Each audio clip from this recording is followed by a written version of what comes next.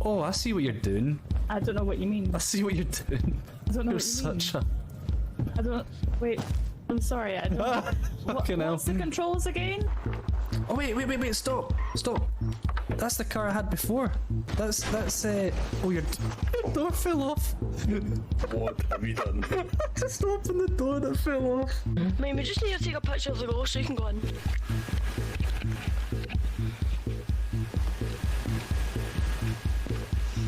Don't want you to... Get the rocket launcher out. You can go to the Watch rocket out. launcher. Oh, watch out. Mole man, you walked in the way. Bobby, are you there? Yes. You can hear me, Bobby. Yes. How can you hear me, Bobby? Bobby hears everything.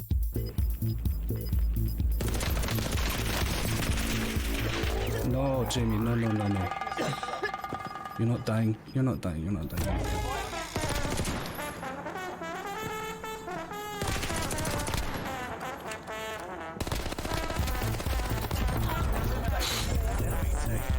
Yes! Jamie, hit her! Fucking hell.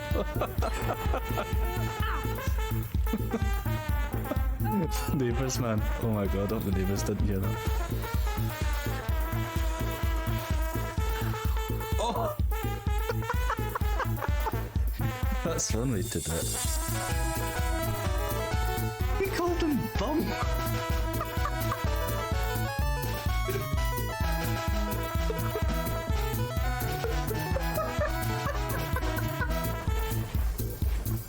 He can build as much as he wants. I don't know what it's gonna do.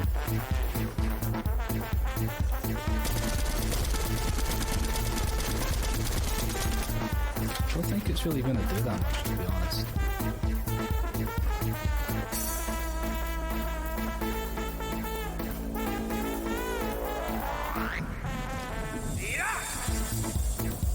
Look how tiny the wee circle is in the corner.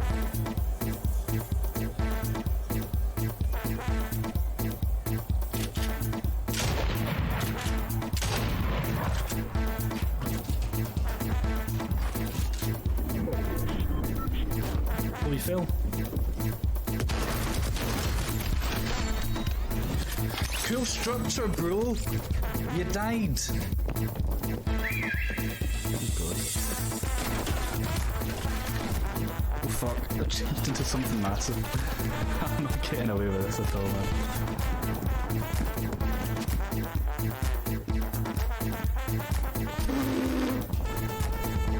No way. How's he not seen me?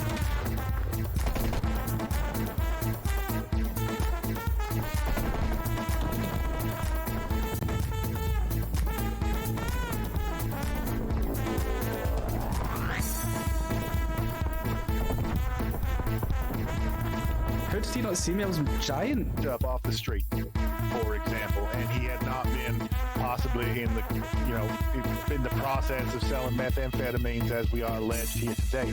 And he missed. Didn't mean that. I don't. Alright, let's fucking go. Oh no! Oh my god! Tremendo asadino, dale ese comentario. Oh! Tremendo asadino. Drummond! Move Drummond! Oh, not like this. Not like this. Alright, She's coming. Oh! She got you! Man's van on fire. Oh my goodness. I had given a statement to the police that he had a date and then he set fire to that man's van. I was shocked. Oh my goodness. However, the man in the blue then decided to try and kill both of these gentlemen with a baseball bat. Hey, you don't even know my name, so don't even accuse me. You don't even know who I am. What's his name, Tam? Also, Fucking hell!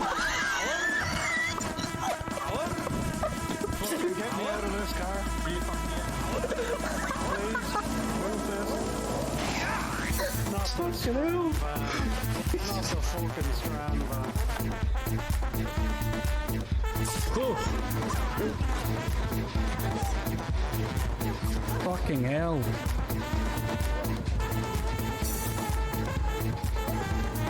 I jumped at my fucking skin. What have you dropped? The bloody flashlight. The top next to the door. Don't know where it is. Oh my god, I'm going to take him off the fucking flashlight. Is that what's happening? He bumped your flashlight. Did you take wait. my flashlight? William, did you take my flashlight? There's a guy in there. Only got 5 bullets. Do I go for it, man? Through the window. You know what? Even though the comedy probably didn't go as well as you would fucking hoped, despite pressuring me with no I think it heads went up, fantastic. I think the fucking rap went.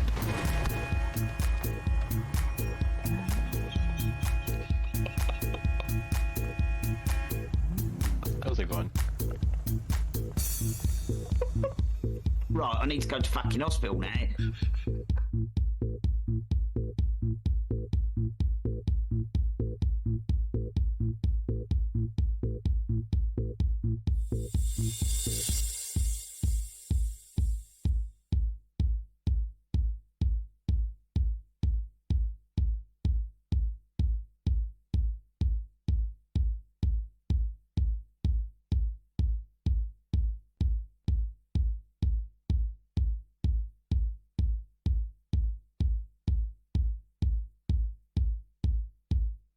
Can you hear me? Oh, you can hear me now. That's weird, my microphone wasn't working there. Hello, Sarah. Hello. I don't know why. I had to disable it, re-enable it. The clip at the end with Craig Smith, but we watch it one more time. Hang on. So good, man. I left that to the end because it's my favourite. Let's watch it again. There's a guy in there. Me. This one. Through the window. You know what?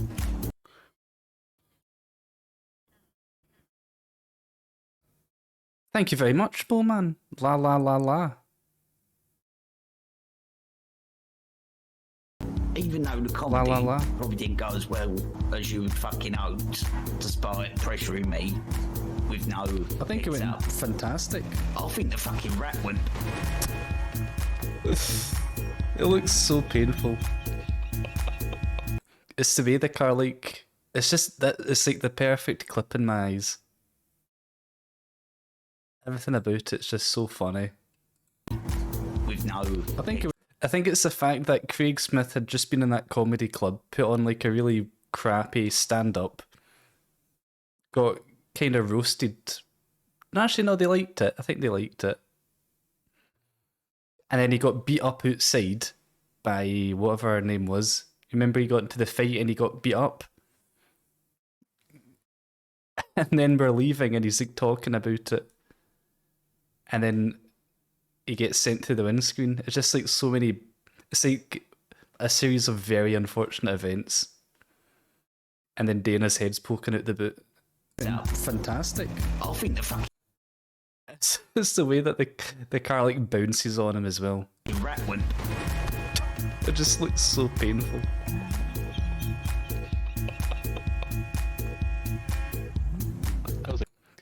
Dana, I remember Dana saying he couldn't see anything because when you're in the boot, you can't. The camera's all weird, even in third person view. The camera's all weird, so Dana didn't really know what was going on. Me with no. I think it heads went up, fantastic. I think the fucking rap went.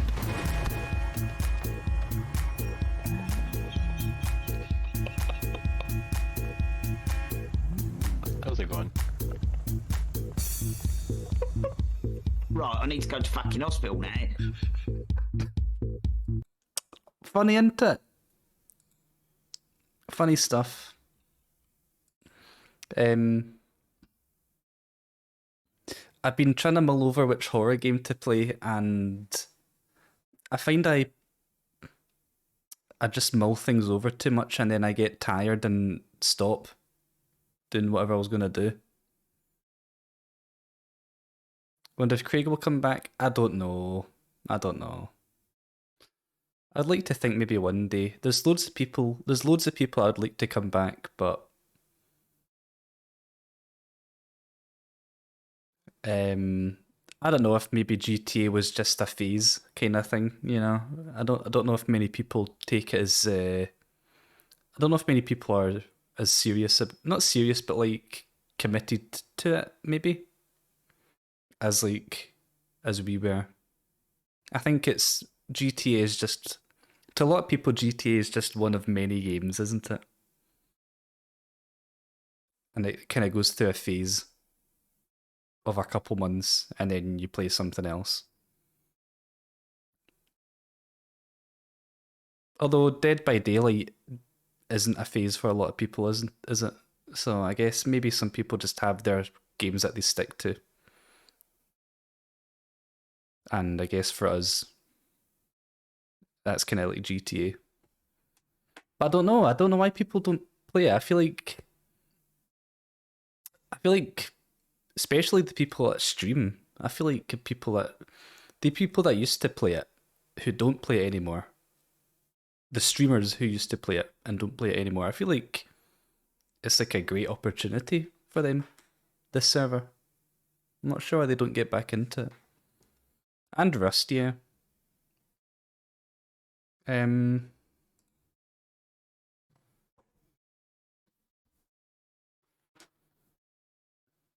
What was I going to say? Can't remember what I was going to say. Oh, I was saying I mull things over my head a lot, and then I get like mentally exhausted, and then I just like need to lie down. I do that with so many things. I do that with like all the stuff I want to do for YouTube. I like procrastinate over the smallest of details, and then which probably don't make any difference to like how someone might perceive the video. But to me, I'm like, should I do this or should I do that? And it's like a tiny, tiny difference. Speaking of YouTube, actually, I did upload a couple videos just to test the water. Just to test the waters a wee bit. Let me see if I can find it. Oh, hi there. Let's go to...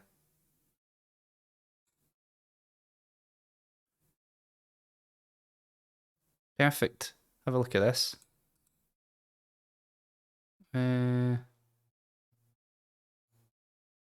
put up 2. Hanging off the edge there, but... And I'm testing with adding in subtitles.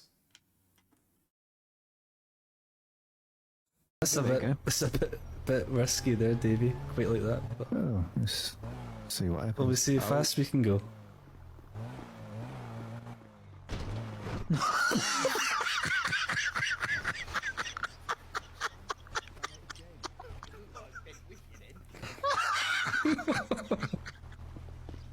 Oh, it's even worse. That's through the fucking top now.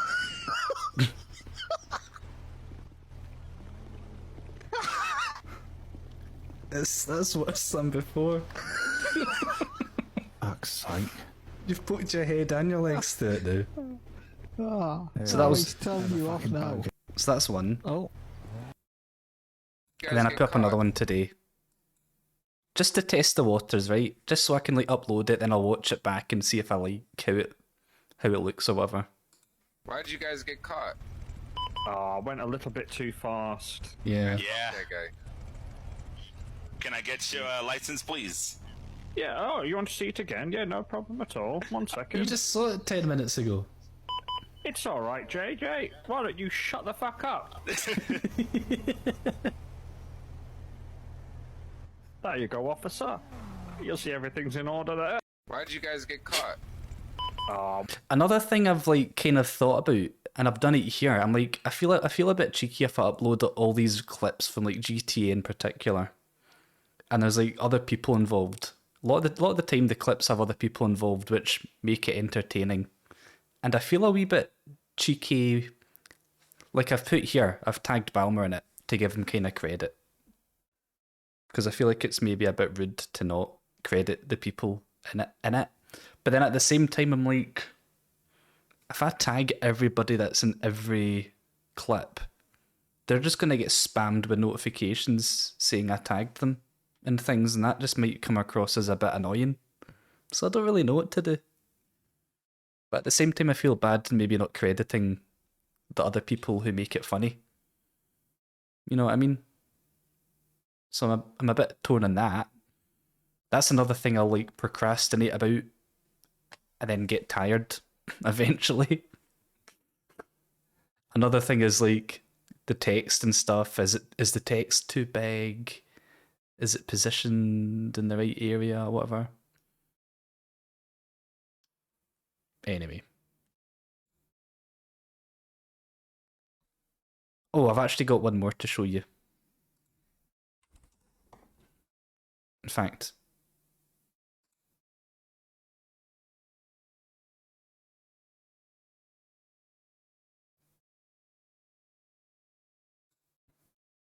Toasty's ones are good. The one,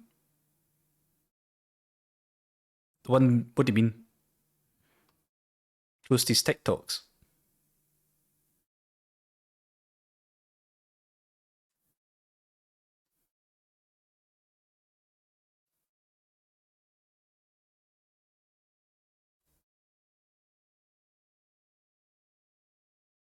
Yeah, her TikToks are very good. There was one more I want to show you. I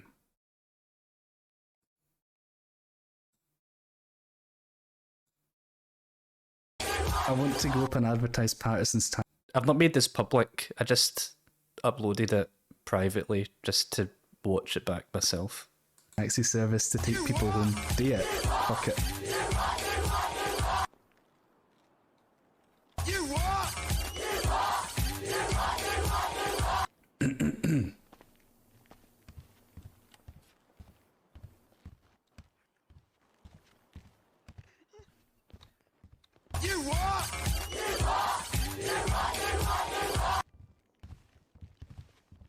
Ladies and gentlemen, I just want to say that we are offering free taxis home for those who are mourning. Dude, get off the stage. Okay, I'm leaving. What the fuck? I honestly feel myself going red. JayJay, not during the silence. Not during the silence. I want to go. So that's another one. You know what? I'll maybe show you behind the scenes of how I make these, right? And how, see if I want to make like a TikTok or a YouTube short, man. It takes like 2 minutes. It's so quick. The time consuming bit is adding in the subtitles. I'll show you maybe, hang on. Let me get up. I know this is a wee bit off topic, but I'm going to make it in topic.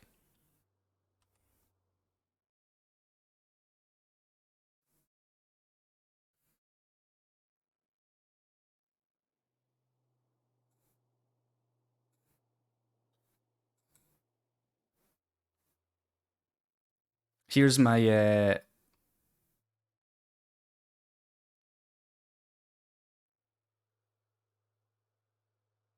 aye, it came out. That was so funny, man. I feel like I feel like the end of CWC to the start of like the final few weeks of CWC and the first few weeks of Great City were just like prime GTA time for me. Anyway, that's what I feel about it. I just feel like it was prime shenanigans. Here's what I do, right? So here we go. This is everything that makes up. It was a year ago, nearly a year ago. This is everything to it. I've got 3 video tracks, right? One video track is like the fuzzy background in layers. So if you look at it in layers, right? One video track here is this kind of fuzzy background. The next one down is the video itself, cropped in, like it's all kind of cropped and stuff. And then the last one is this, and that's basically just a cropped. It's all the same video, just cropped. What's wrong with my face? I just find a frame where my face doesn't look too bad. Yeah, I'm kind of smiling. Right, see if I want to make a new... Oh, aye, and then up here, right, what I've done is... I've got 1, 2... I've got 1, 2, 3... Oh, there, so this one here, this text is, that's for the, like, my Twitch name. That's this text here. That's this track here. Shut up!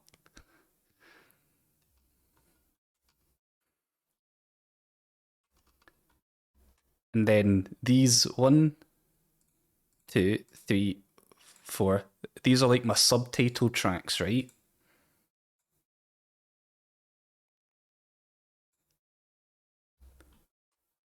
And I've got this is my theory to make a universal template that'll work for any clip regardless. And that's part of the reason. See, when I started streaming, right, I made sure to keep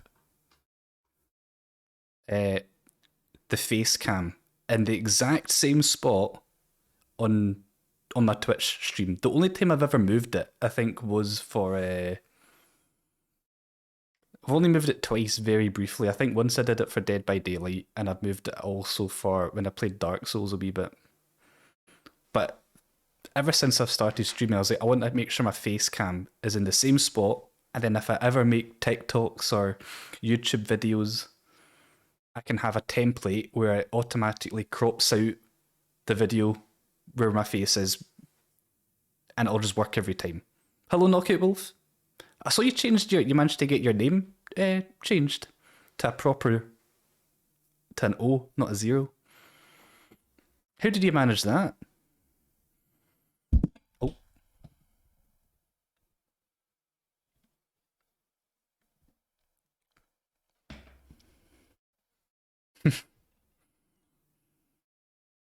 So anyway, I made sure, I was like, let's have 4 different subtitle tracks, right? Because a lot of the time, most of the clips I'm going to have are going to be from GTA, right?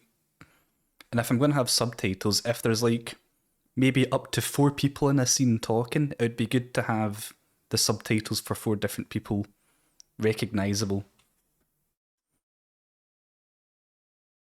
So what I did was I've got 4 different tracks. Each of these 4 different tracks are positioned horizontally, ever so slightly different. So I'll show you, right? For example, if I line all these at the start, they're all going to say different things. Hello, Matt. But there we go. So there's like my 4 different tracks. So that would be like me, for example. That would be someone else. That would be someone else. That would be someone else. So I can basically have like 4 different subtitles, 4 different people talking at once, or per video, I suppose, and I can have them all in their own different line. I think I settled on 4 because I'm like, I can't think of many cases where there's more than 4 people in a particular clip. And there's only like 4 seats in a taxi. I don't know, I think 4 is a reasonable number to go with. Right? So I've got that. And then see if I ever want to change this clip for something else. See I've done whatever. Oh, aye, so then if I can just like copy go along, paste. Click on that, change the text in it, change the duration of it. Super easy to do, man. I've tried to make this as like streamlined as possible. So let's say, hypothetically, I'm finished with this clip, right? I've exported it, and it's done. If I wanted to make a new one, it's as simple as clicking on the video that I'm using, the source video, which is itself split into like 3 different layers with one audio track, because I only need one audio track, right? From the video. I go right click on that.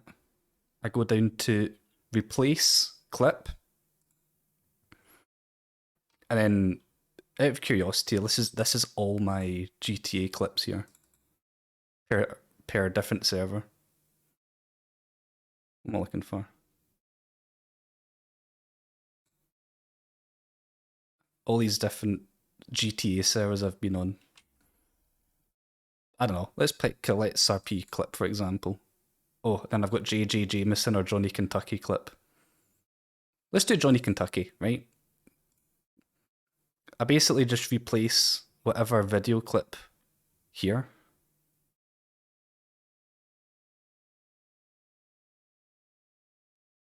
I right click, select replace, doesn't matter. Select any video clip I want and it automatically all reformats it.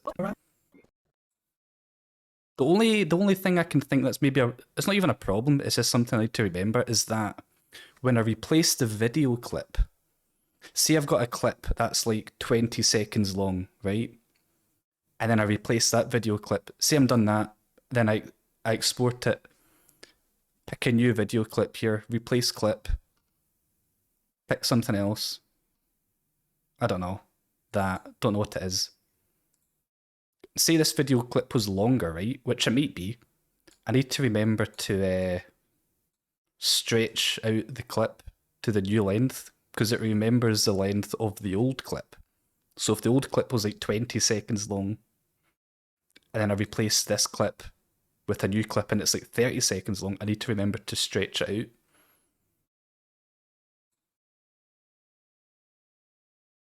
You know what I mean? That's the only... And then, likewise, if it's a shorter clip, I don't know if I'm going to find an example that works well with this. Right here. So see here, on the audio track, the last like however many seconds is blank. If I play that, it's remembered the duration of the old clip. So when it gets to the end, Going down. it's just like a freeze. It's just like a paused image for the rest of that length. So I need to remember to highlight all that. And it snaps back to the length that the clip actually is. But in theory, I can do all that. If I didn't want the subtitles, I can just replace clip, then render, hit render, man. I could probably get these rendered out like once every 2 minutes. It doesn't take long at all. The time consuming bit is adding the subtitles. And let's say, for example, I'm in a clip. This might be an example. I think it's just me and Johnny 5. If there's a clip where it's just me and Johnny 5, and there's only 2 subtitles I need, I can just go... This is like, the top one's me, for example. That'd be like my subtitle. That would be whoever I'm with. That would be the third person. That would be the fourth person. If there's only 2 people, I can just click disable video track. And then whatever was there just gets hidden. You know what I mean? You ever work? Or I can re-enable it and then you can see it pop up again. So this is my plan. This is my plan. To make it super easy. But in theory I could, like, if I wanted to, I could just get rid of all those subtitles, hide them. I could go like click deliver, name it, whatever, add to render queue, hit render, and about 20 seconds it would be done. Save to whatever location I picked. Go back to this, right click, replace clip, pick that. Literally don't do anything, literally just, well, I maybe need to make sure these are stretched out to the proper length, but that's a 2-second job. Hit deliver, name it, add to render queue, render. No, you know what I mean? I could pump these out so quickly if I didn't want to do the subtitles, but I feel like adding subtitles does help. Anyway, I've got no idea why I'm even on this tangent. I don't know how we got onto this topic, but it's a little behind the scenes. I think I'm aware of how many Twitch clips I've got, and I'm like, I'm just sitting on this. I feel like I need to like publish some of this. I need to get this published, man. Some of the stuff I feel like I've got is like golden GTA RP material that I feel like it's a crime not to share with the world. If nobody watches it, I don't care. I just feel like it needs to be out there.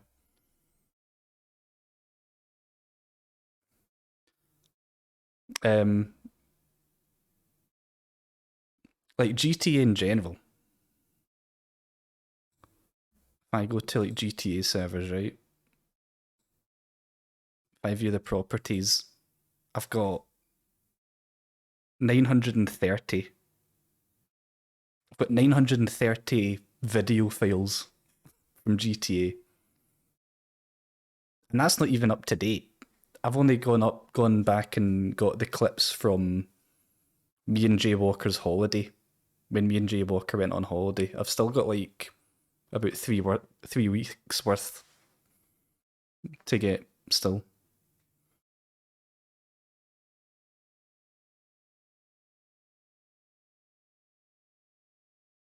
But anyway, I'm trying to focus my attention onto trying to publish some of this stuff.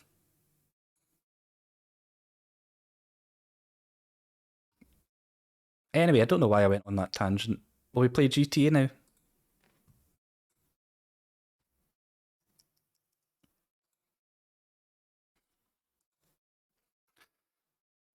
Let's play GTA now.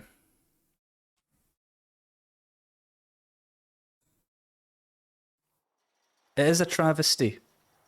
You know, I was thinking about maybe moving Johnny Kentucky to a different GTA server in general. Because he's kind of... It's not really active, is it? The Johnnies aren't really a thing anymore on Let's RP. I don't think they're ever going to really come back. So I was like, maybe I could move Johnny Kentucky to like, I don't know, a different server.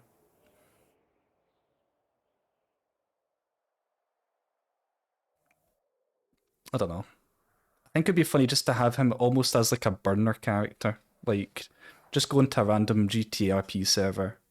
I don't know, going to Twitch RP, going to maybe even Great City, and just like, just wind up people with that character.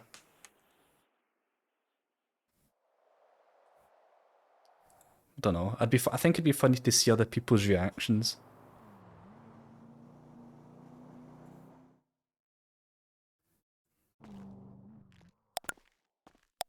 Anyway, here I am.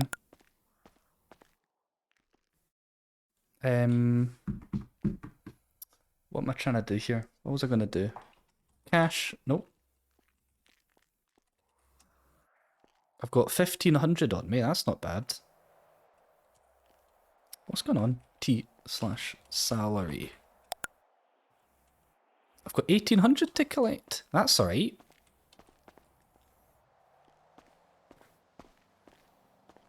I need a horror game suggestion. I know I've got to play a horror game. I think it's been about a week. Yeah, I'll remember this car. This was the original. Oh no, that wasn't the original Chromobile. That was the Great City Chromobile.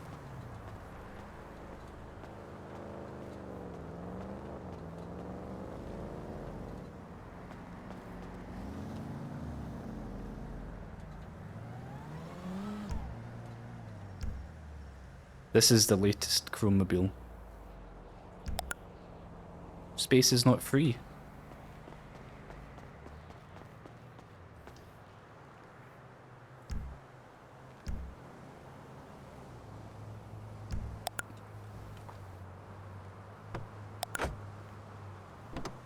The original Chromobile. Sorry, it wasn't the original. Second iteration.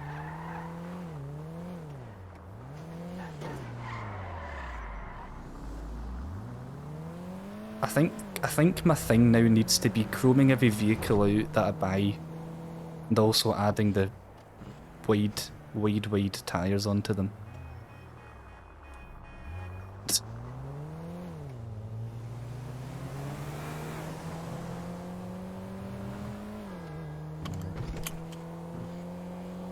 So I wonder if Spike's about. Spike Spiegel. I'd quite like to have a chat with Spike if he's kicking around.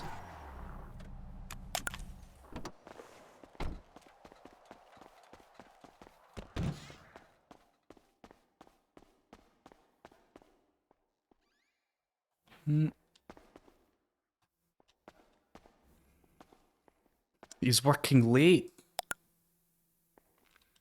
Shocking. Kidding on.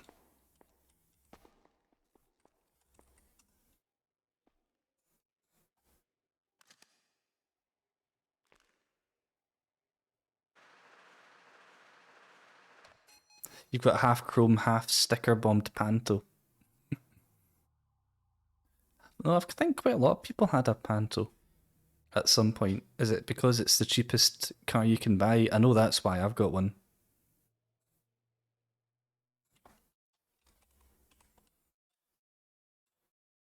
Saying that, I've got a bit of money now. Wonder if I could wonder if I could get a new car.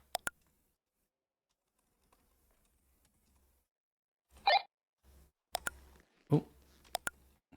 Check. An incognito vehicle. Ah.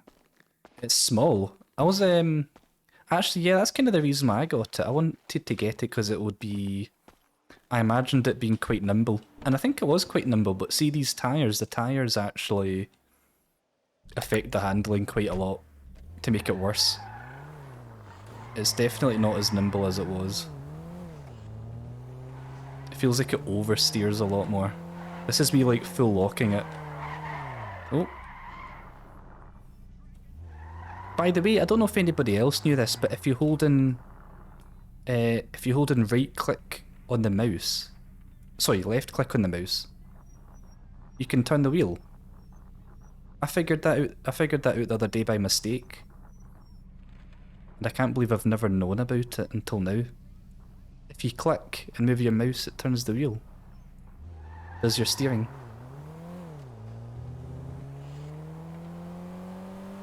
I wonder how good it is. I'm gonna try it. I'm gonna put my seatbelt on first.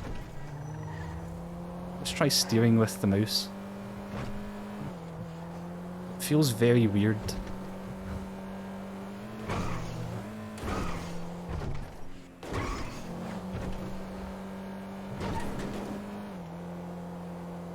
It's weird, it kind of reminds me... It's kind of weird because it's like an analog, it's kind of like analog almost, like a steering wheel. You've got the precision of like turning just a tiny bit. Like very specific amounts as if you had an actual wheel rather than just using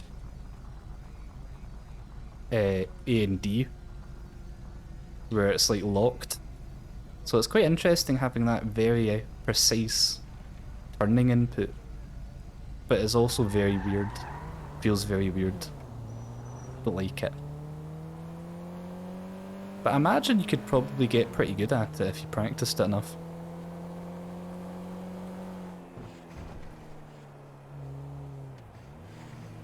Yeah, really good when you got used to it. I can imagine it being quite good. I think it would be maybe better if you didn't have to click. But I can understand, because obviously you need to pivot around the car, so I get that, I get the camera. But if you didn't have to worry about clicking, I think that would make it easier again. Yeah, I should buy a steering wheel. Hello, Vald.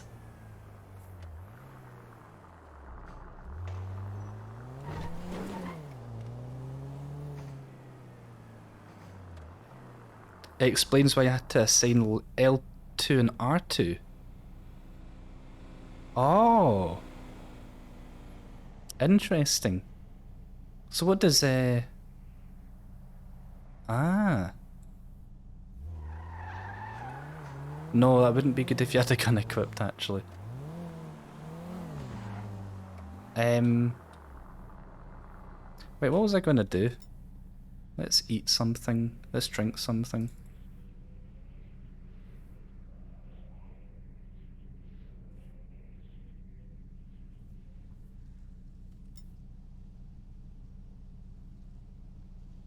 We'll have a little donut.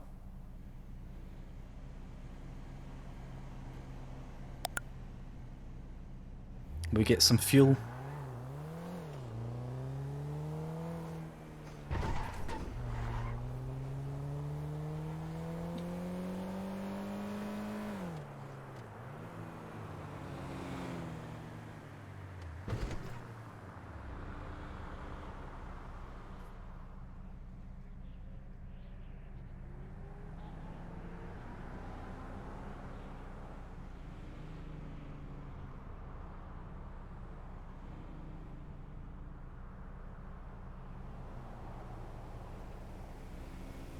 See if Jay Walker's about. Probably not.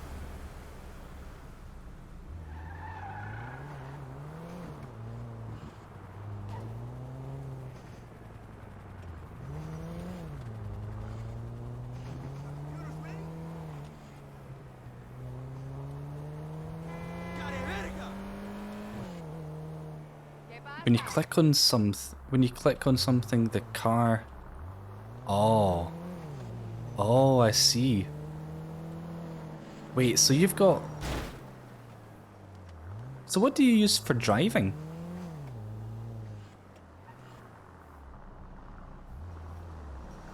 So because you've got R2... Wait. Because R2 is the accelerator and it's also click. So if you try to click something while in the car, you drive forward a wee bit. I see.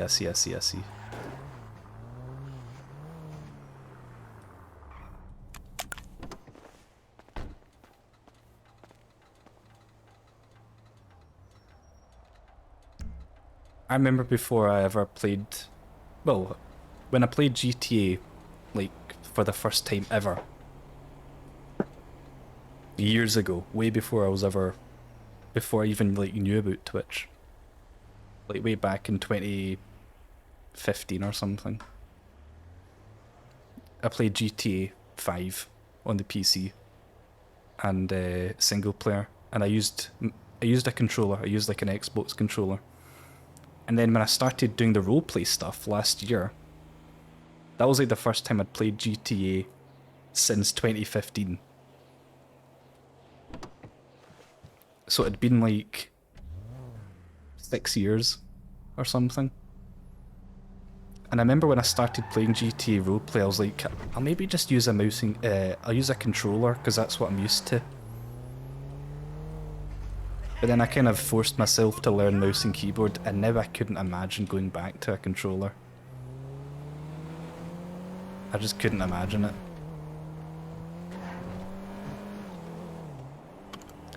This feels like a much better way to play the game than a controller, in my opinion. Which I maybe wouldn't have thought so. I probably wouldn't have thought that before trying it, but it definitely is, in my opinion.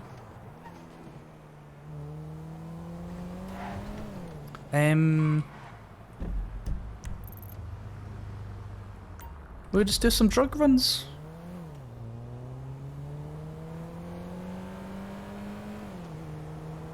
You had to get another controller for the paddles, so we could use the radio and voice chat.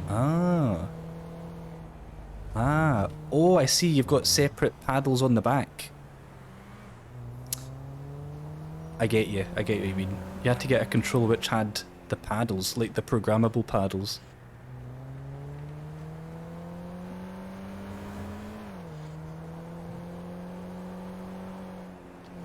I would agree with you. I remember when I started playing, I was like, well, what? Maybe I can like,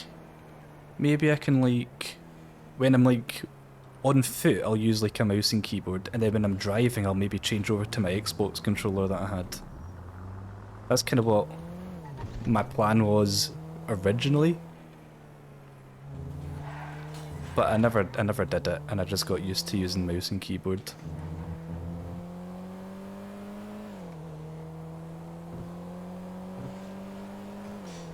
I should have clocked on at the taxi depot, shouldn't I?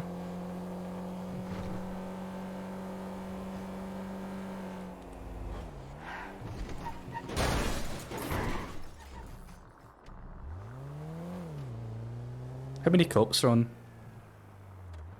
Not enough cops to do anything. Not enough cops to do anything. Just curious.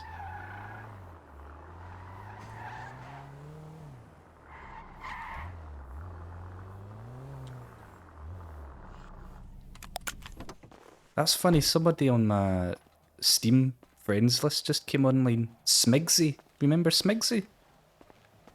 Chris Packett.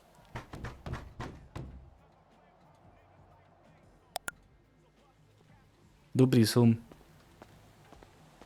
The wheels, I got the wheels on purpose this big. They're wider than the car. The wheels are wider than the car.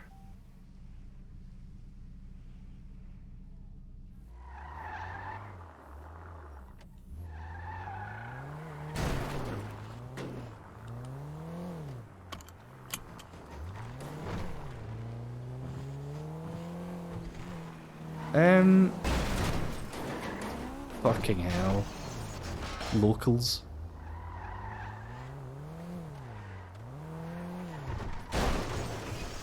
That was my fault that time. I'm not used to the worse handling. I was saying earlier, these wheels give this car a lot more oversteer than it used to have. Before I put these big wheels on it, it was dead nimble, dead agile. Now it's like kinda not agile at all. Or not as agile as it was. I don't really know what to do, to be honest. Let's see, is anybody at the cat cafe?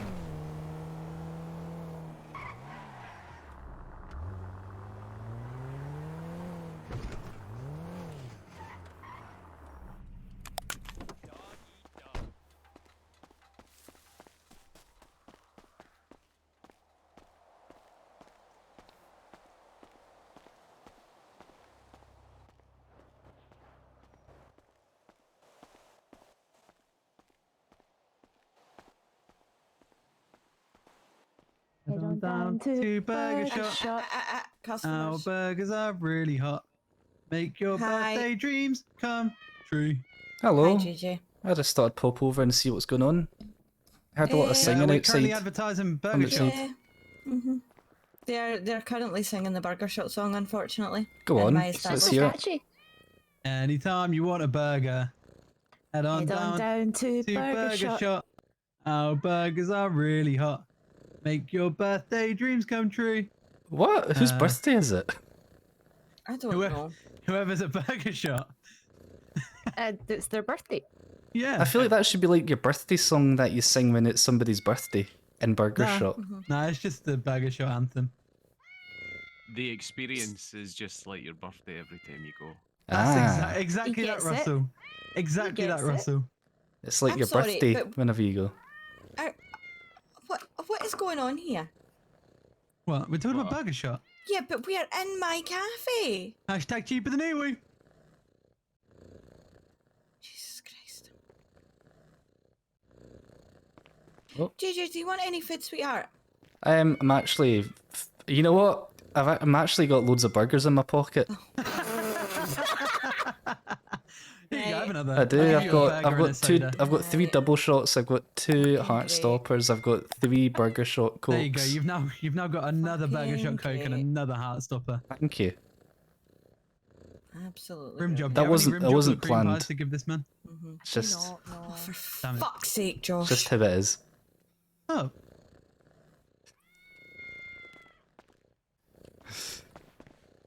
Anytime you want a burger. Maybe Uwu could do with a wee jingle. Yeah. I mean, anytime you want a Nico donut, head on down to Uwu Cafe. Our ramen is. I thought you already really had one. expensive. I thought it was the Timber song. Make your bank account scream. Sing it. Catchy, right? It's going down. JayJay. Yes. Don't make me sing it. Sing it. No. It's I going wanna hear it. Please, down. please don't make me sing it. I'm yelling. Timber, Uwu. you better move. You better dance. There you go. That's it. Is that it? No, it's. Oh. Should it not be you better meow, you better prance? Oh yeah, you better meow. You better prance. You better That's it, meow. that's it. You better lick your arse. Anytime you God. want a water. Down to Uwu Cafe. Hello, Jam. Our prices are really high.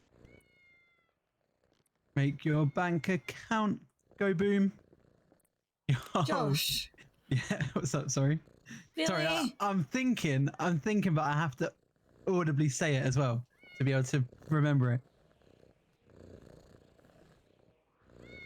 Oh, you've still got Johnny California's seal of approval up that on that. I do. Hasn't that expired by now? Probably. Who the Romeo, fuck is Johnny what do you think of California? the burger shot jingle? Exactly. Who is Johnny California? Romeo, what do you think of the burger shot jingle? Who? You. Oh, it was great. Good, right? Did you call me Romeo? No. He did. Romeo, where thou? Oh, I don't know. Fucking Shakespeare. Where art for thou, art- Romeo? Wherefore art thou, Romeo? Is there? Is your name Romeo? Yeah. Yeah, his name's Oh. Romeo. Name's Ah. not Romeo. Where did Romeo come from? Then It's just Josh. Just remember fucking names. I'm sorry, Mel. What's your full name? you get me? Melinda. No, it's just Mel. Molester. Molester. Molesta's fine. what? I mean, I don't That's know what about Hux that. calls me. I don't know if that's a good name you want to have. Well, no, that's what Hux calls me. It's on my reg plate. I don't think Probably that on makes your it criminal I better. really don't as even well. think you want that name. Why? Probably not just on your reg plate. I don't have a criminal record, Josh. You're going to if you go around calling yourself molester. No, that's what Hux calls me. I don't think that's a good. I don't think you want to call you that. Yeah. I don't know. Are you thinking straight? I think she's clouded. Regan, what do you think?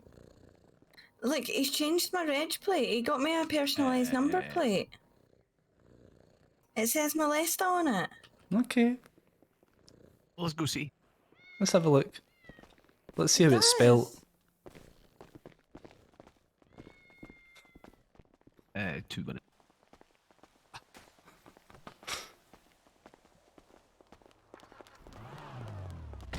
Just turning Oh. the engine on. I'm turning the engine on so the lights are on. So they Did you can leave see the us. door unlocked? See? Josh, for fuck's Just sake. angling it towards them. Why Right. are all the windows smashed? He Melesta. smashed them. they're not. Melesta. See? It's not that bad, JayJay. Okay, it could just be confused very easily with another word.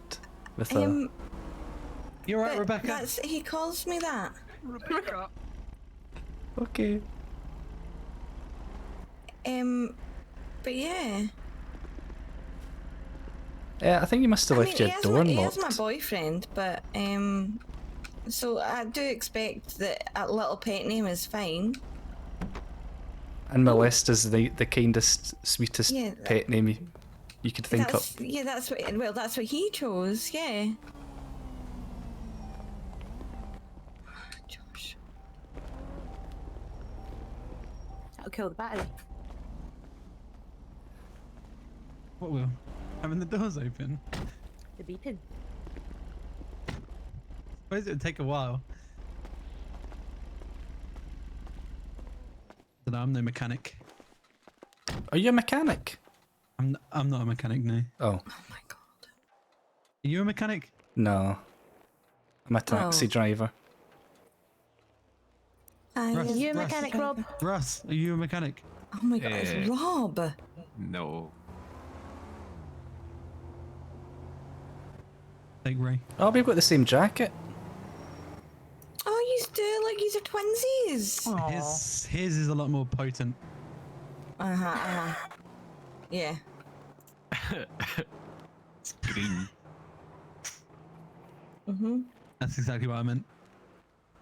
I got a message from a woman this morning. Oh. Yeah. Go on. Oh. Yeah, go on. Okay, alright, it says come to www.naughtysites.com for a free pass, and then it just has a XO and then a winky face after. How do you know that's a woman, Josh? Because it came up. Rebecca from Kinky Sites. Right. Okay. And were you on Kinky Sites? No. How did she get your number? Yeah. No, it was an email. Oh. So how did she get your email? Exactly. I don't fucking know. I signed up for Did you sign up to a newsletter? Yeah. Yeah, I did. On what site? Uwicaf.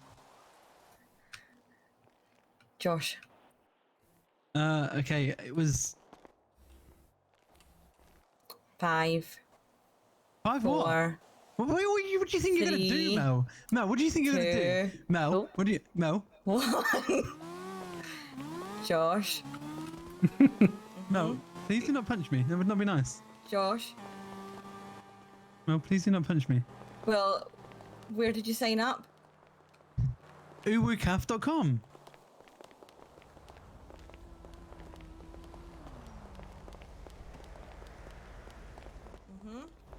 Maybe there's an employee at Ubu who's up to no good. No. You're lying. I'm definitely not. Oh my god. I'm gonna bar you.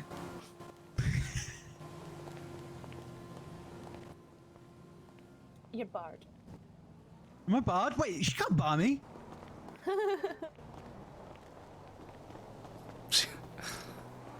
Oh.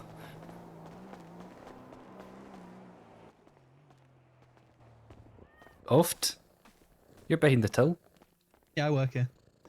Okay. How did he get behind the bar? No, I didn't really go to uwicaf.com. It was uwicaf, like CALF.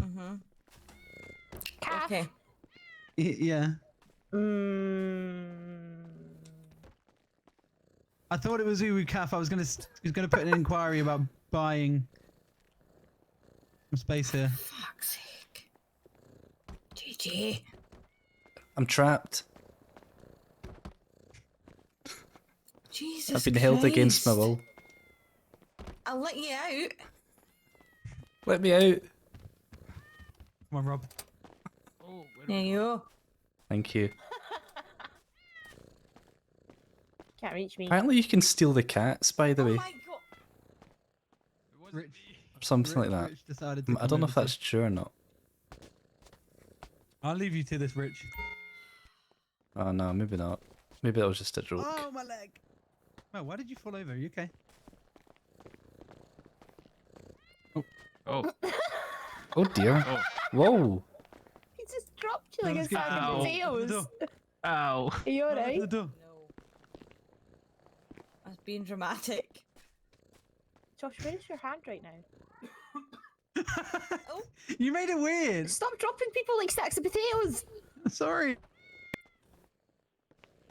What's going on back there? Oh, for fuck's sake, stop picking people up. Sorry, Rylan. It's alright. Fucking Rob. Rylan. Rob, what? I'm not a thief. Oh my god.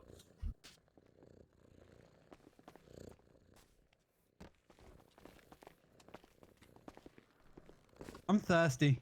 What kind of tree is this you've got? Ow. That really hurt. You know what type of tree that is? That is A blossom tree? an expensive tree. A dead tree? I don't know. Just like everything else in Uwe. Dead or expensive? You said the first one, not me. Oh, I said it was a dead tree. You said It's not dead. It is. It clearly is. It's brown, like grey. It's kind of purple, isn't it? Purple. I think that's just the light. It's a fucking cherry blossom. That's true. There's a lot of purple lights in here. Cherries aren't purple, Mel. Right? What colour are cherries, Josh? They're red, aren't they? They are red, right? Aren't cherries red? I think so. Hey. The type of tree is called a cherry blossom. Not red, no. It's a purple blossom. I didn't make the fucking rules, Josh.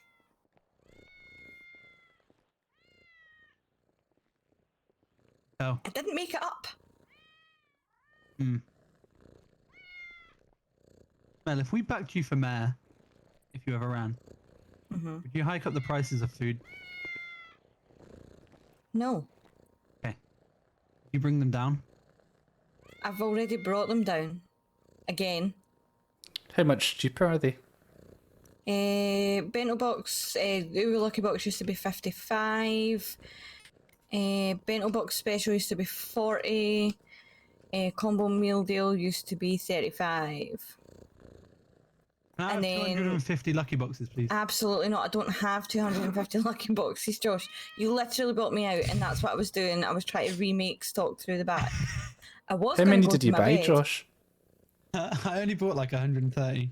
What? Why did you buy 130 only? Are your pockets even big I enough? wanted a male doll. No, yeah, they're all just sat in my apartment. A male doll. I sold the Mel doll though, so I actually made a profit on them lucky What's a Mel boxes, doll? and I still have the food. It's a doll of Mel. Don't know why they're so expensive, but they are. That's because Hux likes to buy them. Of course he does. We've got quite a few now. Mel, can I What have do you do with 80 them? lucky boxes, please? Josh, I don't have 80 lucky boxes. I've literally only just restarted making them. How much money How did many that do you have? cost to buy 130? I'm not Not that I'm many. not selling you them Not that all much. again because honestly, I was going to go to my bed and I've just tried to remake them and you're just going to sell me out again. Okay, just go to your bed then. No, because I need to remake a stock. And who's going to run Ubu? I'll run it. I'll buy it from you right now. How much money have you got, Josh? Are you like you Give rich? the lady her stock back. I'm not giving her a stock back. I'm going to sell it No, out the it's back fine, doors of it's Burger fine. Shop for $5 cheaper than Oh than my it is here. god. I'm only joking. I'm only No, joking. like I'm done. Out. Mel, I'm joking. Am I being kicked What have you out? done? I think she's kicking us all out. Oh my god. Better Mel, get out I'm before she locks the joking. door. Mel, I'm joking. Mel? I'm joking. I'm Ricardo, scared can you I tell wanna, her, please? I want to jump over, but I'm scared I can't Ricardo. get back. Why do you What laugh whenever I say your name? What am I telling her? I'm sorry. Oh, Why are you sorry, Josh? I'm not really too sure. good explanation. Good Good apology, innit? good apology.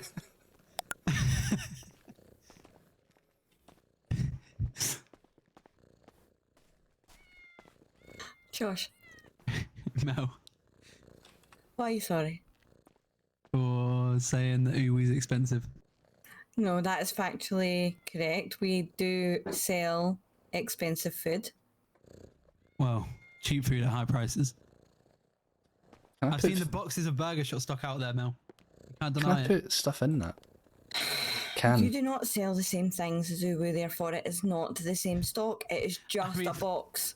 I've got enough stock to start selling the same things, but I'm not going to. I'm just saying I do have enough stock. You're irritating me, Josh. Why? Okay, I'm going to stop. Oh shit, there's two cats standing next to me. Rim job, can you take over, please? What do you mean take What? over? Just, I don't know. Or you, Russell. Does anybody want any food before I go back and make some more lucky boxes? Already told you I'd like got 50 loads of lucky boxes, burgers. please. That's fine. I was just checking. Could I have 50 lucky boxes, please? Ignoring you, Josh. Goodness. Roberto. That was close. I've got a Marley Yeah, I'm getting better. cat. If anyone wants a Marley. Marley. A who? And I've also got a Sid. And neither of them are worth much. What are the how much are they worth? No, I mean, if I had to put a price on it, I'd say Sid like maybe $1, Marley like 50 cents. What were the valuable ones worth? The Meldo is $5,000. Who buys the Meldal? Me. No. Oh. It's for You want a nuts, Sid? though. It's a very clever way of making money. You just buy all of the lucky boxes, and the Ah, statistics it's like are a in your scratch favour. ticket. Oh, it's like a it's like the lottery. It is. It's Hux that buys them, not me. I mean, I buy them on behalf of Hux, but Hux buys them. Has he ever given you the money back? Yep, every time.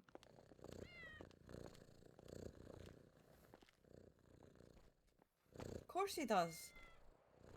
So Josh, you work at Burger Shot. How long have you been there for? I'm a co-owner of Burger Shop. Oh, interesting. Who else Been there owns it? since the new ownership took over. My business partner, Jay, and Who? G? yeah, Jay. Yeah. Ah, okay. Not G Walker, right? Fuck no. G. Jay Payne. G Payne. Ah, okay. Huh. Maybe I could get in on it. Would be working well. I'm JayJay. Oh, that's pretty cool. JayJay. What do you bring to the table? I mean, I'd be really good at customer service. I meant like money wise. Oh. How much? A business How partner, you'd much have to do you bring- need? You'd have to bring something to the table. I mean, we don't really have a buy-in. It's kind of a case by case. We take personality into consideration too, but the minimum we'd take as a buy-in is probably about $500,000. Right. I think I would need to save a bit of money. Okay. Yeah, a lot of money actually. 500 grand? Why do you need 500 grand? Because if we're going to make you a lot of money, you're going to have to bring a lot of money, like a buy-in. How about 10 grand? Yeah, no, unfortunately, pocket change isn't accepted. I'll give you my Pocket number. chi- I'll Yeah, give you my sounds number, good. right? Just in case. There you go. Yeah, I doubt I'll ever need the 10 grand, but That's a pocket bit chi- cheeky. That's a bit cheeky. no, I don't mean it in a mean way. I just, if you ever get serious about it and you are interested, maybe I'll consider it. Okay. And what can you expect to earn working at Burger Shop? That's confidential. If you want a job at Burger Shop, that can happen, by the way. Oh, really? Yeah. I'll tell you Yeah, what, I'm we glad hired I got your Rim Job over number. here. I'm glad I've got your number then. Yeah, of course. If you're ever interested in a job, just give me a text. Okay. I mean, I work as a taxi driver, but I wonder if I could do Burger Shop part time. Maybe. We'd accept you if you could. Interesting. Okay, good. Oh, it was nice to meet you, JayJay. What? The initial of your last name is Yeah. J, right? That's it. Your Triple first name G. is just JayJay. Yep. I like it. I Thank like you. it. Well, I better go drive those taxis. They're not going to drive Pleasure to meet you, themselves. Mr. Jamieson. Thank you very much. Nice to meet you. See ya. I'll even have a taxi out here. This is funny. Imagine I got a job at Burger Shot, right? Imagine I started working at Burger Shot. It would be like CWC all over again, except it's like, instead of Yellow Jackets, Burger Shot. And I'm like kind of working with the cops, just like I was in CWC. It's like deja vu a wee bit.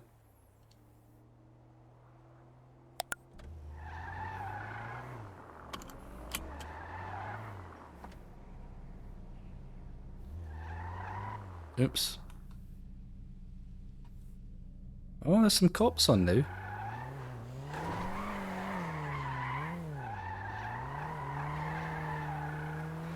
I'll go grab a taxi and clock on. So at least I'm earning a bit of money. At the minute I'm not earning any money because I'm not clocked on.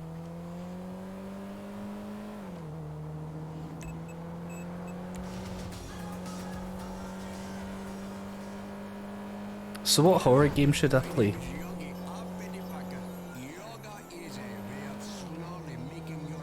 I need a horror game to play, and I'm not sure which one.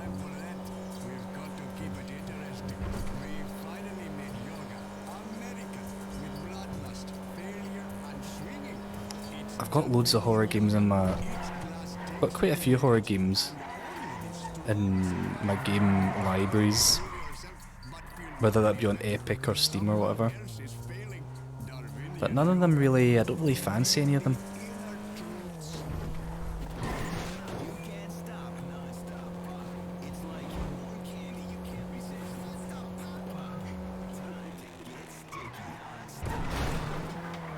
Wonder if there's any news on Poppy Playtime Chapter 3? Don't know if people are aware, but you had Poppy Playtime Chapter 1, the game obviously, then Chapter 2, which was a game. And Poppy Playtime Chapter 3 is coming out, but it's a movie. It's a movie. I think it's coming out in like Halloween, at Halloween time.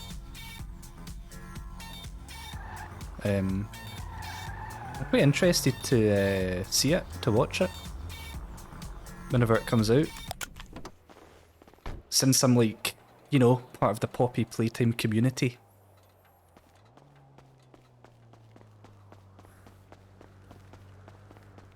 Fifth fastest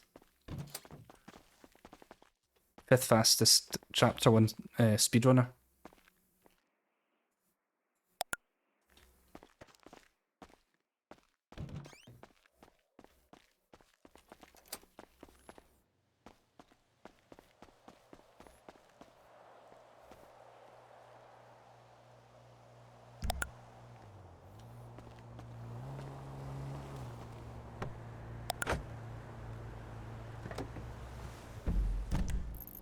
Let's do some, in fact let's check the weed, because this is definitely the best way to make money.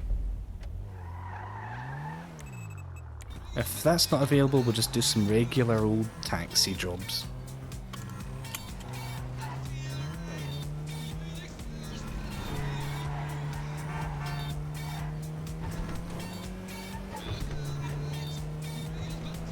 Oh aye, so I found it interesting that I could put items on the food trays in Uwu. Because I'm like, I wonder if I could like plant drugs in Uwu. I'm just thinking of all these different places I could plant drugs now. And people I could maybe try get into trouble with using it. Wonder if I could plant drugs on the Uwu cafe tray where you collect your food. And I could phone up Spike and be like, Uwu are giving out drugs as part of their meals. It's like a Happy Meal, but you get a brick of weed.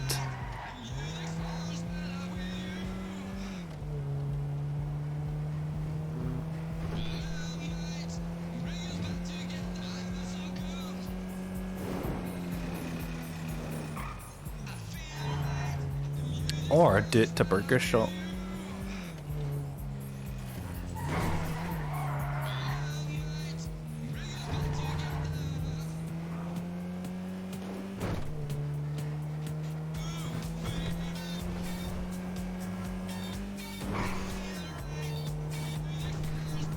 I've been thinking about me and Jay Walker's plan and how I've offered to help Jay Walker with something. And I've been thinking about it, and I think after I help Jay Walker do this thing, I'm going to be like, listen Jay, done my bit to help you. I'm done. I don't want any more. I don't want any more from either side of you. I don't want any more from the taxi boys, and I don't want you doing anything to them. I'm offering my assistance to you this one time as a little revenge. I don't think it should be something that I keep doing. I've decided.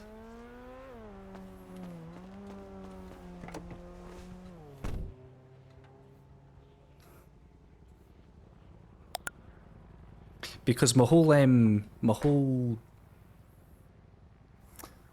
thing's been about wanting peace, hasn't it? So I feel like I shouldn't really be encouraging anything between them two. Stay neutral. Apart from this one occasion, I've offered to help Jay with something. But it's more of a payback than trying to provoke something.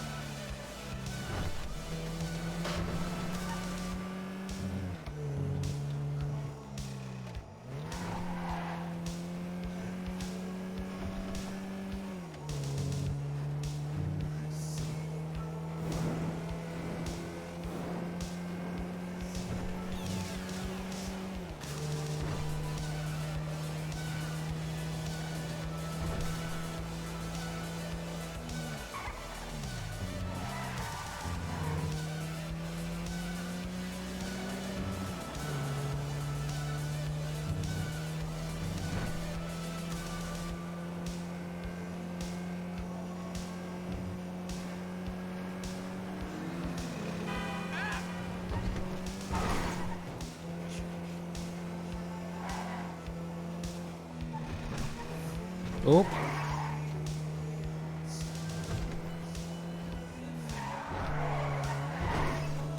The only horror game I'm kind of looking at is that the mortuary assistant, because it's kind of current and it looks good, and probably the biggest factor is that it's quite a short game. I don't really like games that are long, because I find... oh, it's here somewhere. I find I get... well, I don't know, because I've not really played a single player story game in a long time, I suppose, but I feel like I would get bored quite quick. Not quick, but I would get bored after like 1 or 2 nights playing it.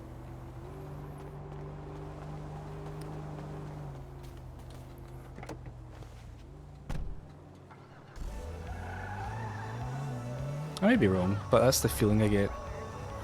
And if it's a horror game, I don't know if I could put up with like 30 hours of shiting myself. Because I looked up Alien Isolation, that's the game I've got. I've got Alien Isolation, which I played a wee bit of, but not very much. I was like, maybe I could play Alien Isolation. And I looked up how long it takes to beat that game, and it's like a lot of hours, and I'm just like, I can see myself getting bored of that. Or like quitting it because I get too freaked out. I like something I could complete in 1, maybe 2 nights. And that's why I liked Poppy Playtime as well, part of the reason I liked that. That was a good horror game which was nice and short. Eat whatever you want.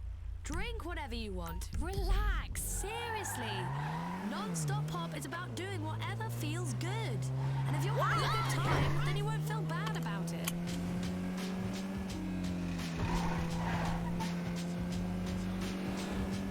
I've got Hello Neighbour. That's like a horror game kinda. saw Mormsy was playing that actually earlier. I was thinking about playing that a while ago, but I kinda opted out of it. I played it once ages ago, Hello Neighbour, and I got just too confused with all the puzzles in it. I played it once ages ago, like not on stream, before I ever did Twitch.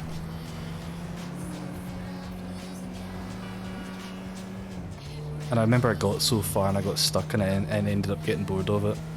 And I could just kind of see that happening again.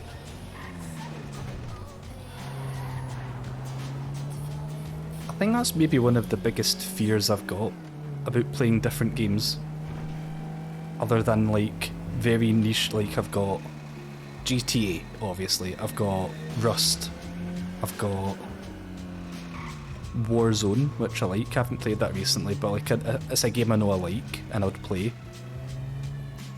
I'd say those are the three main ones. Maybe Fortnite every now and then. I don't mind Fortnite. But outside of that, I'm kind of afraid to play different games in case I just don't like them. Or if they're just not that fun to watch or whatever.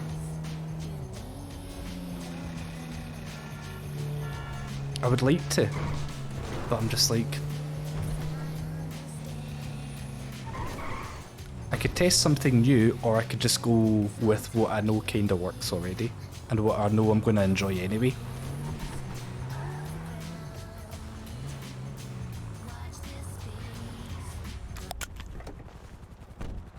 But I suppose that's what lots of people are like on Twitch. Lots of people just kind of rotate around 2 or 3 games, don't they?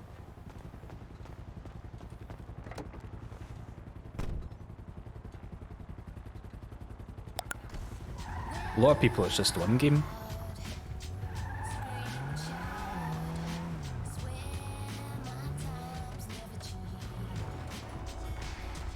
I can't do that, so maybe I'll do...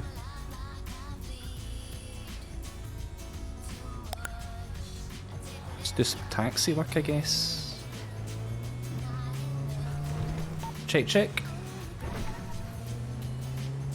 Nobody's about.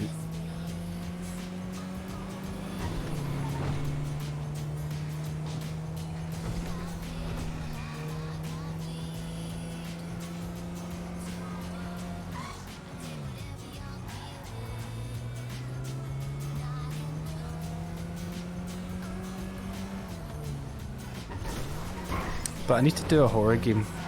Is the radio on? Yeah. Oh my god. Do you see that car fall out of the sky there? The radio's on in the game, yeah? You hear it?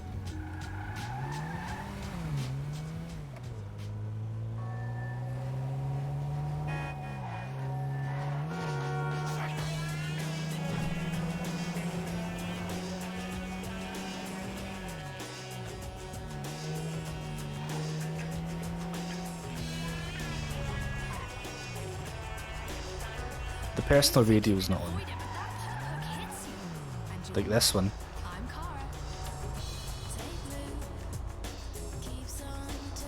Oh, this radio, sorry.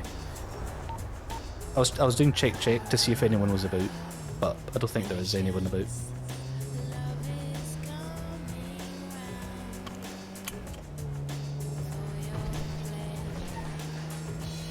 Whoops.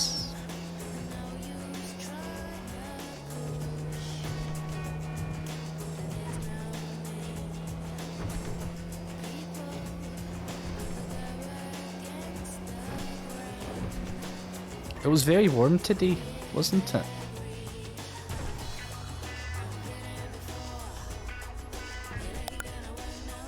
It was like 20, was it 34 for you? It was 26, 27 for us today.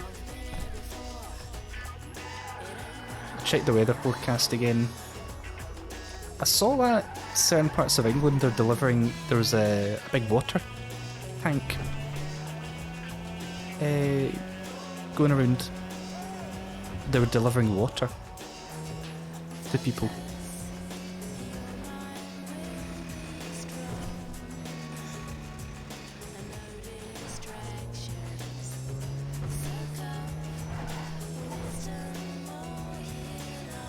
Aye, I think here anyway, I think is it Sunday? I think it's meant to rain on Sunday in Glasgow. But up until then it's meant to be like 26, 27. Like Thursday, Friday, Saturday. And then on Sunday it's meant to maybe rain a wee bit. Oh fuck. Why did I do that? Why did I do that?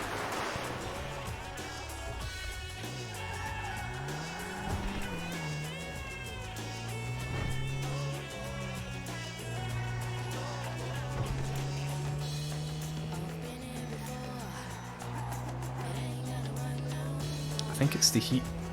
It's definitely the heat. Playing games with my brain. My brain's overheating. My phone got a overheating warning on it the other day. I was sitting in my car and I think the car was just like super hot because the sun had been on it all day and I had my phone out and my phone just got really hot. It was when I was out on my lunch break at work. I had a lunch break. On my lunch break I was sitting in my car. I drove to Greg's, of course. Got something from Greg's. Sitting in my car, on my phone, watching like YouTube. And the sun was like beating in through the windows. And the phone just got like really hot. And it came up with a overheating warning. And then I've got an app which tells you about all the system details, like temperatures of everything and stuff like that. It said my phone was like 49 degrees Celsius. So warm. Warm, rather warm and on the pure, yeah. I can imagine. You know what's weird? These taxis, right? These taxis, and for some reason the taxis have some control over local cars, right? Now watch this.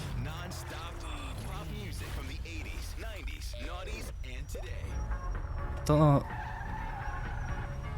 Wait, what? There's something weird going on with the taxis and local cars, man. Check. Oh, hiya, Trav.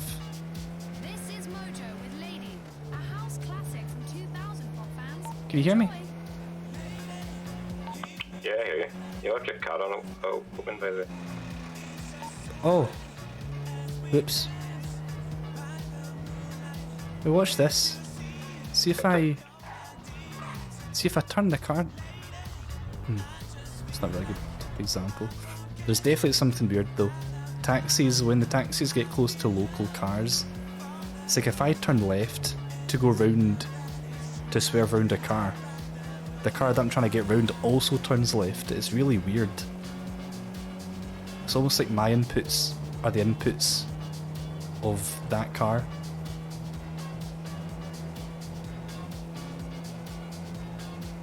Like there, that car just swerved. You collided with them. Oh, I forgot I got a tax. I forgot I got a passenger. Supposed to be the hottest day for you, is it?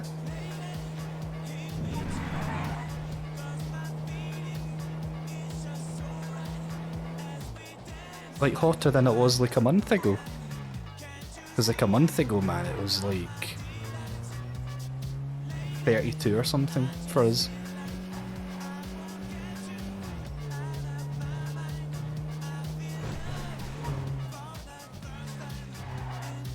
I can only remember it raining like once in the last like month and a half.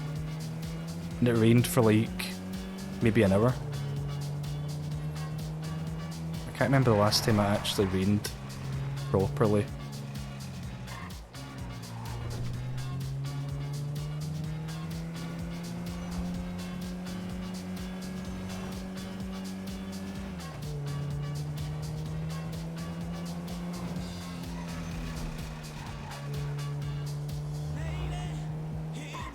Oh.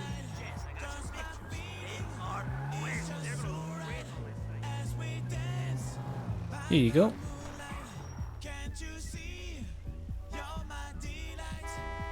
I'm trying to drop him off. Press E to drop him off. There you go. It smells weird, doesn't it, the rain, after it's been like really hot and then it rains? It's kind of like a weird smell in the air. The tarmac, yeah. It's good though. Hello, Ollie.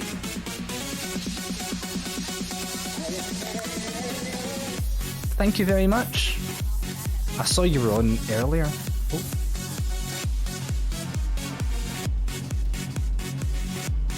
I was watching a little bit.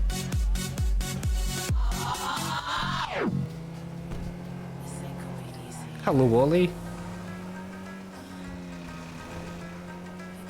Did you get up to much tonight?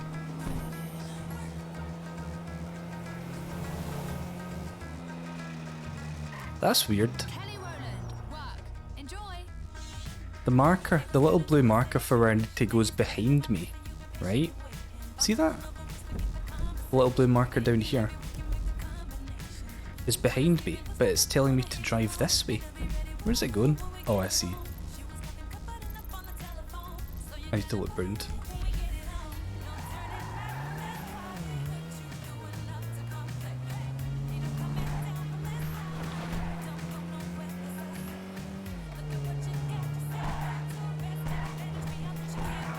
Close the door. If you get enough momentum, the door will close.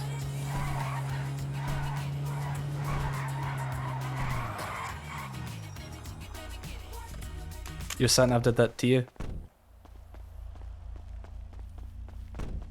There we go. Whenever the passengers leave a taxi in this, the door never closes properly. It's dead annoying. You've got this door flapping about.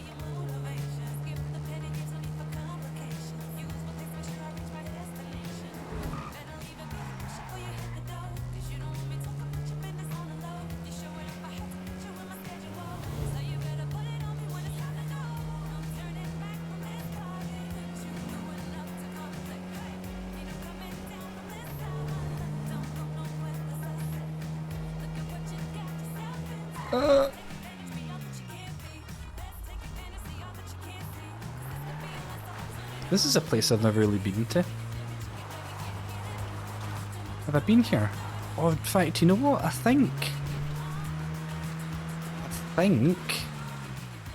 Who's this behind me now? Is that a local?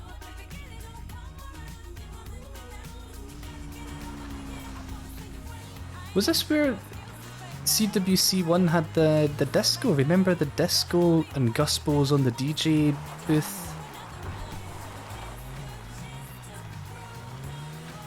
And they had that big vehicle, I can't remember what it was now. Was that here?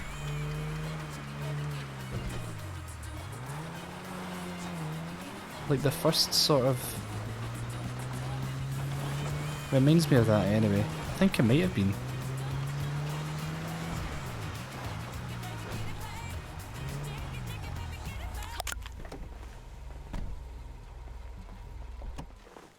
Who's this guy? I wonder where he's gonna go. Where's he gonna go? Out of curiosity. Where's he going? Oh. Was that the satellite dishes? It might have been. It might have been.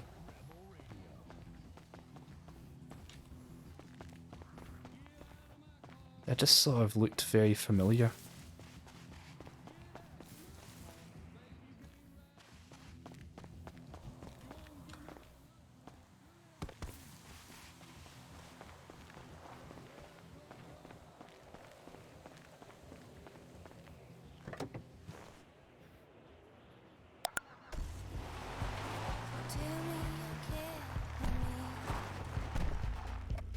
You know where I've not been up? I've not been up Chiliad for a long time.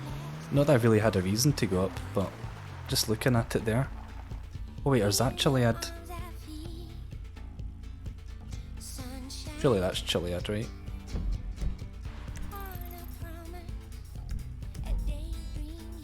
that Chiliad? I can't tell now.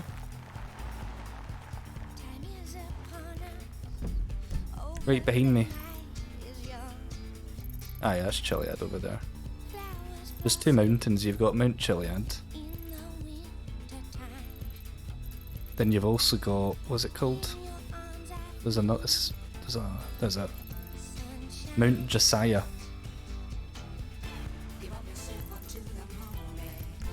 So that's Mount Josiah.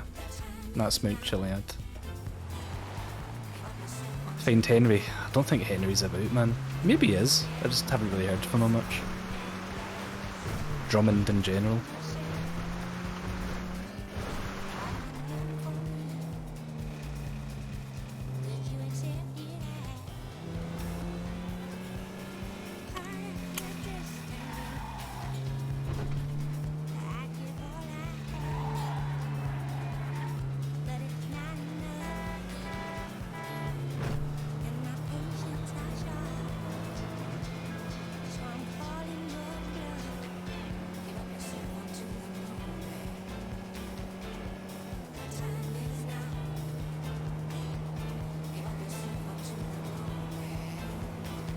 Remember, this used to be the song for... Was this like the Sky Sports song? Like, they used this little... I think it was Sky Sports.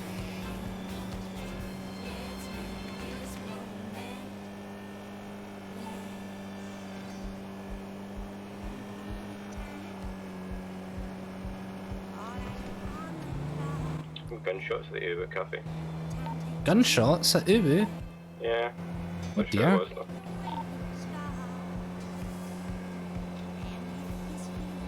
Was it Sky Sports? I'm pretty sure it was Sky Sports. I feel like checking now, honestly, I feel like checking. Let me get YouTube up.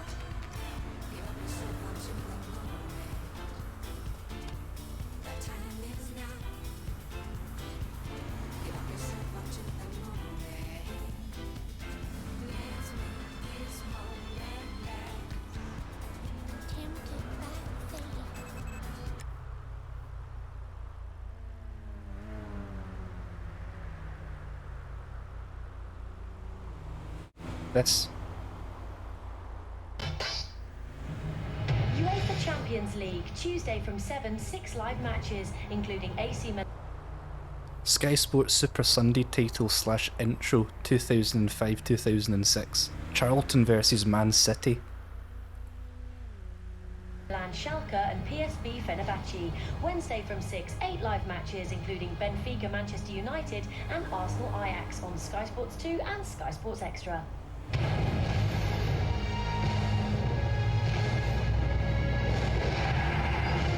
This is Sky Sports Live. There's Frank Lampard. Yeah, this. Thierry Henry. Rooney. Who's that? Oh, it's Tim Cahill. Oh yeah, and then it was Ford Focus, wasn't it? Ford Focus did it. Or Ford in general.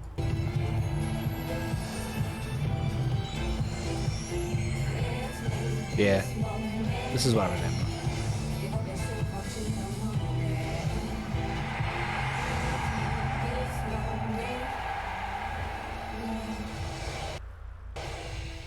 Super Sunday. It was the perfect start. 4 straight wins, and for a while they were chasing Chelsea. Wow. Oh, that's that done.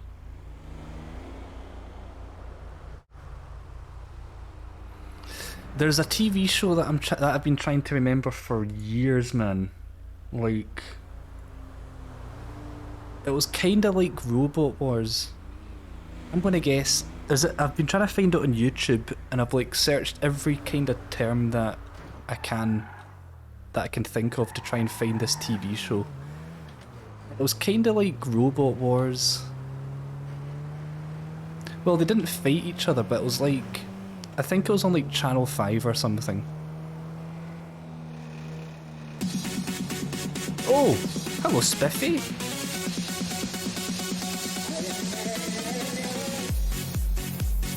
Thank you very much.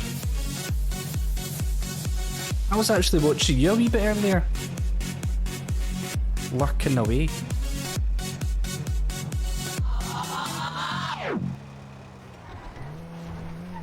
Thank you very, very much. Are you going to be at TaxiCon, Spiffy? Bit of curiosity.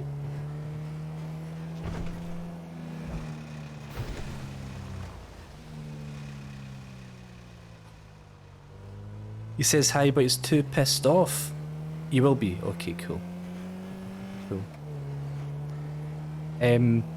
There was a TV show. It was like people built robots. I loved Robot Wars, man. I loved Robot Wars. It's like... I remember for like Christmas, I got... Or my birthday, I can't remember. But my birthday and Christmas are quite close to one another. It was either my birthday or my Christmas. I think it was maybe my birthday. I got the VHS tape from Toys R Us of... What was it? It was like Robot Wars, the...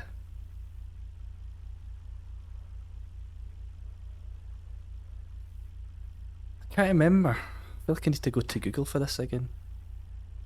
It was like the World Championship, but then I remember on the VHS, I don't think I got mine in the steel case though, but I remember it said on it like, wasn't going to be broadcast on telly until like summer 2001 or something like that. And I got it in like November 2000. I'm trying to remember what this is now. Robot Wars VHS. The first... Aye, Robot Wars, the first World Championship. Whoa, they've got the whole... they've got the whole thing on VH... They've got the whole movie. Not movie. They got the whole thing on YouTube though. All 1 hour 13 of it. Maybe we need to watch this one night.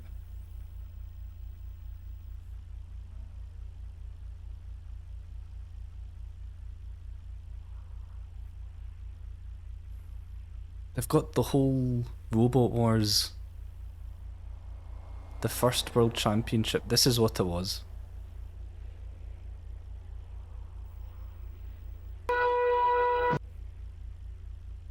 The first Great War. Let me check. Is it what I think it is? Oh wait, it's got all the... Wait, is this got all the Big movie.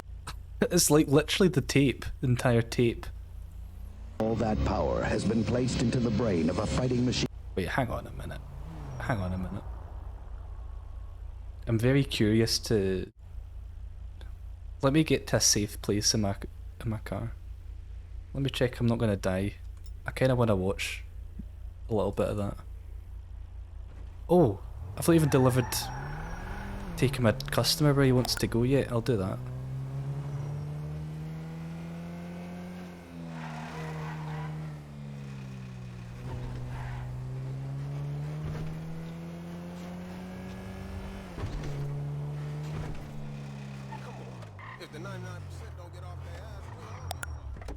Right, there we go. Let's drink a wee drink.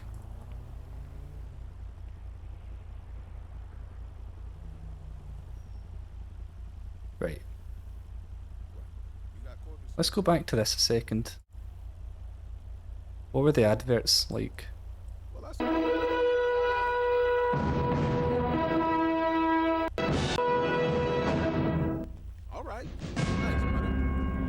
This is from 2000. Let's see what movies. What movies do you think are gonna pop up from the year 2000-ish? What are they going to be trying? What are they gonna be promoting? That would also be on a Robot Wars. It's got to be suitable for Robot Wars, I suppose. Yeah, like whatever Robot Wars was rated, it's got to be movies within that. I don't know. Globotech Defense Systems. I want to say like Flubber. When did Flubber come out? Toy Story 2? In a secret lab, the world's most advanced military microprocessor has been created. The world's most advanced microprocessor. But the Cold War is over. For global tech to survive, new markets must be found. Now, all that power has been placed into the brain of a fighting machine unlike any known to man. They made it strong. They made it The hell is clever. this? They made it small. Small soldiers. They made a mistake.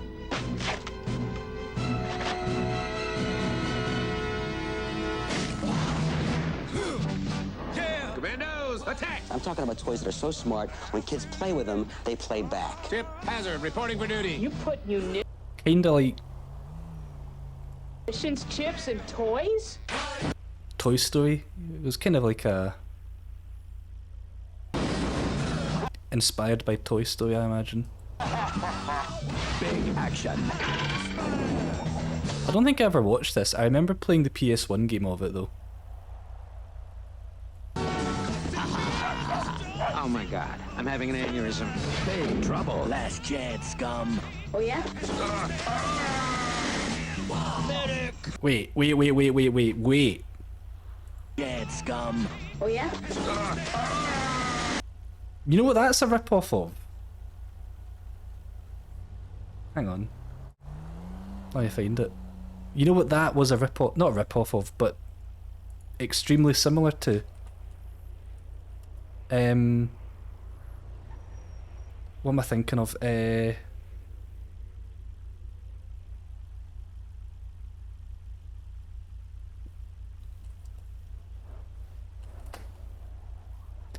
scene in Gremlins where the gremlin gets put into the thing.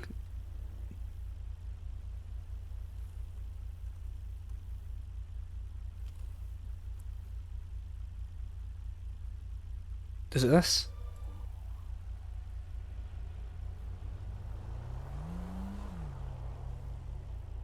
It's pretty gruesome, Gremlins, when you look at it, man.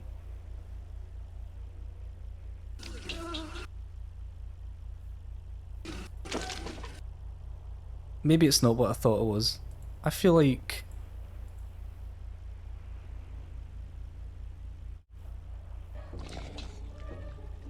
I don't know if it's this scene, but I thought like there was a scene where there's a gremlin in the sink or something. It reminded me of that though.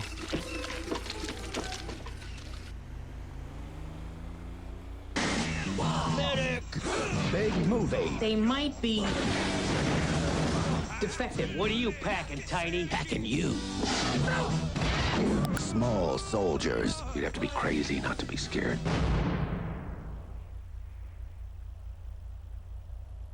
Looking good.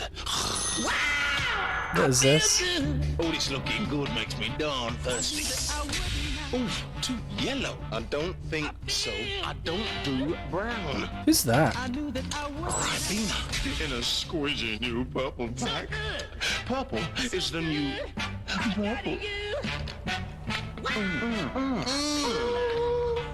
I like it. Taste it. Nice pack too. Is that Mr. Motivator? I feel like I recognised him, but I couldn't tell where from.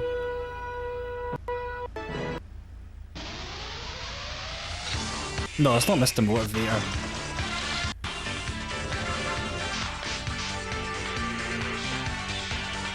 Here we go, man. Robot Wars. After 50 years of Big peace, trials. the big red button has finally been pushed. Yes, this... I remember who won it overall. But maybe we'll watch this one night. We'll watch this through. It's about an hour and 10 minutes. It's the full hour, yeah. It's the full thing. I'm pretty sure there was a robot from Scotland in it that was really shite.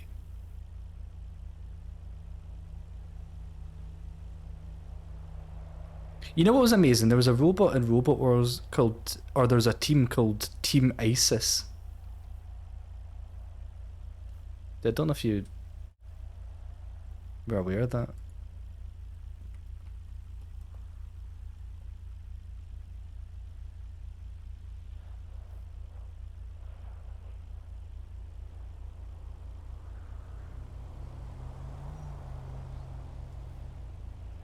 See if I can find an image of him.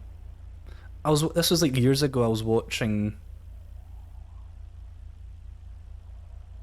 Years ago, I was watching Robot Wars from like the very start, and I'm pretty sure in like season 1 or it might have been season 2, there was a team called Team Asus. Who was my favorite robot? I always didn't like Razor. I felt like Razor was a bit. I liked Hypnodisc. I think Hypnodisc was my favourite.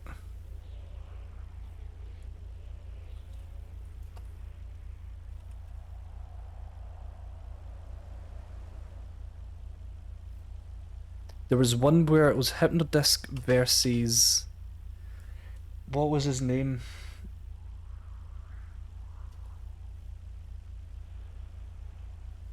I feel like we're gonna start watching Robot Wars here, man.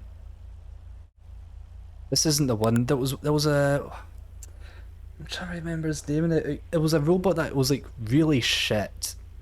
Everyone knew it was shit. I think it was more up as a joke. When we took Hypnodisc to the Third Wars for its first appearance, we had a powerful weapon. I remember this fight though. Straight from the start. Oh my god, it's so pixelated. I think I just love the sheer destruction, man.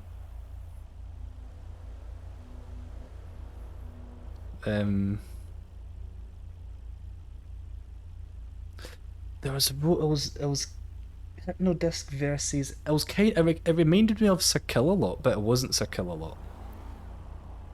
It was a big tall robot thing.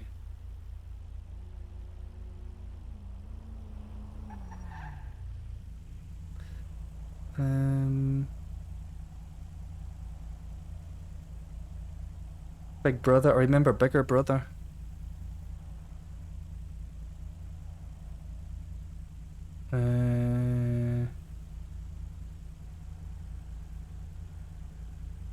Splinter. Oh yeah, Splinter, that was terrible, man.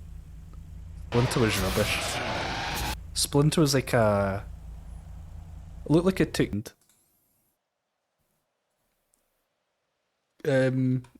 There's a... I want to say there's a really big cheese... I'm pretty sure there's a fight where he like just launches one robot. Robot Wars really big cheese best wins. Right. Let's see this. Just any ordinary chunk of cheese, oh Gruyere, you want to come and bet on that? Kilotron on the left-hand side. There's Richard Broad. Oh, down comes his axe, but up comes the flipper of Willy Big Cheese!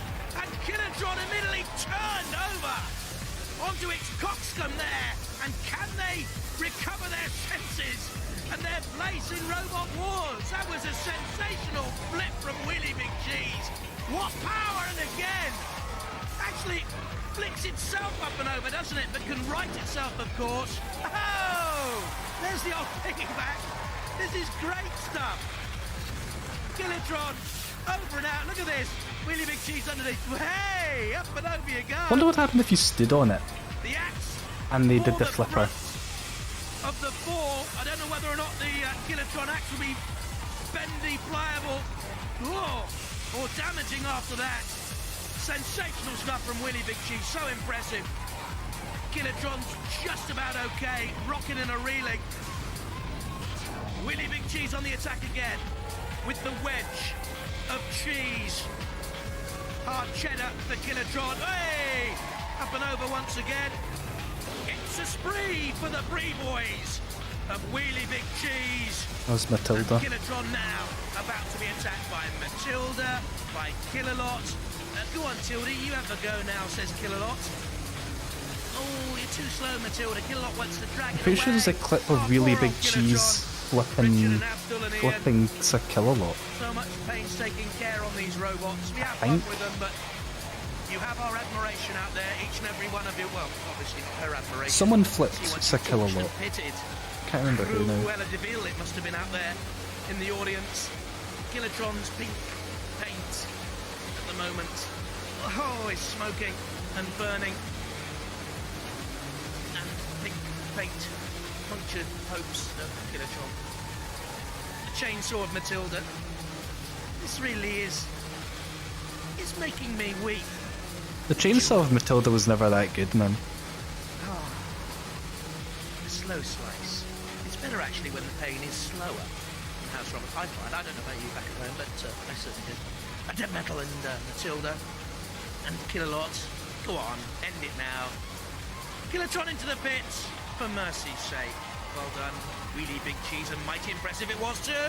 From Roger Plant and Co. and poor old Richard Abdulanian. Well, they've gone defiant to the end. It's too late now. You're out. Go home. Good night. Farewell. Adieu. Right, what's the next one? 2, 1, activate. Really big Wolverine. cheese. I don't remember Wolverine. Semi-finalists in the last series, beaten by Tornado, a very good machine. Side by side with Wolverine. You can see there the front lifting scoop of Wolverine, but really big cheese. They say this is the biggest flipper in Robot Wars. Made of titanium, durable, menacing. You can see there the little studs on the wheels to protect them of Wheelie Big Cheese. Roger Plant, the designer and operator, very experienced. Tagged onto the arena side wall there. There's Wolverine! And Wolverine are over and out! Oh dear, Gareth Dean and John Reason. There's no reasoning with an attack like that by Wheelie Big Cheese. Look at this. In underneath. Up and out. I mean, you gotta think, that's a lot of weight, man. That's like 80, 90 kilos just getting launched up like that. Ground clearance for Wolverine, but somehow Wheelie Big Cheese got in underneath. Brilliant stuff. When you watch it like that, through the, like, on telly, you don't think... I think you underestimate how big those robots are and how heavy they are. Cheese is the quicker machine. Both 99 kilos, both from Langport in 99 Somerset. kilos, both of them. Axel flipped! Oh, goodness me, by Wheelie Big Cheese! That has to be a Robot Wars record flip! Look at the distance achieved here! That is immense! Out of the arena, out of the Robot Wars galaxy! Cease. Huge power! All the robots from season 1, I remember, were just so shit. I'm pretty sure I had that t-shirt when I was a wee boy. Flew! It must have been 12 seconds and 15 feet. The winner is Wheelie Big Cheese!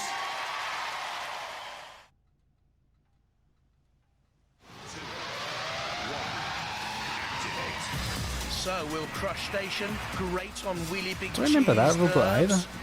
Trying to get out of trouble, it seems Crush to me, Station. and run away into the dark recesses of the arena. It's gonna get Wheelie flipped out, Big isn't it? Cheese has gone a hunting. And the cheese in this trap is not to catch a mouse, it's to catch a crab. And meanwhile, Wheelie Big Cheese was flipped by Dead Metal and is under pressure here by Crustacean, which is being nipped itself by Dead Metal. The crab nipped by our own version of a scorpion out there. And Crustacean seems to be wedged on to the arena side grind. It's okay. Is it taking a little bit of damage, or is that just a scraping of a veneer out there, maybe? I think so. They're okay. The crab spins away. Whatever It happens looks like in the that next crab's few got moments, no it's been a control worthy whatsoever. challenge. Wheelie Big Cheese. That flipper is so powerful. Again, that tactic, Crustacean going for the pit release. Tried to It's clever though, it can go either way up. claws and was nearly flung. Do not try that again. Don't forget these. This flipper opens as a sort of a massive set of jaws. Flipping the crab up and over again. Very nearly into crab paste. Backs across the arena floor. In comes Wheelie Big Cheese. with naked ambition to win this against an undressed crowd, because I think the radio receiving aerial has gone. With this attack underneath Crash Station, lifted it up, and look at that, the aerial's gone. They cannot now transmit to Crash Station. Either its manoeuvrability or its weaponry will have gone. Maybe both. Up in the air, slammed onto the arena floor. And Roger Plant and Wheelie Big Cheese heading through here. Only Tornado stopped them in the semi-finals of Series 4. And Roger's machine about to go through. He really is the big cheese around these parts with that flipper. And what a bold effort it was. Challenge, remember Challenge TV? First-time competitors. And Ian and a little kiss for Dominic, they did well. Crustacean turned into fish bait. Wheelie Big Cheese through to the series semi-finals. The wheels are its biggest vulnerability, man. Definitely. Ugh, well, right. Maybe we should Chaos 2 versus Wheelie Big Cheese. I feel like I need to see that, man. I feel like I need to remind myself of that. Dead metal. Wonder if there's another video of this.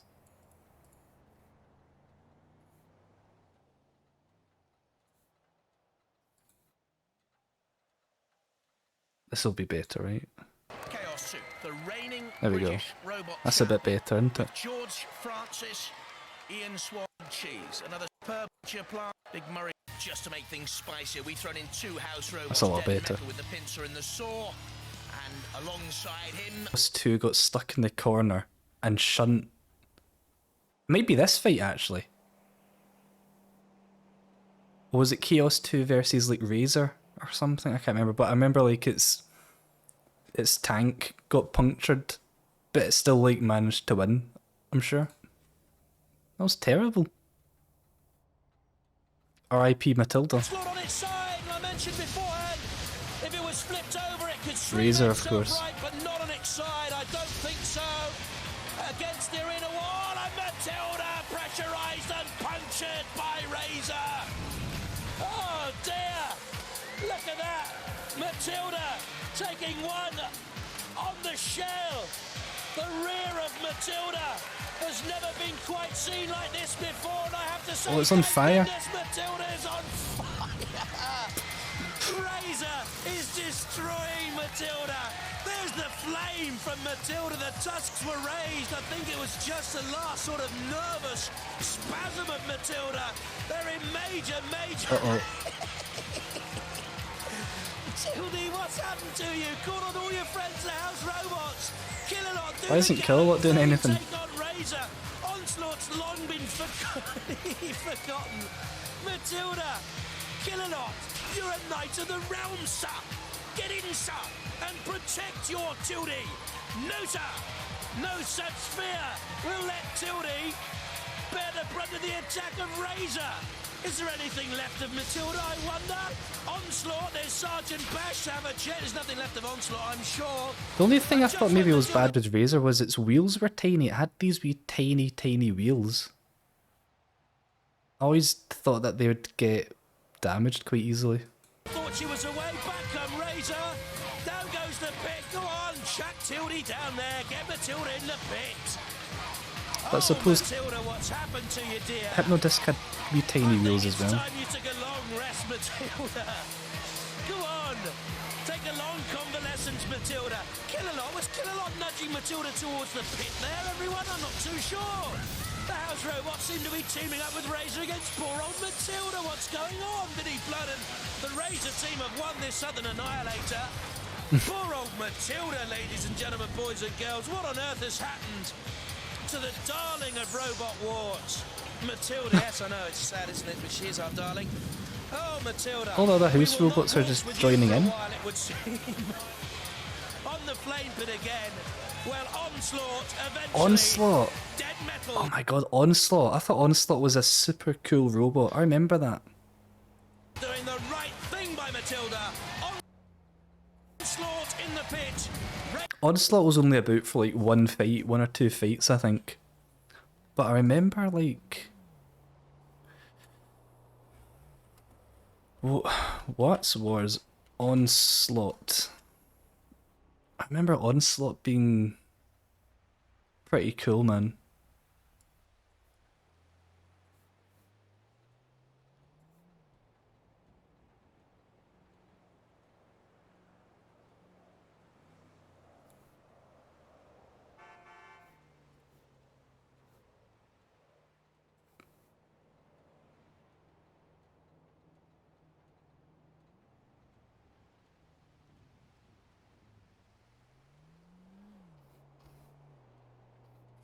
Anyway. What's got a record? 7 wins, 4 losses.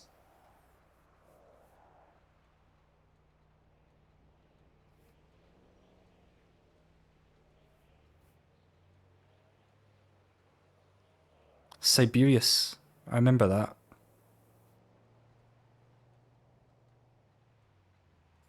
Wasn't that good from memory.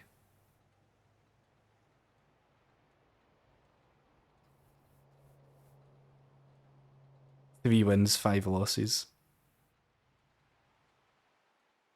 Panic Attack? Remember Panic Attack? Panic Attack was good.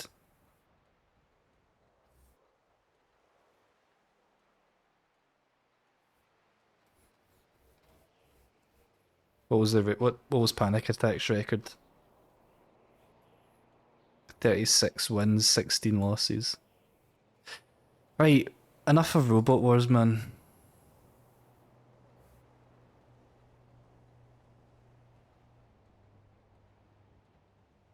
What was Really Big Cheesy's record? I'm imagining Really Big Cheesy's record was pretty much 50-50, if I had to guess. I don't think Really Big Cheese was actually that good. I'm gonna guess I had about a 50-50 win-loss record.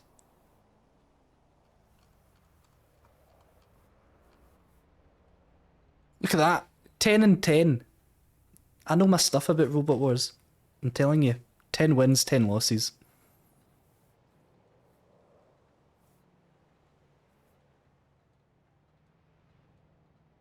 Firestorm. Never thought Firestorm was that good.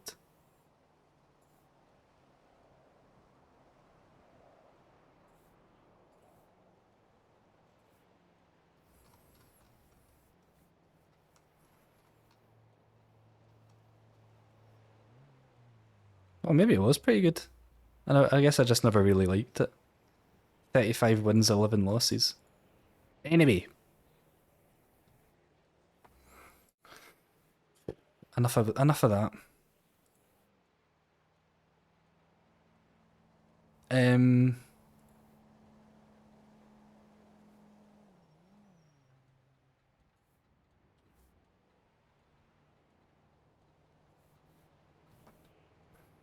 Let's get back on to GTA, even just if it's for a wee bit. I didn't realise that was the time. Oh my god. I definitely need to have a Robot Wars night where I just binge watch Robot Wars and stuff like that. Check.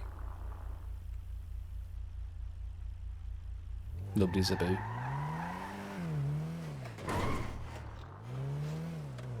How much money did I make? If I do slash salary. How much money did I earn while watching Robot Wars?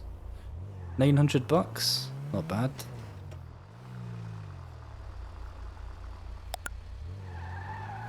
Not bad at all.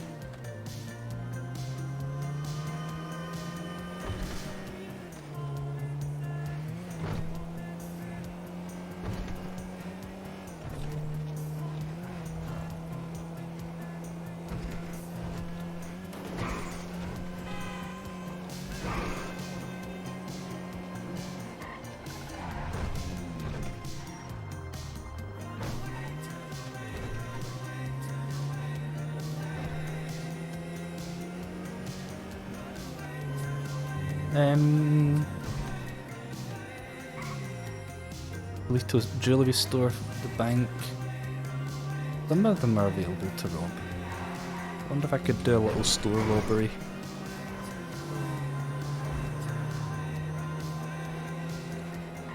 It's been a very quiet night though.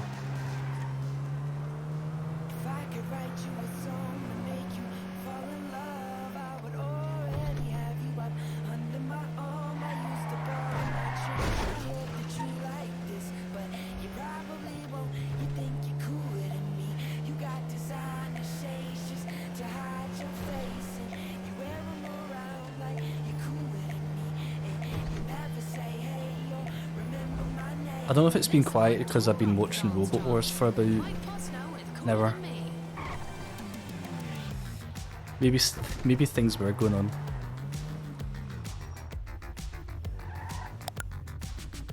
I think it's been quiet though. I do think it's been a quiet night.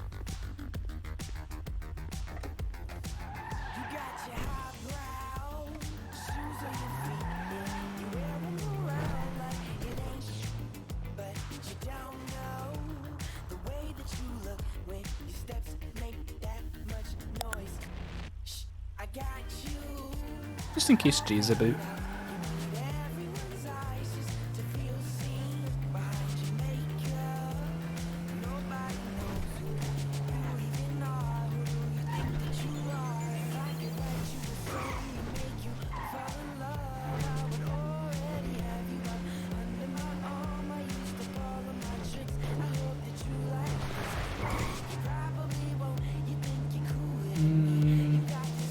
Spike?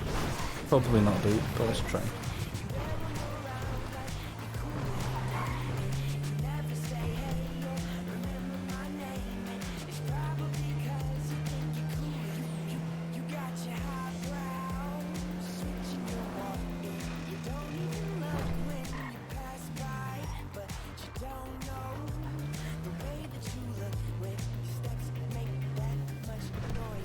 Nobody's around. There must be cops about, otherwise you can't do those robberies, but...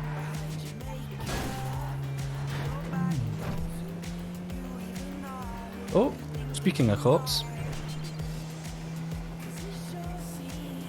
Are they responding to...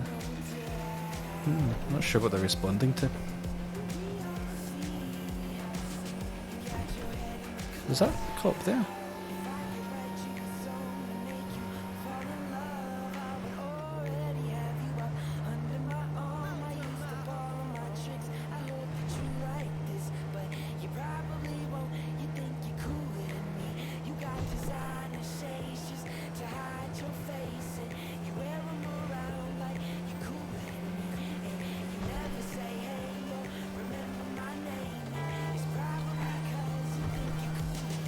I remember I tried to do this I did this for a shortcut once. Then I ended up crashing.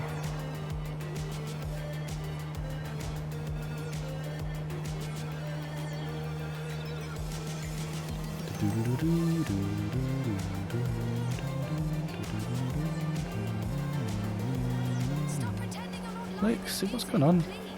The local cars act really weird when you drive a taxi nearby them. It's like they pull over as if you're a cop car, almost. It's almost as if you're driving with sirens on, because they'll brake when you get close to them.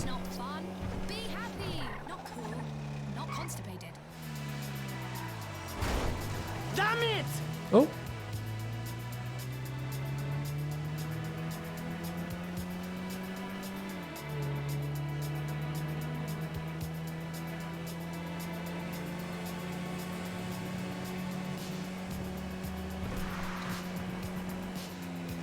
If you press E, it will stop it happening. Oh. Okay, let's try. Is it the headlights? Something to do with the headlights?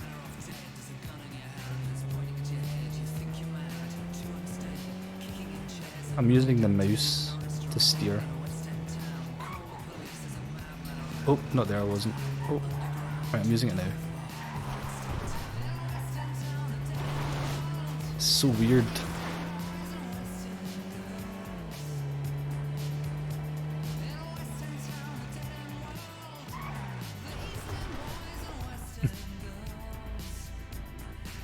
Get out.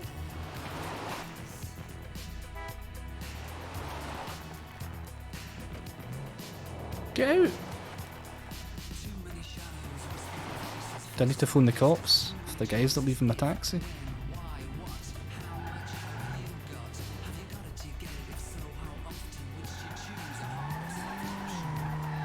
I've got the prompt E to drop off NPC, but he's not getting out.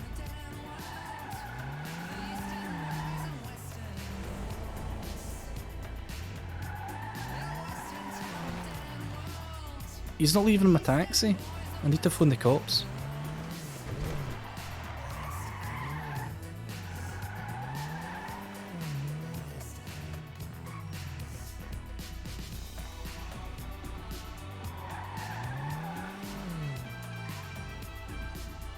Oh, there we go.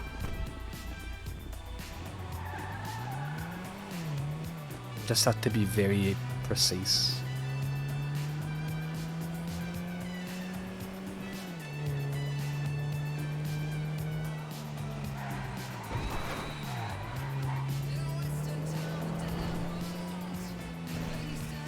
I might call it a night, to be honest. It's been very quiet. And I might go and work on some of those TikTok videos I was talking about earlier for the rest of my evening,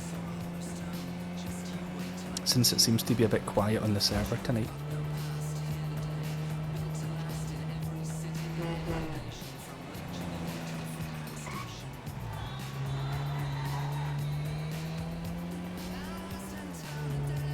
And then one night this week we're going to watch Robot Wars, the first World Championship.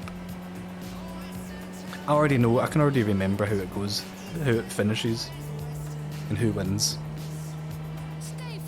It'd be good to watch it back.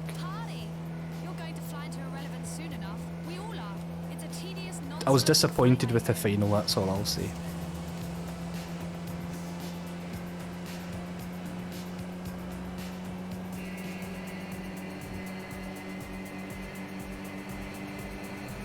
Oh yeah, but then that goes back to what what brought this whole Robot Wars discussion up. I was thinking of a TV show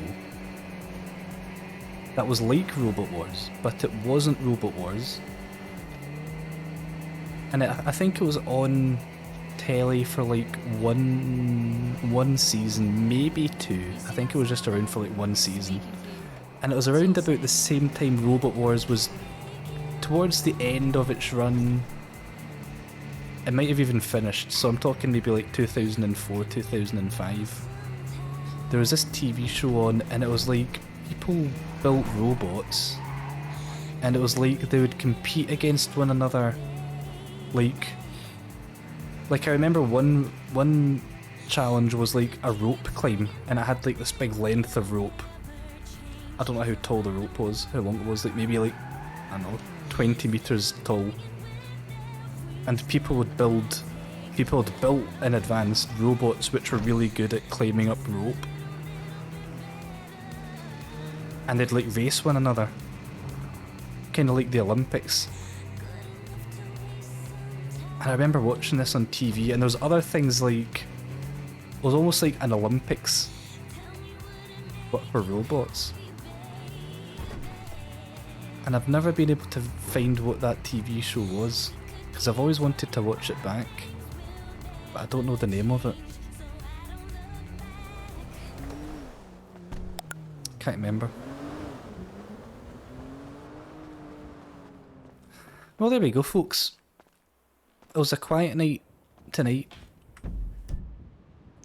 but we'll watch Robot Wars one night. That'll be good, a little YouTube night. I've always wanted to do more YouTube nights, but I can't really think about what to watch. Techno games. Was it techno games?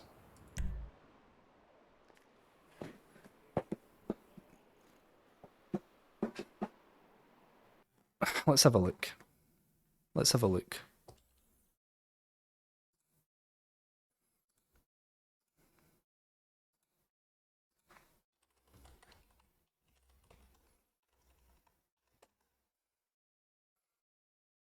Oh! Oh my god, I think it might be. I think it might be. The Wikipedia page. Philippa Forrester. I think this is it. Hosted by Ulrika Johnson. Philippa Forrester. Wow, there's 4 seasons of it. I don't know. I don't remember there being that many. This was it. Did you watch this, Aidstar? Or did you just find it on Google? Aye. Oh my god, I want to watch this. Oh. I really want to watch this, but I feel like it's maybe a bit too late. But I could watch all 4 seasons of this if it's available. I could binge watch this, no problem at all.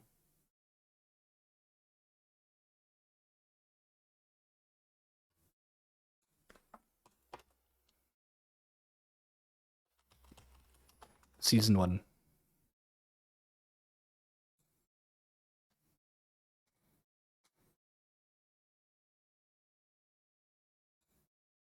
So you want to be a superstar DJ? Okay, get yourself a 12-inch like this. Could be any sort of music. Bit of basement jacks, R&B, even the queen of pop, Britney Spears. But make sure it's cool.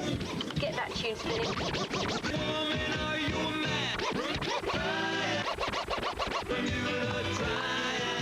There. Now Barry Manilow. you're a DJ. We're not, Angelica. Trust me, we are not. The all-new CBBC digital channel. Back off, Grandma. Right. Remember this? Archive Anarchy with the late Ian Dury, Top of the Pops 2 in 45 minutes on BBC 2. After sport meets science with explosive results in techno games. It's time to meet Thank you so much, Aidstar. the athletes who never sleep, never eat, and live to compete. It's day 2 of Techno Games. Oh my god. And the best in cyber. Oh, I want to watch this so much. I wonder how many episodes of this there is. Does this guy have... No. This guy doesn't have any more techno games. Sports are revving up and getting ready for action. Getting ready for the biggest robot tournament in the world. So it was BBC, I thought it was Channel 5 for some reason. From the Technodrome at Shepperton Studios, we bring you Techno Games 2002. 2002. I mean...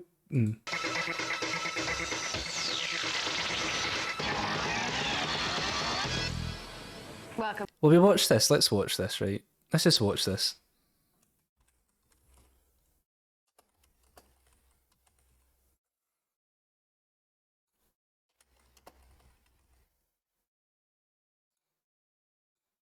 Welcome back, and we've got some explosive action for you today, including 2 brand new events, the sumo and the football, and first of our finals in the hot shot penalty kick. Let's have a look at the full menu. You certainly won't see this in the World Cup this summer. Spaced? They had a lot of Robot Wars episode. What's Spaced? Coming up first, Beckham Beware. robot football, followed by our first taste of robot sumo. The ingenious relay robots make a welcome return. Oh, that's cool. Lincoln, you'll miss it though. The rocket cars are back. The first medals are decided in the penalty kick. The Technodrome becomes the velodrome for the cycling event. That's cool. And find out if our robots can cope with our brand new assault course. And giving us their analysis today and for the rest of the games will be our resident tech experts, Professor Noel Sharkey of Sheffield. Oh yeah, remember him? Oh, in fact, he was about for the reboot of Robot Wars a few years ago. Remember, he was about. University and Director of the Creative Robotics Unit at Magna, and Professor Martin Smith of the University of Central England.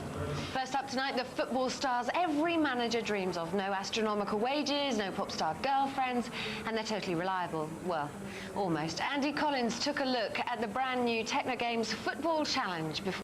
Oh, it's a comedy. Oh, it's a movie. The teams Oh, it's a TV show, sorry. I've never heard of it. warming up those circuits. You're looking at the man who taught David Beckham all he knows. And tomorrow, I'm teaching him his 3 times table. Now, both teams have 2 robots. Whoever scores the most goals by the end of the final whistle will be our winner. Why? Well, that's how football works, really. The teams are ready, so it's time to pass the ball to Barry. Nice finish, Andy. Kept it down well. While defending the goal to our left, British Bulldog from Staffordshire. Look at this, man. These are people. These were robots in Robot Wars. I remember British Bulldog, and this is Bigger Brother. Surely it looks very similar. This is the same people that had Bigger Brother, but they've just like changed the flipper a wee bit. Bro from Brighton. It's the same design. Big Bro, Bulldog, we've teamed up. Yeah, it's the same team. Well, you're going to score all the goals and I'm going to stop them scoring. They may get their puck past us, the ball may get past us, but the 2 together will definitely not pass us. None shall pass. Also, they're in the same team. Terry the Turtle against Terry the Turtle. Buggy have been warned. Terry the Turtle. And Bugs Bunny. But what will be their tactics? Hi, we're the Bugs Buggy team and we've teamed up with the Terry the Turtle team. We're going to stay up front, score all the goals and shove the opposition right through the back of their own net. And we're a turtle, so we're going to stick back by our own net and do our best to keep the ball out. Oh, they're American. Soccer. Teams stand by to compete. Coaching teams ready in the dugout. Bugs Buggy ready to attack the ball. The whistle goes and Bugs Buggy gets their first good challenge, but then Bugs Buggy taken out, but now must score. Oh my God, score! No. Hesitation cost him everything. Why did this sit for so long? First good challenge, but then Bugs Buggy Look at taken this! out, but now must score. Look at this! Who did it miss? Go forward. Drive forward right now. Forward. Just go forward. Hesitation cost him everything. Big Bro gets possession down the Oh, wait. Are they defending? Maybe I've got this wrong. Are they defending that goal? left side. Bit of man marking going on off the ball. I'm not sure about that challenge from Bugs Buggy. Takes him out again, but the ball's going to go in. I think it was an own goal. Off Bugs Buggy.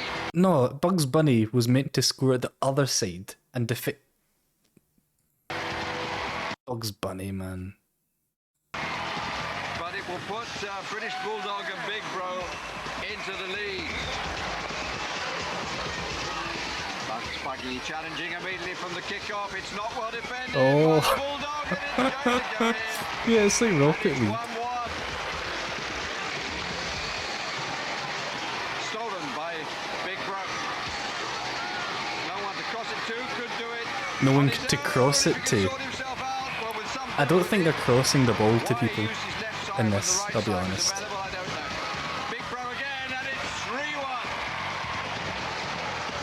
There's no intentional crosses happening. Working very well.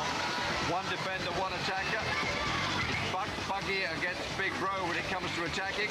The Turtle is not doing the defending here though. This is such a mess. I think the ball crossed the line before Big Bro got there.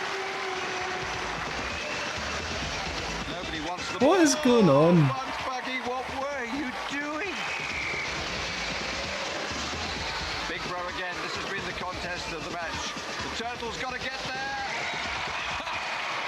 And Big Bro taking everything in its way. I blame Bugs including the Buggy. ball. 6-1. The kid shouting 6-1, 6-1. It could be 7 here if the Turtle doesn't sort it out. What he said he would do his best to defend. I'm not sure the best is quite good enough. Frankly, some of the defending will give Alan Hansen nightmares, and there's another goal. Where was the cover on the post? 7-1. Becoming a little bit of an annihilation, but there's a consolation, or is there? No! Unbelievable. Bugs Buggy trying to make presence felt again. Again, Bugs Buggy rather taking it off his compatriot. To be fair, look at it, they've got to stand. It'd be nice if they had a little platform to stand up, so they were kind of like elevated. I can imagine that's maybe a bit difficult to judge and control from. Rather taking it off his compatriot. Notice that Turtle, in this desperate situation of being 7-1 down, has become an attacker as well. Oh my Big God. Bro lets it slide in. And the final score is a victory for British Bulldog and Big Bro by 7-2. And in essence, the victors showing the greater manoeuvrability. Now, how exciting was that? That was very exciting. For me, Not I was really. very impressed because I can't stand football. Very surprised by that. I didn't think it would be nearly as good. Big Brother is a very technically cunning machine. It's got some very... Oh no. What's happened? We can't hear you. Very precisely in a straight line.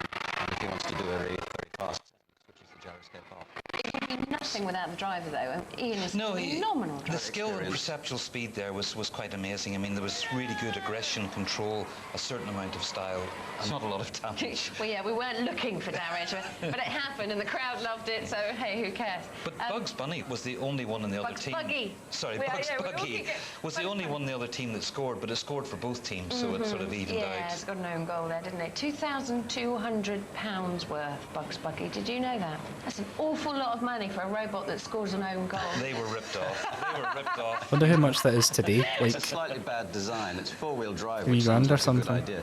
But to turn, it has to skid its tyres against the ground, and Yeah. it takes a lot of power and ruins the tyres. So a great match, and we'll look forward to the semis with those. And wait to see who they're up I against. hope the others are like this. Yeah. Thanks, guys. Next up, it's time to get acquainted with the science of defiance in the all-new, all-in sumo event. Andy Sumo. Collins was down in the ring checking out this brand-new challenge.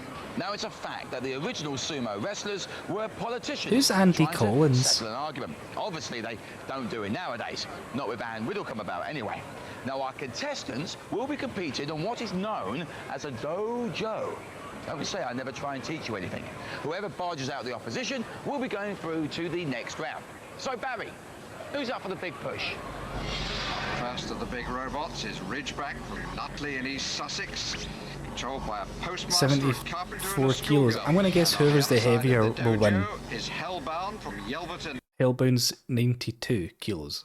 So I'm going to guess Hellbound is going to win. in Devon, electronics technician, a BT manager, and a schoolboy.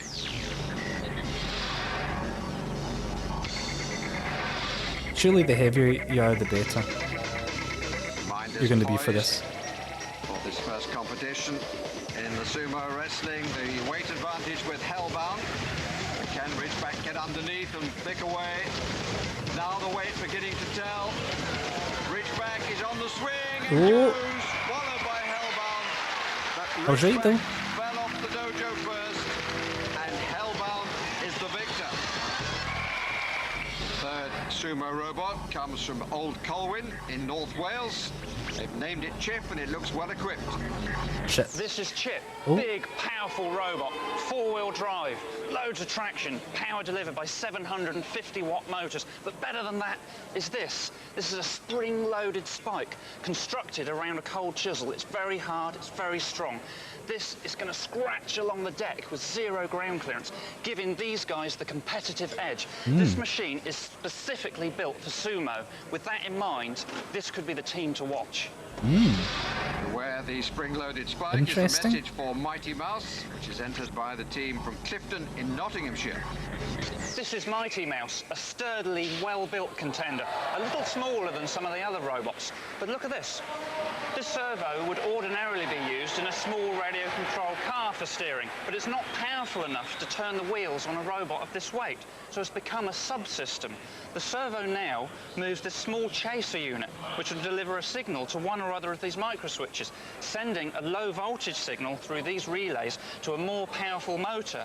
That will deliver the steering to the required position, thus releasing the signal on the switch. Let me give you a demonstration. Isn't that wonderful how that works? This is more of a mechanical solution to the steering problem than electrical, but will it give them the advantage they I don't need think in so. sumo? I think that first one is winning. Could well be a question of hit and run from Mighty Mouse. Mighty Mighty Mouse from the right, Chip from the left. Chip makes the challenge. Stopped dead and it tracks by Mighty Mouse, which was impressive. But he's got to do a bit more than that, but it is using the... Told you the first one would win. A purpose-built sumo Mighty robot. Mouse is dumped off the dojo. Victory in the second contest for Chip. Neither bout taking too long. Hellbound and Chip lived to fight another day. Hellbound and Ridgeback there. Both of them hellbound, actually, I think was the case. Did there seem to be a difference in grip with those two robots? Hellbound was a lot better gripping, better traction because it's treaded tyres from a go-kart, so it was able to push harder. Well, then we had a very disappointing bout from Mighty Mouse. Their idea was run as fast as they can, run as fast as they can, and just hope that they... I'm pretty sure this was a robot very similar in Robot Wars as well. I can't remember the name of it now. Others would fall off the end. Thanks, guys. We'll have more heavyweight robots in nappies action tomorrow. And don't forget, coming up later, the second day's heats from the assault course will be live from the floor of the Technodrome. But right now, it's relay time. And last year's champions, Team Cam, are back to defend their title. Man. So let's see how they did it. But they're maintaining the pace. Look at the baton. And if they can get a good hand over here, they're going to win comprehensively. The grip is there, albeit slightly on the end of the baton. But never mind, not quite so quick into the bend, just to make sure that the baton is being controlled. Look at that. Down the back It's pretty quick. It's theirs for the losing. It should be a comprehensive victory. It's going to be well under a minute. It's 53.69. In a moment, we'll be going live to the final time trial of the day, but first we can join Andy, who was down by the track before the first trial got going. I'm here at our next event where mayhem is about to be unleashed because each of our teams has three robots taking part in a 3-lap relay, 1 lap per robot. Now, the tricky bit is to learn how to pass on this baton without dropping it. It's fast and furious, a bit like you, Barry. Thank you, Andy. Bit of control required as well. Anthony Pritchard, Michael Pritchard. Those names ring bells. Hi, this is Team Cam, Kane and Mike. Is that Behemoth? Back this year, same mechanism, baton goes in. What team were they in Robot Wars? Arm grabs down, cars go fast. We're going to keep the world record, we're going to go fast again.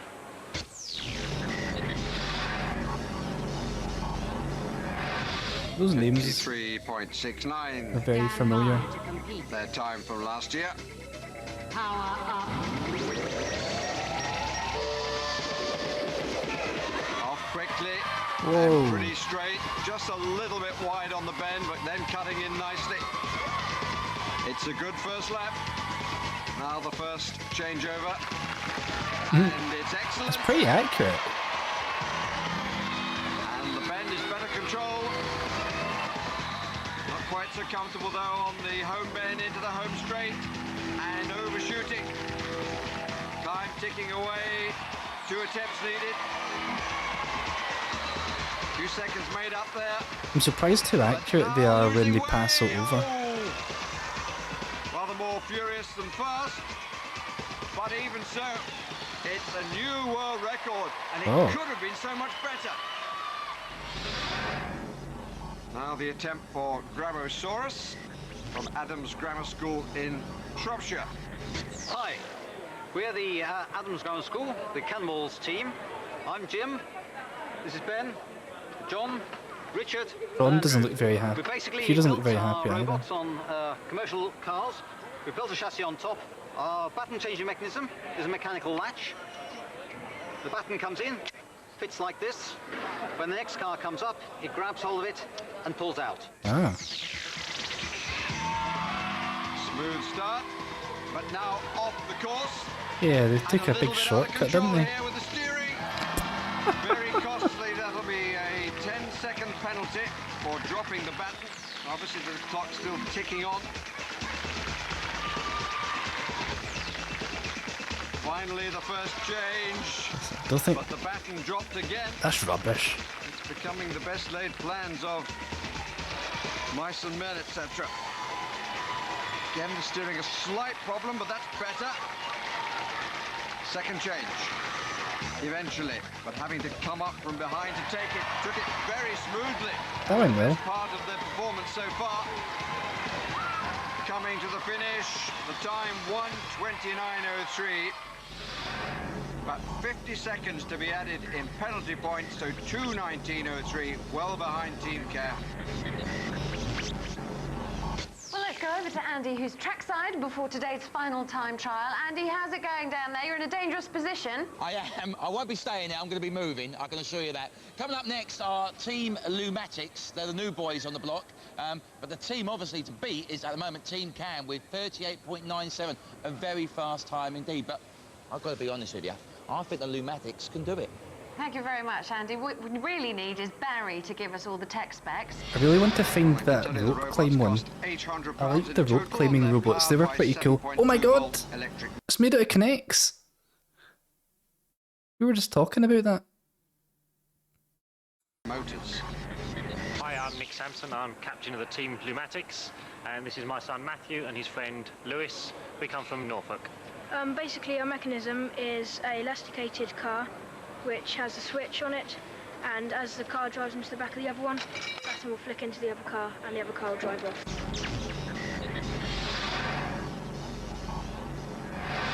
That's clever, yeah, you could use Connects. Stand by. Complete. Power up. Good in practice. What Oh my god, that's so cool. Whoa, look how quick it is! Good first bend and a slight wobble out of it, down the back straight. Here's the thing, I guess they're not that strict with the rules, right, in terms of like the track, because it clearly went off the track. Now when it matters. Like there. Good first bend and a slight wobble out of it, down the back straight. It's pretty quick. Oh my god, that's so Control fast. required now, and it came a little bit too late. Oh. Oh. Third time lucky, yes. There we go. Into the bend very quickly. Baton wobbling but staying on board. Another fast bend, little lack of control here. Oh no, that fell out. And down comes the baton. 10 seconds to be added. Oh! It was going so well. And the ejection is too soon. It's over. It's over. Ticking away at 20 seconds so far.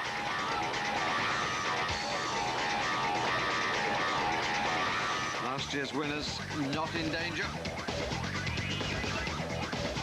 Question of second place. That's neatly done. I think it's pretty... I think it's pretty clever though. I think that's a good way of doing it. And speed and control coming together on this last lap. Much the best lap of the three. I think that's a good way of passing the baton over. But 20 seconds to be added to that time. Second place for Lumatics, with 3 having competed. Team Cam currently in gold medal position again.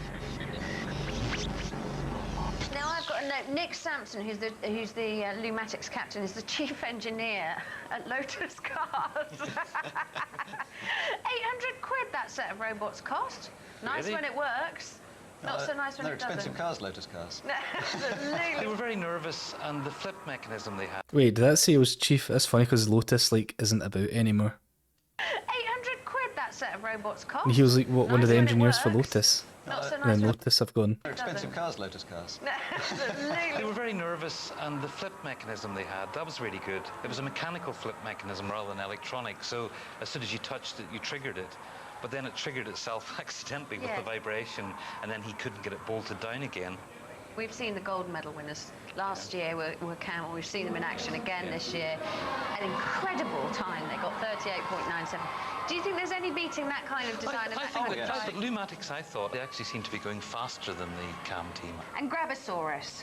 What can we say? Rubbish. I mean, the boy who picked it up very nervously set the baton in the wrong place so that the next one couldn't pick it up. Thanks, guys. And we'll have what looks like a tasty relay final for you live from the Techno Games tomorrow. But right now, it's time to blast off in the rocket car event. Last year, Rocket car event. Lightning took gold and set a new world record. Let's take a look. This is the world record. Lightning was the fastest in the heats. Wonder what. And the favourite wins it. Lightning ahead of Lightstorm. I reckon that must be pretty easy, that one. Just put a big rocket on a set of wheels. In a moment, we'll be going live By a firework. Attach some wheels to it. to the final time trial of the day. But first, we can join Andy, who was down by the track before the first trial got going. Now, my experts tell me that these rocket cars are the vehicles of the future. But the chances of me straddling one of these on my way to work, are you mad? They start way back there. The first two to cross the line will go through to our next round. Now, I'll warn you, these babies are fast, capable of speeds of up to 60 miles an hour. So whatever you do, don't blink. Let's find out who's fastest, the rocket cars or Barry's commentary. Well, the first car is 3113 from Croydon. Power. C6. Not sure what that means. Surrey, father and son, neither saying they're taking responsibility. Then Catalysts from Bishop Heber Community. 94. Oh wait, 94 grams. I thought it was kilograms. That's so light. School in Cheshire. Charters Flyer from Bexhill-on-Sea in I'm not sure what the power means. B8.0. Sussex. And Dax CBM. Dax cute but mean, apparently.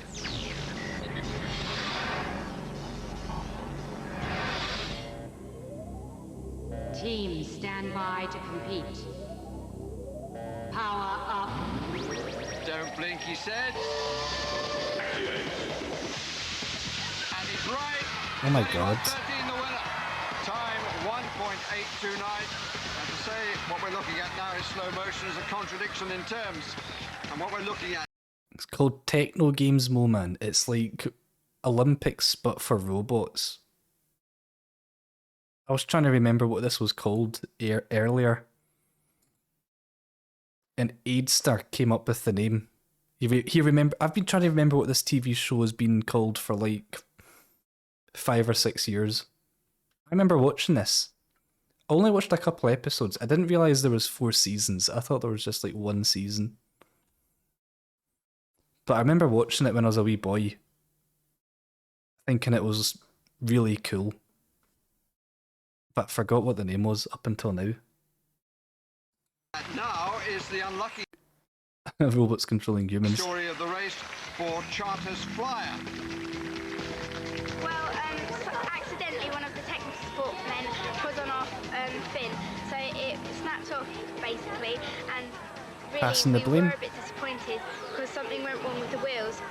So it didn't go very far and it managed to not reach the parachute. Doggy Fast Tracks from Halifax Doggy in West Fast Yorkshire, Tracks. looking for rather better fortune now in Heat 2. Against Lightning Storm Lightstorm 2. on the inside from Hornchurch in Essex. Mac 0.26 from Aberdeen in Scotland. Oh. And in the outside lane, Plastic Meltdown from Yeah, they're so Aberdeenshire as light. well. Some of them are so light. Teams stand by to compete. Power up. This is from like 2002. Look at that! And Lightstorm 2 from lane 2, and you were I said this earlier. I said this before we watched this event. I said this must be the easiest one. All you got to do is just buy a firework and attach a set of wheels to it. And is that not what that is? Power up. That's a firework with some wheels on it.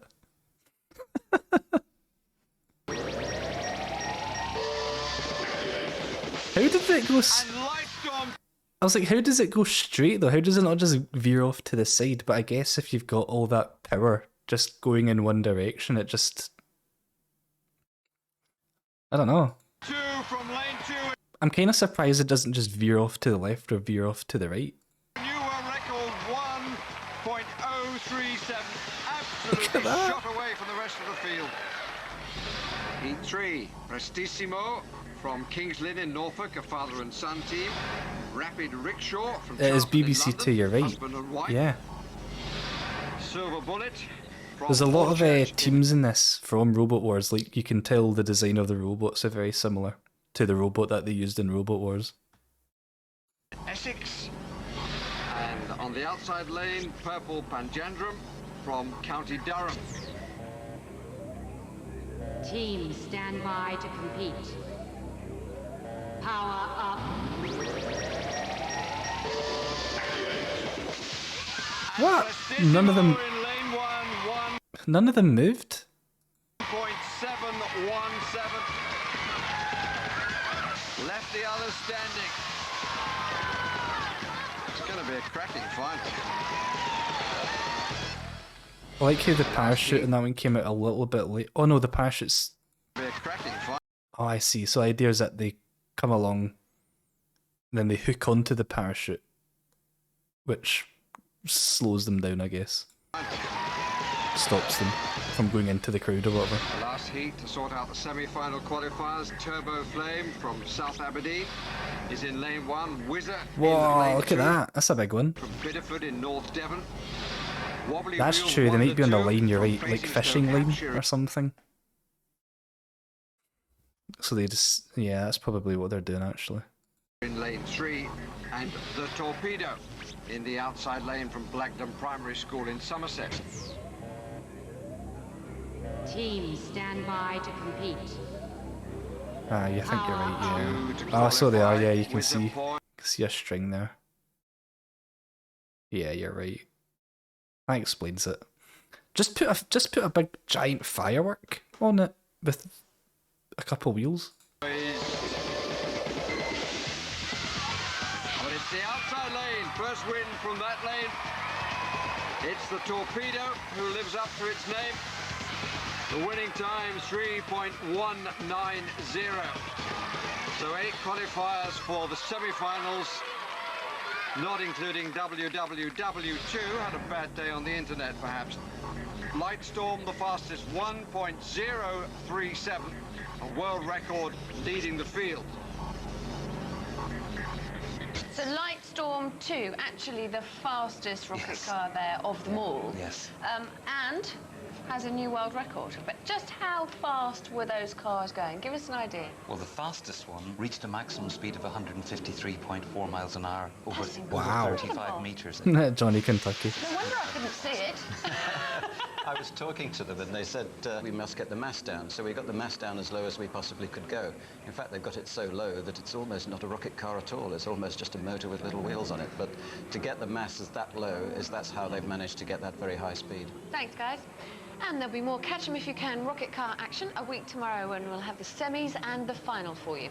But right now, to prove that fireball-emitting 200-mile-an-hour cars can also be educational, let's take a look at how the concept of rocket cars is being used at schools and colleges to develop engineering Don't know and if I care design about this skills. bit. My name's Natalie Griffiths. I'm Head of Technology at Winifred Hockey School Technology College. And we've been doing the F1 project since last summer. And we had it launched in the school. Got the national finals next. Achilles heel, Next. Jake the Peg and Cybertenic made it through from yesterday's penalty kick competition. Penalty kick. Oh dear. Oh, like a... I thought it was football. Rugby. Rugby penalty. Not to be. Ooh. Oh yes indeed.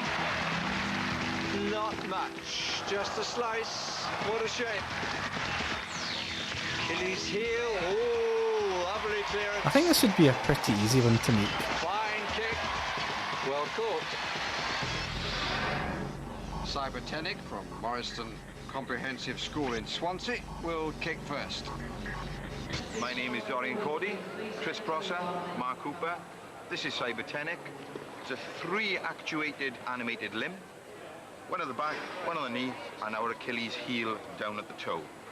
We're going to win this competition because we spent so long building our robot.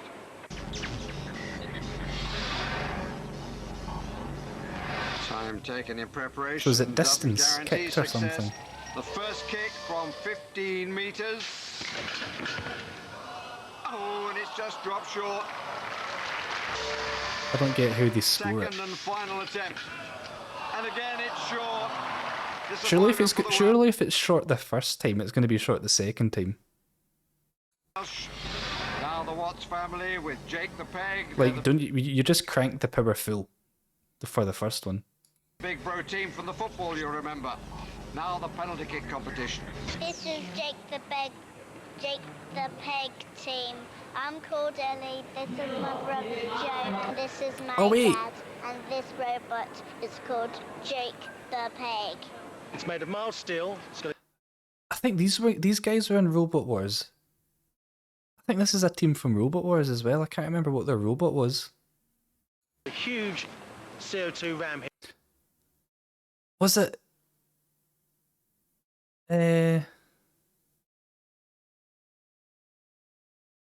101? Yeah, it's going to go really well. How are we going to do, Joe? Well, I hope so for his sake. 101 or what it was called? Still on the 15-metre line. Back comes the boots. Ooh, some problem, and then the kick, but it's too short. I don't get it. How are they marking this? Attempt for Jake. Final try, but again, it's too short. Where does it need to pass for it to be too short? Or for it to be far enough?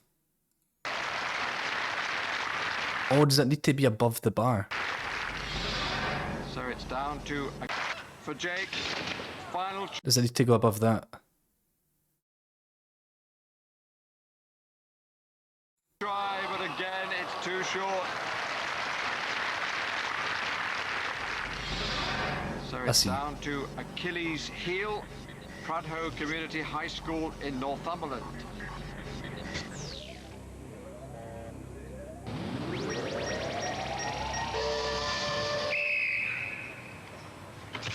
It's a clearance. Off the outside of the boot. Rushed the post, but made it. And they do as well from 20 metres now. Curl off the boot again, but from the greater distance it came too soon. One last attempt to clear from 20 metres. Need a cleaner strike. Oh, that's a good one. Got it. Straight off the instep. Gold medal for the Achilles heel team from Pradho Community High School. Very good kick indeed. New world record. And the others couldn't improve upon their previous attempts at 10 metres. The teacher, Tim Smith, and pupils Ian Brown and Jed Bell have their gold medals. So out of our 5 Wonder if they've ever been on finally eBay. have a winner, Achilles heel. Yeah, I really like the whole alternative energy aspects of this, where he stored all the energy in bungee cords, many of which he borrowed from the audience. Well, this is the thing with Achilles heel, that when they came in, they didn't have enough bungee cords to give them the power they wanted, did they? So they had them donated from the audience. And they're not quite the right length. I mean, they reckon From the that audience? What audience brings in bungee get a lot cords? more force. Right. When you look at the other two machines, which I think are really beautiful and really well made and very sophisticated, and that's techno games where kids come along with a big bit of plywood and chipboard and a load of bungee cords and they take the prize. And if you feel inspired by any of the robots you've seen today, you can find out more about special featured machines on the Robot World website. But next up, the Technodrome goes velodrome. Yep, it's more from the cycling. This is how the competition shaped up yesterday. No, it's going round That's in cool. the circle Oh, again. We sprang look to at it, that. making lots of adjustments. Barry watched today's time trials earlier. What, is that all that happened yesterday? From the cycling. The Robot Oh, World yeah, is how the cycling. competition shaped up yesterday. The velodrome. Yep, it's more from the cycling. The This is velodrome. how the competition shaped up yesterday. No, it's going round in a circle again. We sprang I'm pretty to sure it, the making velodrome's the same the same venue that they did the baton race. lots of adjustments. Barry watched today's time trials earlier. Today's first heat involves a school team from Bolton School, teacher and pupils entering Lunicycle, and they're taking on Scottish amateur modelers with Ooh. Red Dispatch Boxicle, grandfather, We've got a Scottish team from Ayr. son and grandson. Lunicycle. Now look, most of our teams have difficulty getting a two-wheel bike to balance, but these guys have done it with one. We've got a motor drive here. We've got the batteries on the other side. That produces the weight that holds this down. They power this forward through this chain and sprocket arrangement, and gravity does the rest. Now, if they had to go in a straight line, That's pretty much all they'd need. But they've got to steer it on our track, so how do they manage that? We may have noticed these propellers, one on each side. They produce the lateral thrust needed to steer the thing. That's Isn't clever. that beautifully simple?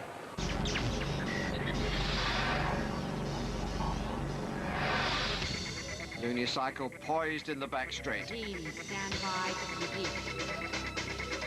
Power up. I want the Scottish team to win. Red dispatch boxicle We never got any information about the other team. They just glossed over them. in the near, and away they go. Good control, Unicycle, not so. From the opposition, red dispatch boxicle hitting the wall Fuck's sake. in the near, and away they go. Good control, Unicycle, not so from the opposition, red dispatch boxicle hitting the wall very hard, and I think out of the race. Scottish team examining the damage as on goes Unicycle, also living rather dangerously. Just avoiding a second BeamNG. Remember that, man. collision I wouldn't mind playing BeamNG again. with the wall and cutting in on the infield sharply too, but it's doing amazingly well. Very clever mission. Way back. That's an old throwback. BeamNG. Machine down the back straight. One more bend to negotiate. And it turns back towards the finish. I'm not really sure what I'd do in it. I know that there's like missions and stuff, but I quite like just messing around in the sandbox mode or whatever. To be picked up of 106.87. So to the final heat of the cycling Bob's Bike. competition. Yeah. Yeah, you're right. That was like post-Rust, pre-GTA. With Mike Cave from Crawley in Sussex, who loves Yeah, I was thinking that earlier, man. I went through a very weird phase where I didn't really know what to do. building things from scrap, entering Bob's Bike. And his competitor comes from Daventry in Northants, from Southbrook Junior School, Crocodilopeg. Stand by to compete. Power up. Crocodilopeg in the home straight. Bob's Bike in the back straight. Crocodilopeg off quicker. Uh-oh. These bikes really aren't that good. Oh, aye, 007. Remember that? I played loads of 007 games. Maybe I should do that again.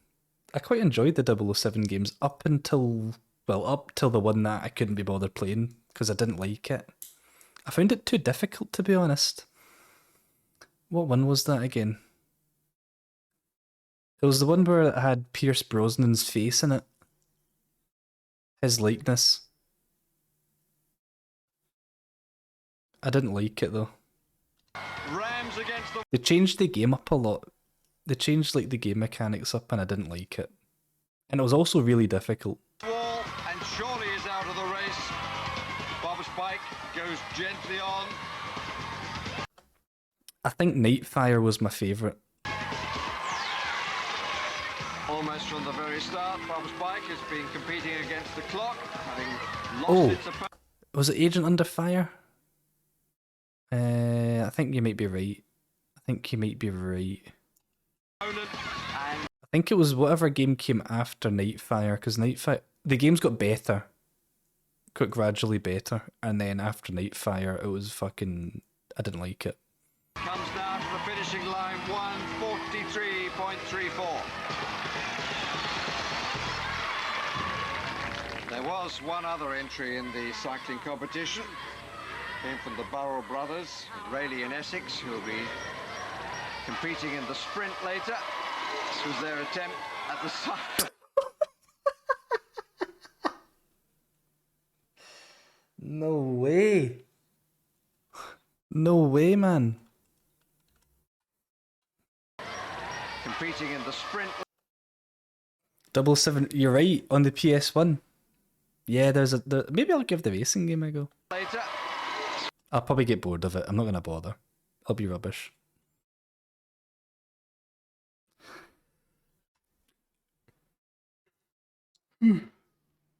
Surely they'd let them try again, man. Surely they'd cut this bit out and go like, try again, try again. Rayleigh and Essex, who will be competing in the sprint later. Crazy Taxi playthrough. This was their attempt at the cycle. It really didn't get too far. So the leader. That was their one go. A DNF. You're joking. They didn't let them try again. That's a shame. I would have been like, try again. This was their attempt at the cycle. It really didn't get too far. Oh, that's a bit cruel. So the leaderboard confirms the medal contest with Whizbang 2 are going against Looney Cycle. I've actually got no idea what Crazy Taxi's story mode is really like. Like, what's the goal of, what's the objective? What's the end goal of Crazy Taxi? For the goal. Well, I'm really enjoying the cycling. That Looney cycle was inspired by apparently watching a hamster go round and round its wheel. Did you know that? But what did you think about Looney cycle? Because it's not like anything. I was very impressed that it was a school entry. I mean, that wouldn't be a discredit of a university entry or It wouldn't be even a discredit mature of engineers. anybody's entry, really. No. And Paul Mammoth.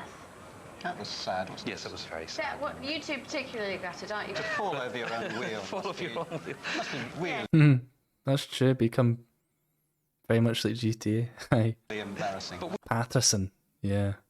Yeah, it was embarrassing. But we were sad about it anyway because it was mainly built for sprinting. So we'll see how it does in the sprinting. But I think it would. That's an awkward laugh, isn't it? Embarrassing. But we were sad about it anyway because it was mainly built for sprinting. Just this laugh. So we'll see how it does in the sprinting. But I think it would have worked well if that chap hadn't just fallen on his face and broken it. Then it would have worked straight. Oh dear. And we'll have the final race-off from the cycling live on Thursday's show. But right now, it's time to take a look at the second football match of the day. Barry was there to see which The football matches in this are terrible, man. pair of super strikers would go through to the I really want to see one of them do the rope climb because that's what I remember watching and being dead interested in. semis. It's Storm Chaser from Cambridgeshire and Sprocket from Kent. There was a race to climb a length Against of rope. Ravioli from Gloucestershire and Technomoth from Hemel Hempstead and Hertfordshire.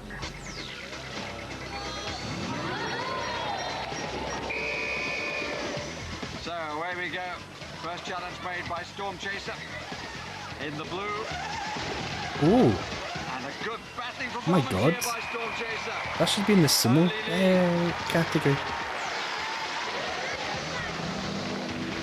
Sprocket. And Ravioli not able to turn on it. What? We didn't get the full episode. It just sort of kicked us out. So you want to be a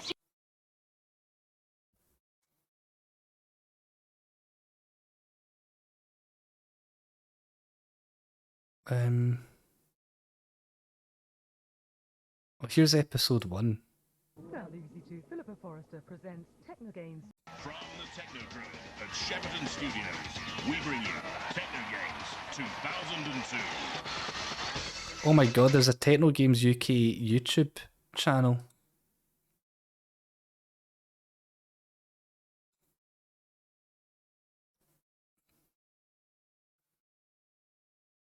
Looks like it's just 2002 episode. So this is like season 1, I guess. This person's also subscribed to Robot Wars UK. Oh. Oh yeah, it's quite. Oh yeah, let's just have episodes.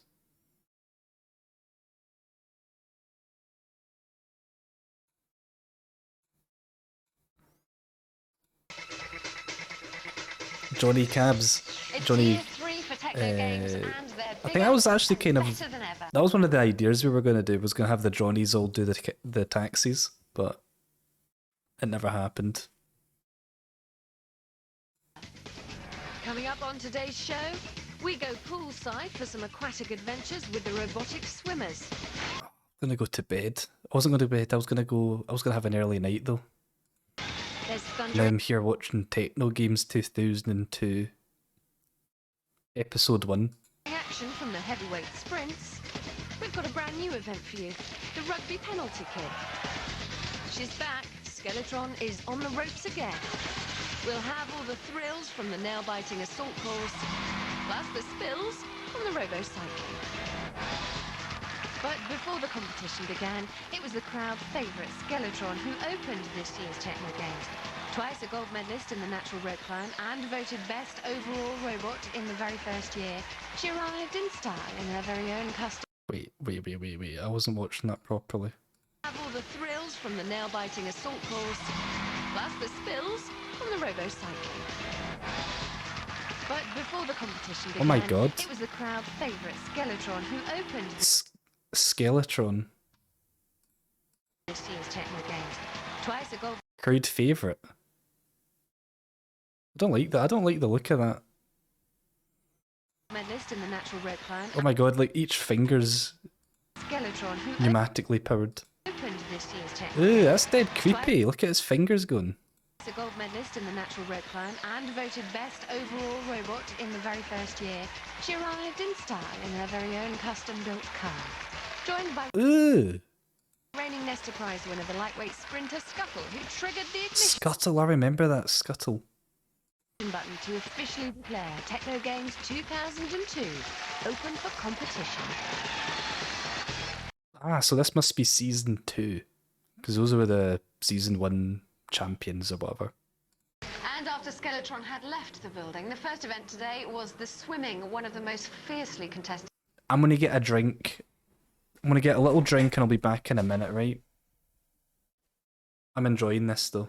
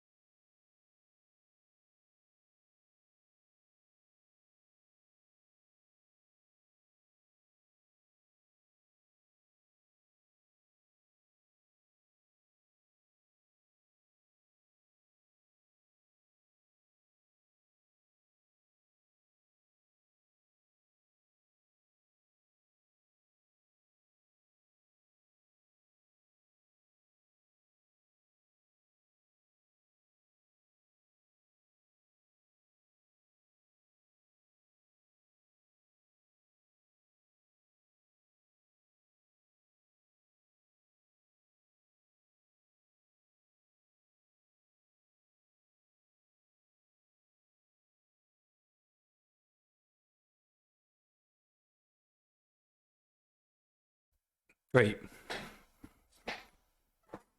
I also got myself a little muffin. Events. Here we go. Here's how K9000 came through as gold medalist last year. K9000 from Northern Ireland against Harrow School's Calypso.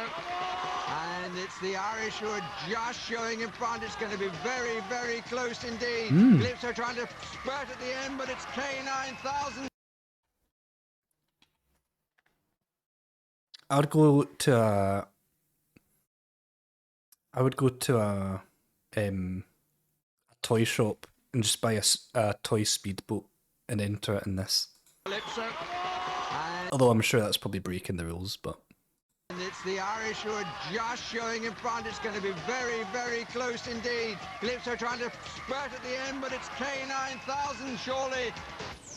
This year, over 151 entrants were whittled down in the qualifiers to the 45 who made it to the Games. Andy Collins took a look at the course before the bathing beauties put on their Speedos. It's time now for our robots to sink, swim, or just paddle around in a circle until their batteries run out. For this is the swimming event. Now, what our robots have to do is cover 25 metres here in our pool. The two fastest robots will go through to our next round later on in the Games. So there's everything to play for. Time now to meet the teams. You know what I'll do? I'll just get a boat and attach a rocket to it. I'd have like a rocket-powered thing. Let's go over to Barry. So in lane 1 we have Gigasaurus, which costs £65 to build. Father and son team here, and Joel's friend Ben, and they're a first-time entrant. Turn Turtle, they're back for a second year. It's a Whoa. teacher and 2 That's big. pupils here from Queen's College Taunton. And they also took 6 weeks to build their robot. RoboDuck is the Davis family, complete father, son and daughter. Theirs cost £120 to build. Pretty cheap. Lane 4 with a record of 40 seconds for the 25 metres. Boyant, another father, son and friend team. And in the outside lane, the Mysterious Smiths. Welcome back to them. 15 years to build, they say. Loads of money. Don't believe a word of it. And down on the Yeah, I don't believe it took 15 years. The Technodrome floor, giving us the tech spec on some amazing robots over the next fortnight, is our Pitts pundit. From the Robot Wars World Champs, Razor, he's Simon Scott. Oh! I'm here with RoboDuck. That's funny. This is the guy that he's one of the team members for Razor. I didn't even realise. I didn't even notice. In the pits. Now, this is a good machine. We've got a double motor system, we've got twin speed controllers, this thing's designed for reliability. We've got a simple crank motion here. Somebody lost part of their bicycle building this thing. Check out the flipper mechanism. Now, this machine is good because of the flippers. The flippers, check out the flipper Is that spatulas? mechanism. Now, this machine is good because of the flippers. The flippers are below the water line, so there's going to be no loss of power. They're not going to come out of the water and be splashing about. I've got a feeling this machine's going to do well.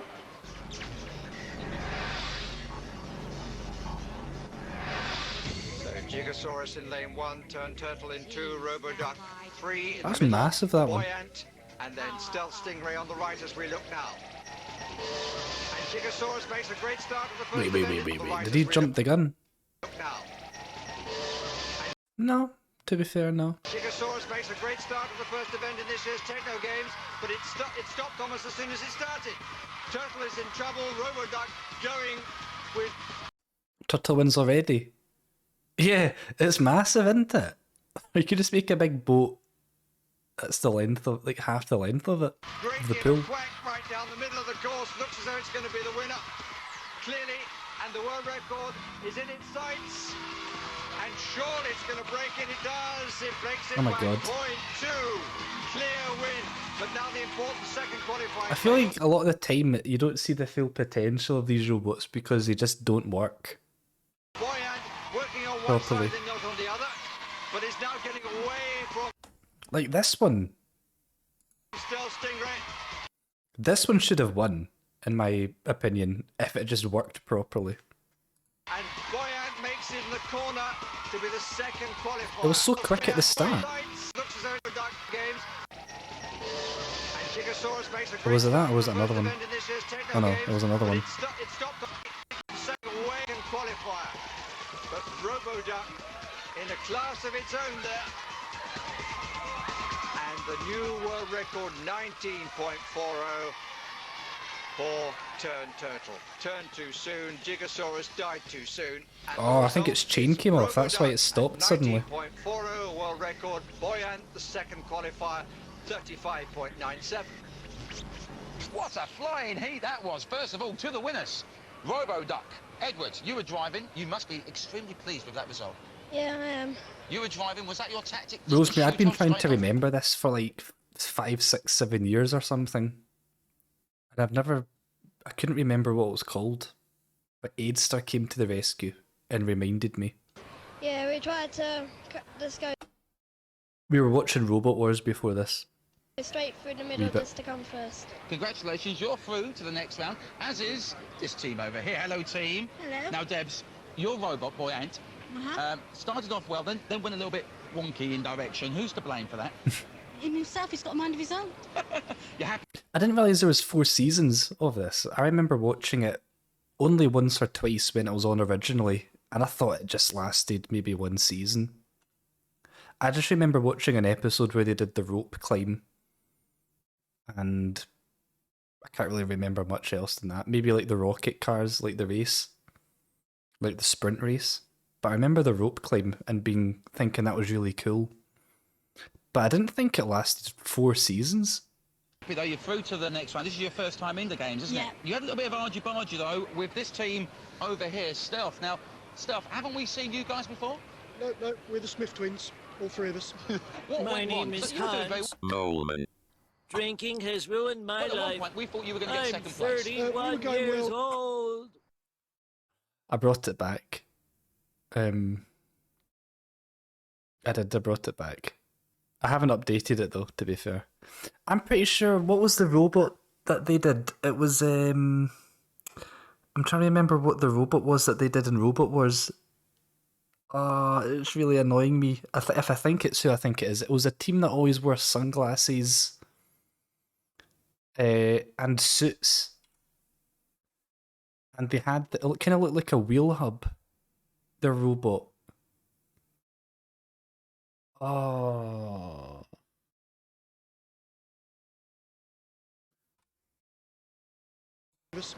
What went wrong? It's definitely them. It's definitely them. Next one, this is your first time in the games, isn't it? You had a little bit of argy-bargy though with this team over here, Stealth. Now, Stealth, haven't we seen you guys before? No, we're the Smith twins, all three of us. What went wrong? Because you were doing very well at one point. We Can't remember what their name is now. thought you were going to get second place. We were going well, they lost a bit of control. We tried to use our secret weapon on them. What is your secret weapon, I have to ask? Well, there's nothing in the rules that says we can't have a torpedo. Not that we've definitely got a torpedo. Of course, if you were ever here, because you're a very secret team, for you are Stealth. Exactly. Exactly. And you ain't seen us, all right? I don't even And know you who you won't are. see us anymore either. Quickly on to heat 2 with Suminator in lane 1. I'm trying to Google it. I'm trying to search on my phone. What was it called? It's their first entrance in Techno Games. Nautilus Mega Kid is in lane 2 from St Nicholas School in Essex. Father, son and friend. Rob doing the steering. In the middle lane is Supersonic Squiddy. Mother, Can't son remember and now. friend from Aylesbury in Buckinghamshire. Then in lane 4, K9000 Mark II, the holders of the previous world record, winners of the gold last year from Downside School, County Antrim. Will they be as good this time? Plunderbird. Plunderbirds, that was it. Plunderbirds.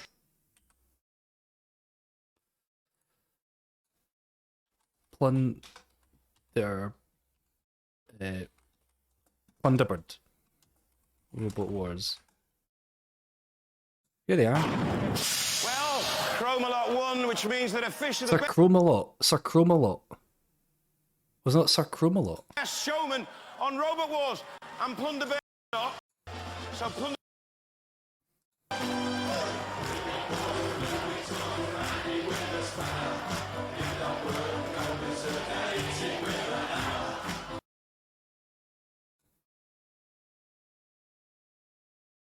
Plunderbirds. Sir Chromalot. Who was Sir Chromalot? Sir Chromalot.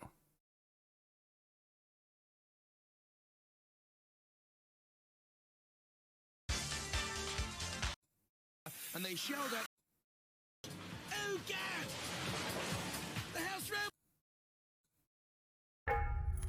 Schwarzkopf Oleo Intense. Oh, Rich was it permanent Plunderbird? I colours, think you're right. Professional grey coverage with caring oil. But Sir Chromalot reminds me of Schwarzkopf Oleo Intense. something. Can't remember who. Hey, Olive. Well, we shall wait and see. I want to see who their teams. I want to see the. Extending sledgehammer with Cooper. Them. Oh, is that another team? Ladies and gentlemen, boys and girls, this is Sir They kind of had a similar shtick to them. Chromalot. In the suits, I mean.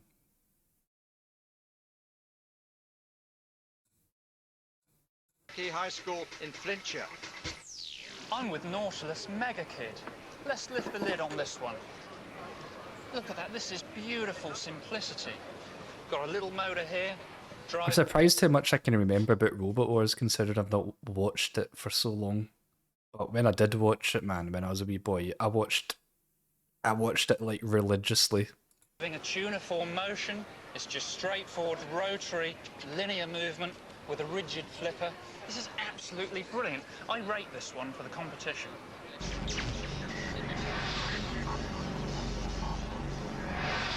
So, K9000 not the favourite this time. Team, stand by to compete. Subinator, Nautilus Mega Kid, Power Supersonic Squiddy, K9000, Linford Lobster, and it's Nautilus Mega Kid. Oh my that gets god, who away. slows the lobster?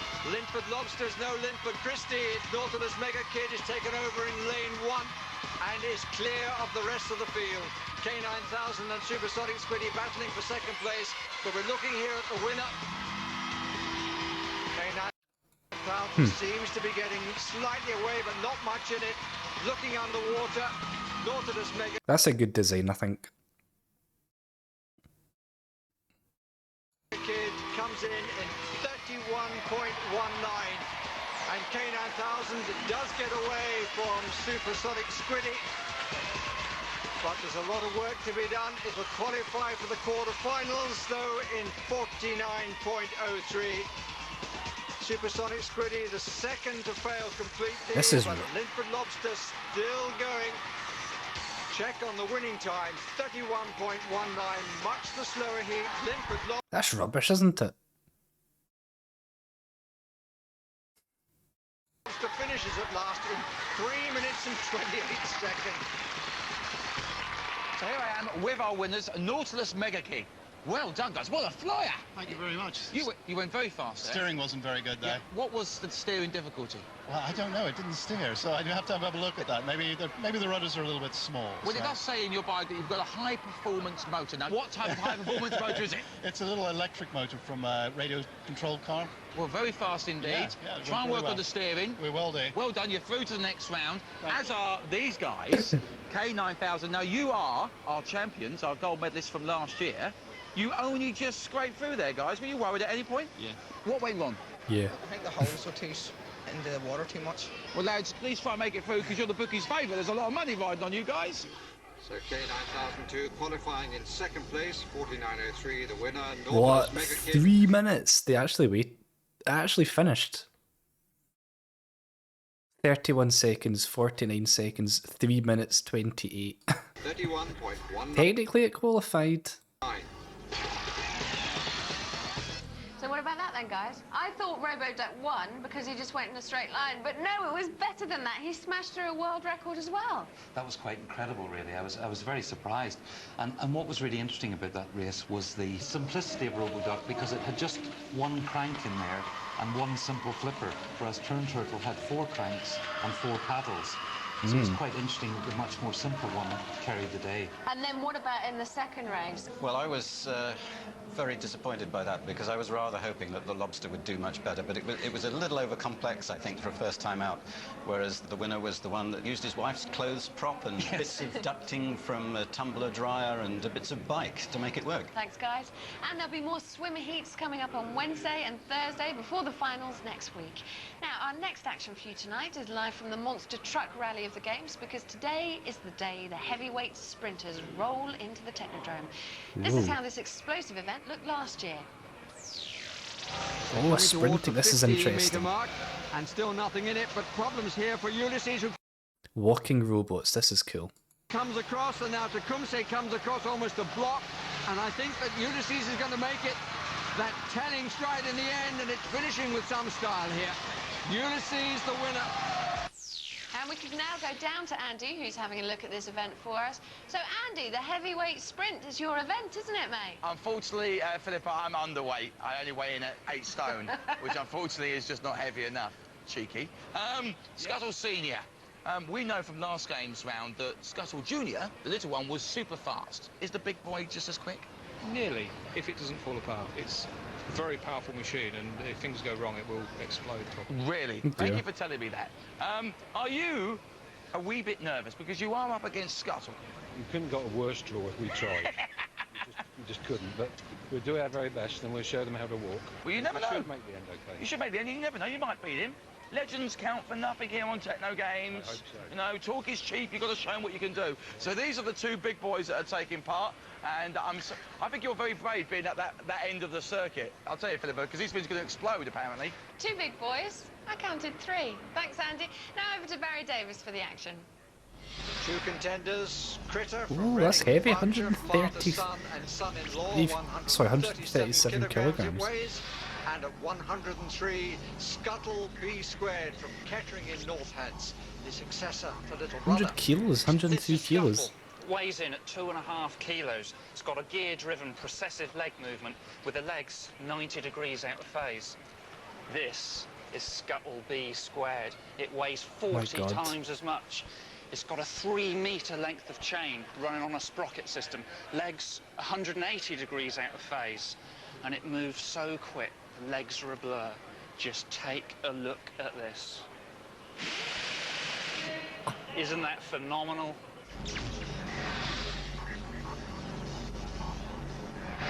Will the phenomenon win? That's the question. Team stand by to Franklin's look pretty confident. The owners of Critter not so sure. Oh my god. Ah. Oh. Look how slow it is. Look at this. Oh my god.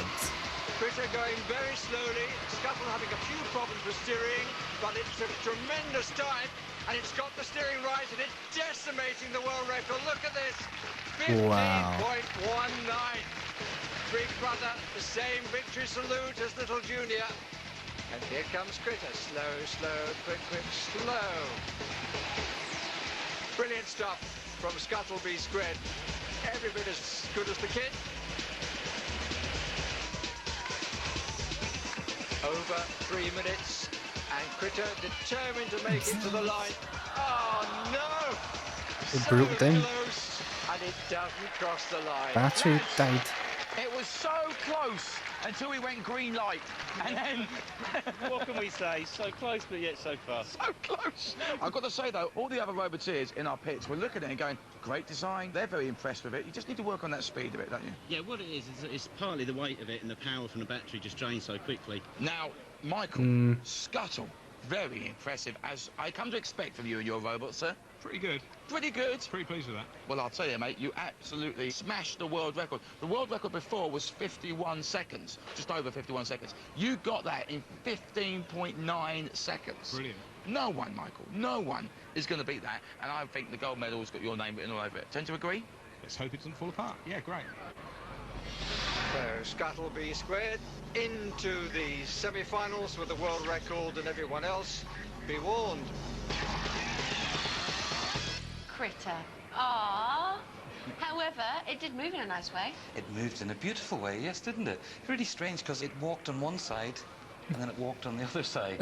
The problem is that they've got two independent motors, and if you drive those very fast at the same time, the Not legs waddling, can go out but of very phase together. slowly. So they can start off running together, then one motor slightly runs slightly faster, and then it falls over. And then we had Scuttle B Squared, which is quite a special robot, isn't it? The way It is indeed. It's really, if anybody has watched Techno games before, they'll recognise it immediately. It's a giant version of Scuttle Y, Scuttle B Squared. And Scuttle did 25 metres in 7.28 seconds, which is really fast. Because it's a lightweight sprint contender, That's right, isn't yes. it? We've seen it in previous years. So this is a very, very similar mechanism. And what I liked about it is this idea, which is very tricky actually, is what you call processive walking. So you have 4 legs on each side. So one leg is on the ground, then the next leg is on the ground, then the next leg is on the ground, and the next leg is on the ground.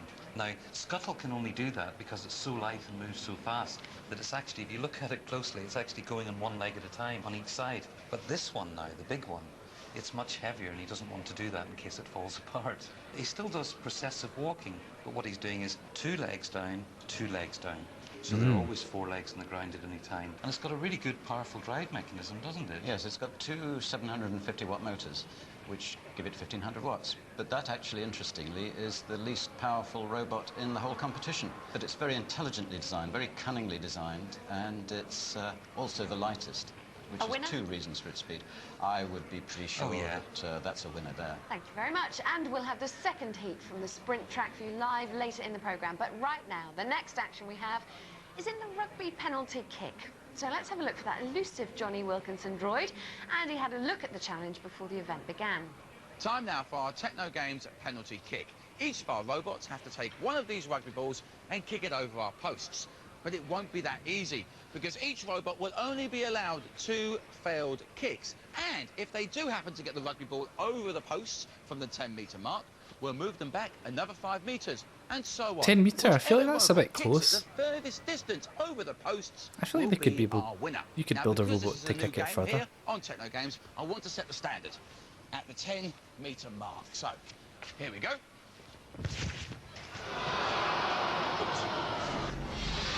A total of 5 robots trying to do better than that human. Achilles Heel, Neil J, Cybertenic, Jake the Peg, and Kingshurst Kicker. I'm with Achilles Heel. Now this is beautifully made out of one sheet of 18mm ply. It's a wonderful piece of wooden construction. It also has one of the most versatile pieces of engineering equipment ever on it, the trusty bungee. But better than that is the hair trigger mechanism on the foot. Now we can put an enormous load on there and it's not going to release. But it only takes the slightest pull on the trigger and that rotates that ankle joint, the thing drops, and it's wonderful.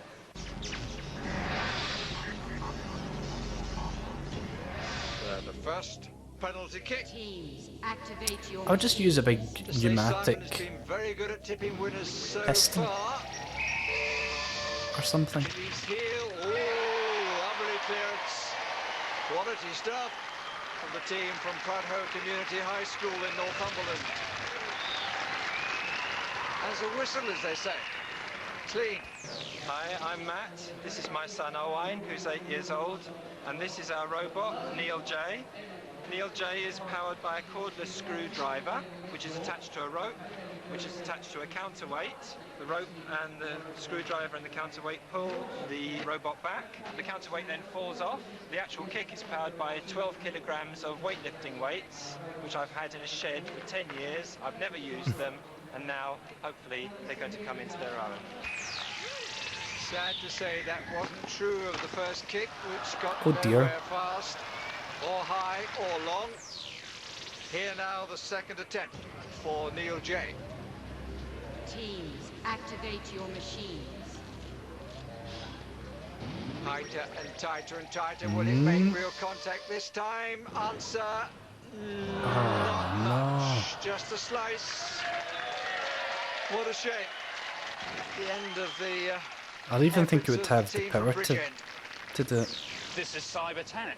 Look at the size of this guy. I'm 6 foot. This machine's taller than me. But check this out. Got a big gas cylinder here. This is the equivalent to the muscles down your back, coming down to the gluteus maximus. Then we go into the hamstring muscle. But look, this is the kiddie down here. What we've got here is the Achilles toe. Now this is brilliant. Now what happens? We've got a photoelectric sensor here, and as the foot comes through, this gives the final push. You know, I think we're in danger of losing the ball out of the arena with this one. Cybertenic from Morrison Comprehensive School in Swansea.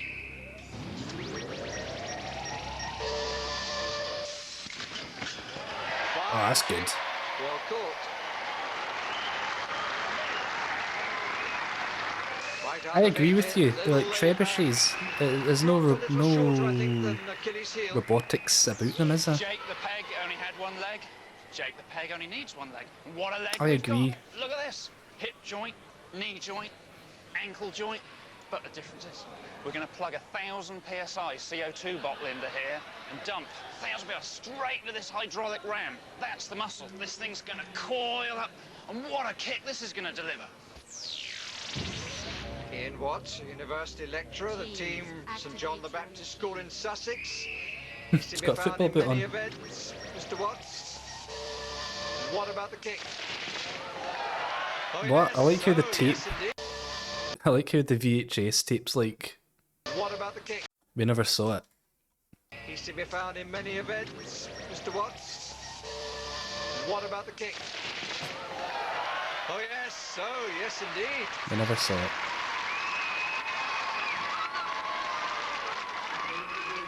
10 metres, absolutely no problem. He's going to get a lot longer than that, I'm sure. Hi, I'm Dave, this is Adam, and this is Paul. We're from the CTC Kingshurst Birmingham, and this is the Kingshurst Kicker. It works off 2 cylinders and a 3rd cylinder to release the leg. It is powered by CO2. We have had great kicks in practice. Well, practice makes perfect, and the first kick was Oh dear. rather disappointing. Grubber kick, I think they call it.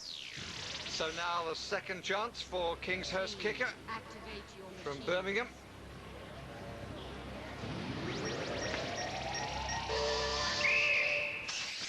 Oh dear. Rubbish.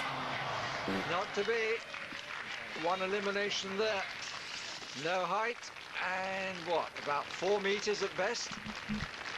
A bit rubbish, isn't So it? 3 left tomorrow, and they'll be starting from 15 meters and trying to get better than that.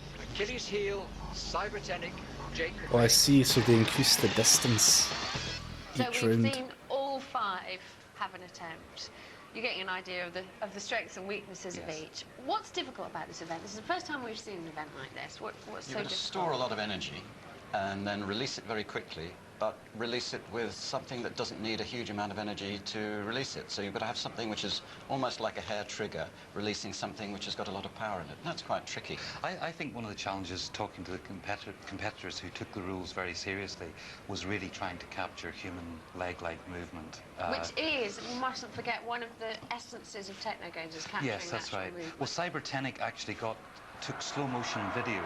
They watched very closely what real rugby players do, and if you look at their robot carefully, you'll see that the femur, which is the bone at the top of the leg, moves actually slower than the tibia, like a human leg.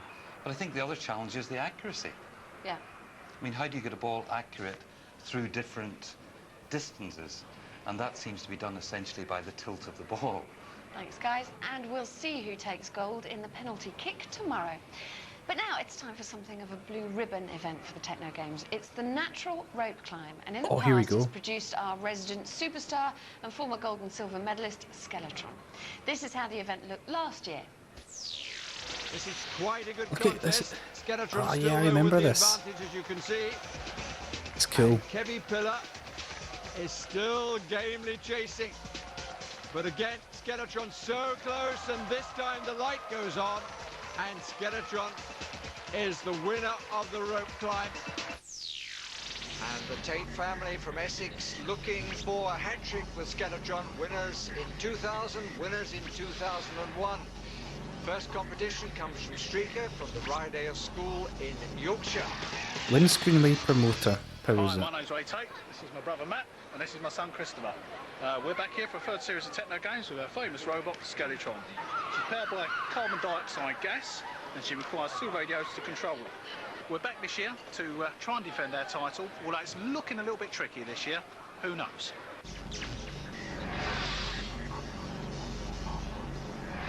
Total of 9 natural rope climbers taking part in the competition. Fastest 4 qualify for the semi-finals. A little wink from Ray Tate, and away goes Skeletron. Quite a difference in physique. I mean, I feel between like these two, if you can talk about this one's kind of cheating because it's so tall. robots in such a manner. A little wink from Ray Tate. And away goes Skeletron. Quite a difference in physique between these two, if you can talk about robots in such a manner. The classic style of climbing from Skeletron. Streaker, a lot smaller, but inching its way up the rope, but clearly Skeletron's going to win. Going to be outside its world record time though. One more pull, and no, not quite, bang goes the head, but now it does. 30.47. So over 3. Wonder why they can't do this action quicker, because it's like it's a fairly straightforward like motion that they're doing. Inching its way up the rope. It's like lift this leg up, then this leg grips that rope. This motor here or whatever. This grips it here. This releases it. That pushes it up. And then this will grip it up here to release and bring the leg up. I wonder if is there not a way just to can you not just speed that up? But clearly Skeletron's going to win. Going to be outside its world It's like record the same time. pattern just over and over again. Remains the same. And its old windscreen wiper motor. Will its time be good enough to make the last 4? 57.51 behind Skeletron's 30.47. So Skeletron is back and up to her old tricks. A time of 30. I've got an idea. Just attach a rocket. My idea for everything is just attach a rocket to it. Just literally attach a rocket to it, and it'll shoot up and just shoot the robot up to the top of the rope. 0.47. I'm sure that's probably against some of the rules for that particular event. Not for the whole contest, looking at the other robots on the stands. I mean, it seems, but it certainly beat Streaker quite easily, didn't it? But you know, essentially what Streaker is a windscreen wiper. It's got a windscreen wiper motor in there, and they made their own cranks, but essentially it's the same as a windscreen wiper. Didn't you notice its windscreen wiper movement? Some of the robots have used microcontrollers to get them up and down, and some have used radio control to get them up and down, but this one has managed to do without such sophistication, and that counts in my book for design elegance. Thanks, guys. There'll be more robots getting rope burns on Wednesday and Friday before is next that it? week's medal clash. But a gold medal isn't the only prize worth chasing. Every robot here at the Games also has the chance to emulate Skeletron and win the Nesta Prize for the most innovative design. This year, the National Endowment for Science, Technology and the Arts will be sending the winning team off to Switzerland to visit the world's foremost robotics fair, where they can learn even more tricks of the trade. Now, if you're scared of robot world domination, you might not be too keen on the tech teams training them up for the assault course, but hey, if you're scared of robot domination, you shouldn't be watching this show at all. Andy took a look at the challenges set by this brand new event. Welcome to our all-new assault course. Now, the first thing our robots have to do is weave their way through the flags. Blue for the blue team, yellow for the yellows. Once they've got past that, they then have a choice to make. Do they either take the bridge or pick their way through our maze? Of course, that's down to, are they good enough drivers? Because that's going to be very tough indeed. After that, they then have to score a goal. Why? Because I said so. After scoring the goal, they charge through the I'm very tires curious to of see doom. what kind of robots do this, because you know who could do that in a doddle? Boston Dynamics.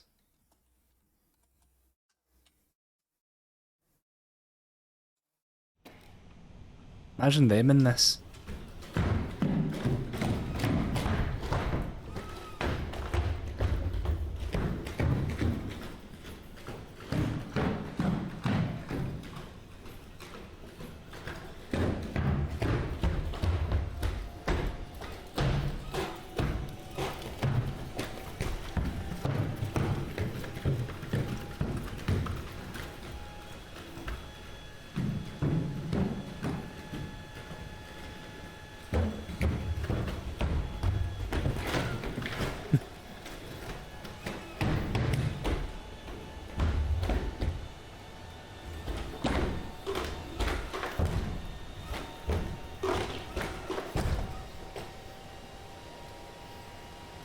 Is that them? Is that you done? Right.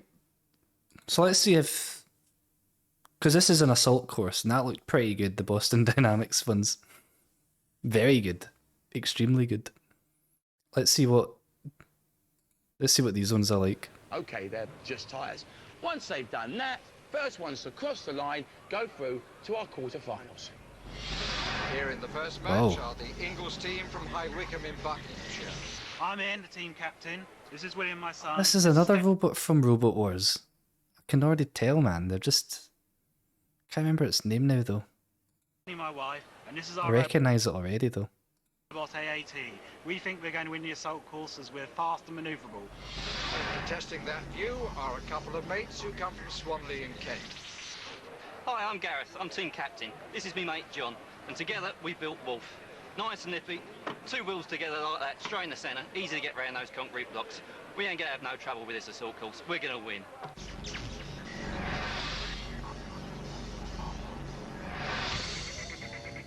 No lack of confidence. Please stand by to compete. AAT stands for Arnold Terminator against Wolf. That was his name, Arnold Terminator. That's what that was called. It's the same robot. They've just taken off the lifter. Here. Off to the slightly better start here. And deciding on the ramp or the bricks, it's going to be through the bricks. Same decision made by Wolf. AAT getting slightly lost, and it's very close now. Wolf slightly in the lead. Both now have to score a goal.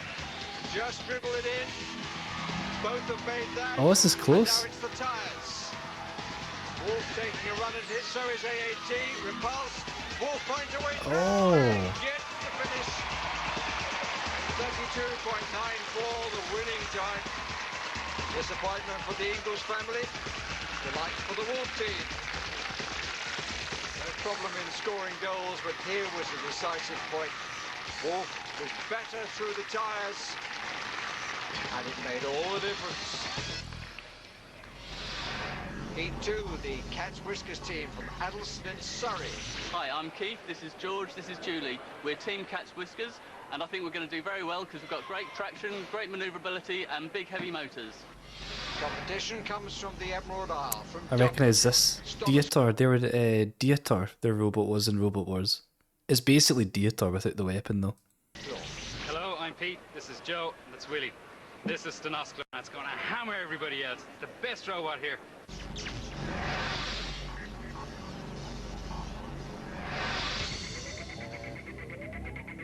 Teams stand by to compete.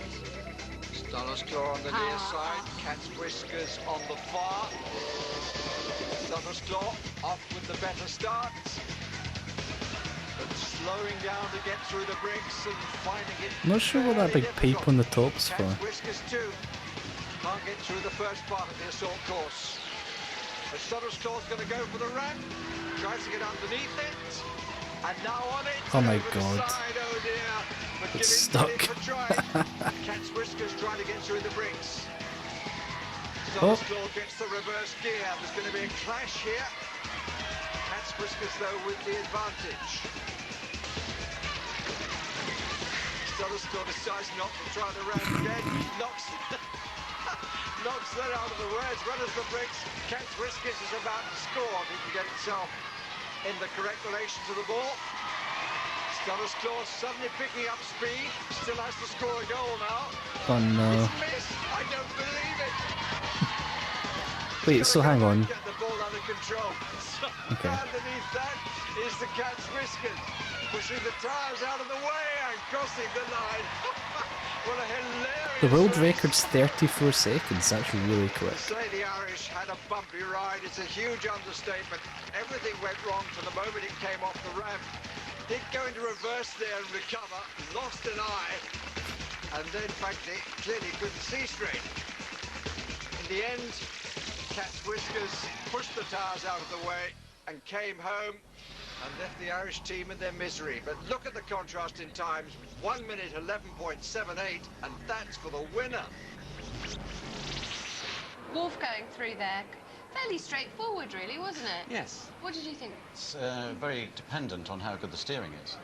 So a lot of these robots are steered by changing the speed of the two wheels. So if your outer wheel is going a bit faster, it'll turn to one side, and if the other wheel's turning a bit faster, it'll turn left. And it's very difficult to balance the two speeds the same in order to go in a straight line. And Cat's Whiskers, did they do better or worse than you thought they did? Well, they've got, as Martin was pointing out, they've got this tank steering which sort of skids around, and it doesn't have as good a control as the others. So they could benefit by having a gyroscope, yes, to control a straight line. Well, the fastest time we've seen so far, 32.94. I think it could be beatable. What do you think? Yes, but it's pretty good time though. Thanks, guys.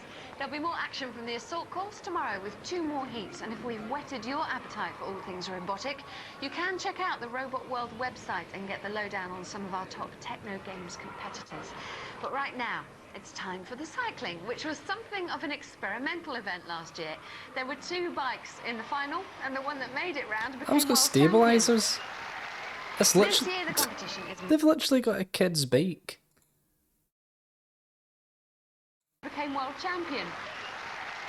This year the competition is much tougher, although some of the tech teams decided to swallow their pride and use stabilizers. Andy took a look at the challenge. Now, fans of techno games will know that the biggest problem facing our tech teams is making their robots go straight.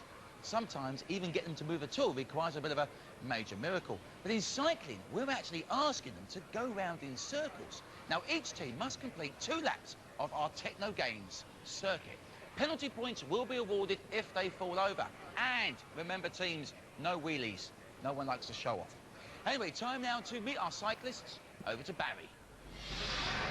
So the first two contestants in this Cyclobot. exhibition contest, Cyclobot from Hunden in Suffolk, and from Denbigh in North Wales comes Rasputin, the road-raging raptor. Interesting.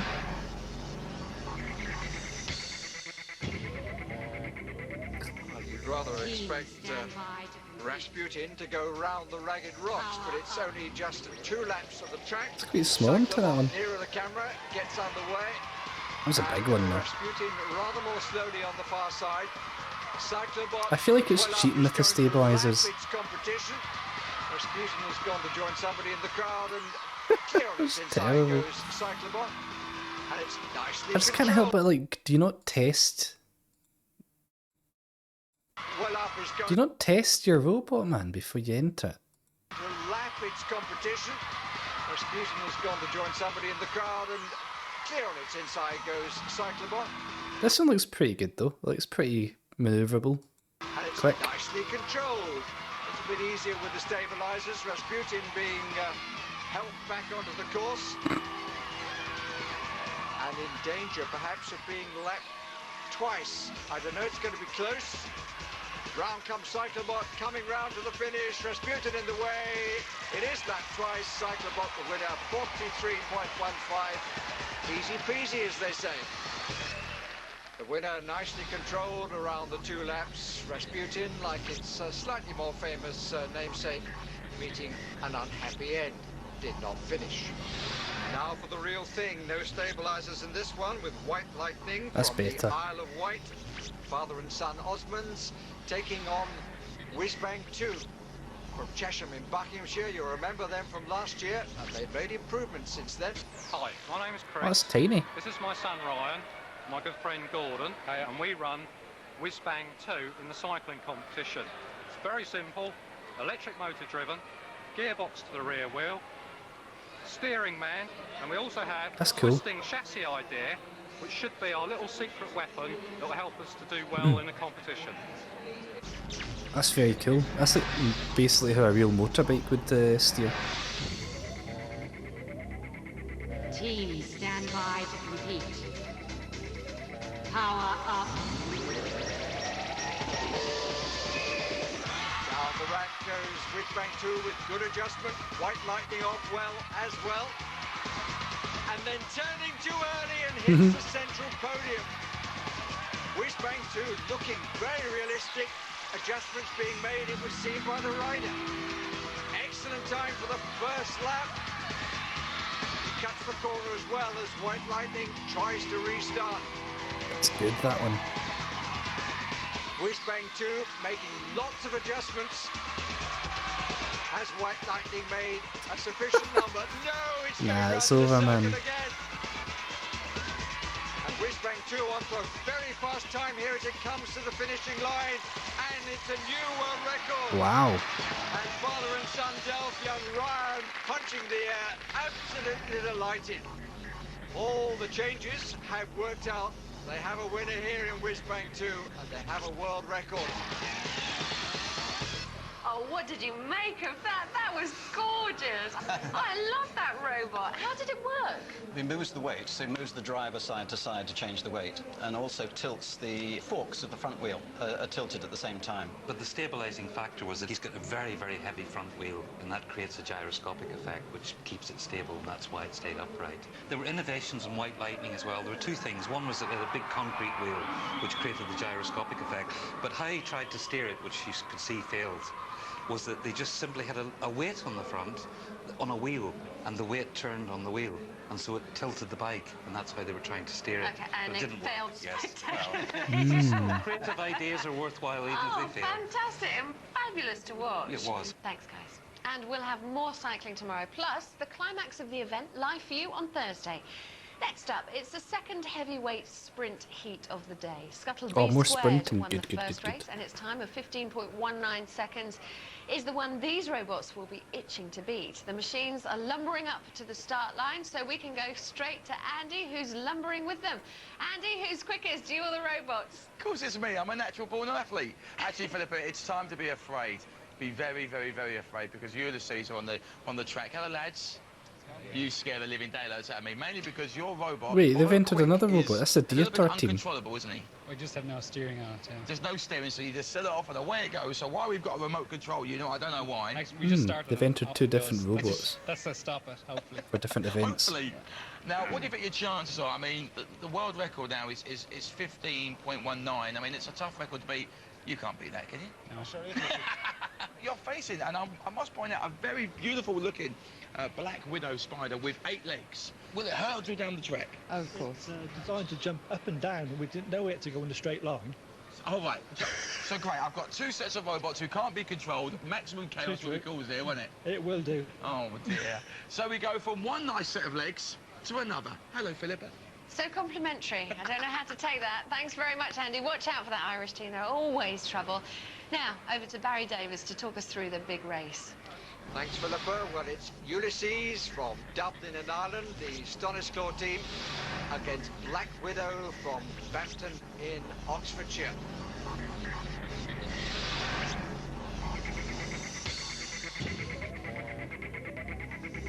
Teams stand by to compete.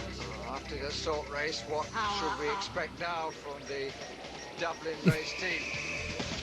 Black Widow These are terrible, man. made the quickest start, but getting What? nowhere fast. It's got an actual petrol engine in it. And Ulysses, Jeez, oh. you remember this It's got a little, an actual engine in it. last year? It's lost an eye, it's lost both. Doesn't know where it's going. That one's just bouncing on I the think spot. it probably does. Trying to pick up speed, but compared with God, it Scuttleby looks like- Squared, it's still rather slow, but it does have a change of pace, and it is creating its own assault course. But Ulysses, puffing away at the These are boat, terrible, is man. going to win this. Black Widow getting nowhere fast, and a nice bit of straightening up as it comes to the finishing line. Ulysses wins 42.47, but it'll need about 15 extra gears if it's to beat Scuttleby Squared. And I'm afraid Black Widow didn't bite anybody. Good finish after creating its own problems. Last year's winner making it through to the next round.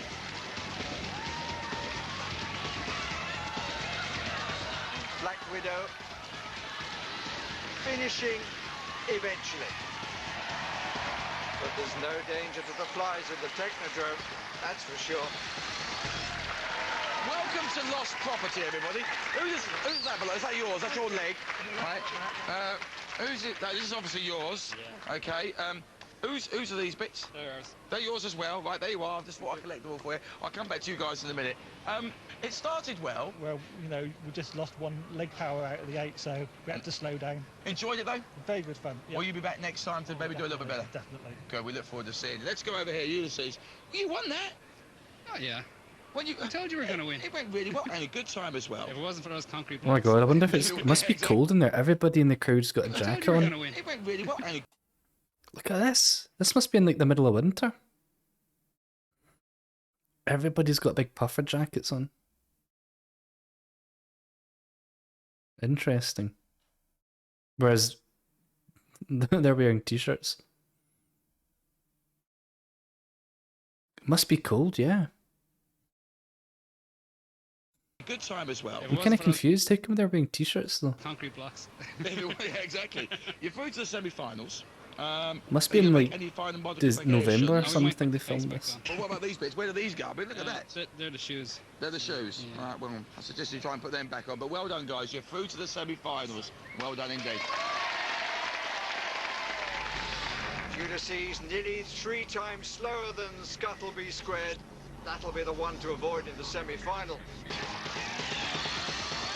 I have to say, that was the best laugh I've had in absolute ages. I've never seen a Black Widow spider break dancing before. And those Irish guys, they just come up with a comedy time after time. I think they were just going to drive on luck. And they have no steering, and even if you point it in a straight line at the start, there's no guarantee it's going to still be over the straight line at the end. Okay. No remote control, just set it off with a moped engine, let it go. So in fact, we provided the steering? Yes, there's with concrete blocks. That's right, If concrete, it wouldn't be there. Did you think it was, it's a moped really jaunty, engine, wasn't was it? it? Yeah, petrol, that's why there's smoke coming. Look at the petrol from this. But I worried when the sort smoke of came lopes along. In a very This was jaunty kind way. of on at about the same time as Robot Wars. We were watching Robot Wars earlier, which is what kind of led into this. I remembered watching this once or twice when I was a wee boy, and I could never remember what the name was until I got reminded earlier. So I wanted to watch some of it back. But this is 2002. Robot Wars was on between like late 90s, wasn't it, to sort of mid 2000s. The first run at least. It was like sort of 98 to like 2004, 2005 or something, Robot Wars. This was on at 2002, so it was around about the same time. How about Black Widow? How does that move? Well, that's rather elegant. That's got There's lots of teams that you recognise from Robot Wars entering this.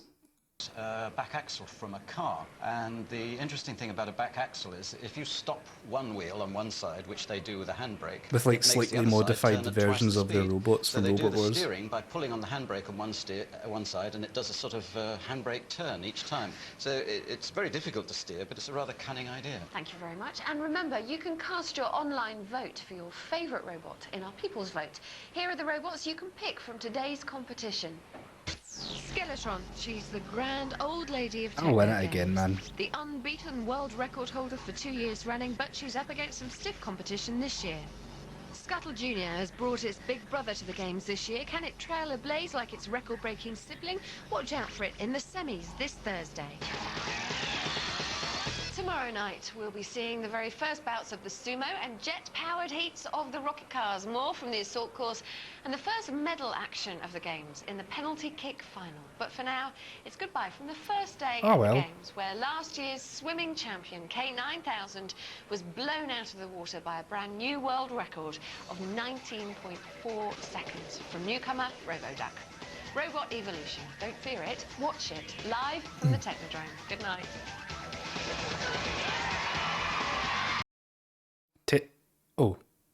Text phone? What's text phone? If you'd like Techno games information. Text phone. details of how to take part in Techno Games 2003, call 08700 Just text. You text that number. 100 678 for an application pack. Or if you have a text phone, dial 08000 Oh, dial. 15 33 50. I see. So, that's weird. More from the games tomorrow at 6:20 on BBC Two. That's a weird one. Text phone. There's loads of episodes of this. Anyway. That was I enjoyed that. I want to watch Robot Wars properly one night. There's lots of episodes of Robot Wars. And Robot Wars World Championships. I want to watch. I've already seen it years ago, but I would like to watch it again. I had it on VHS. Scrap Heap Challenge. I was actually thinking that earlier when we were watching that. I was like, I was kind of thinking what other shows I would like to watch. Scrap Heap Challenge came to mind.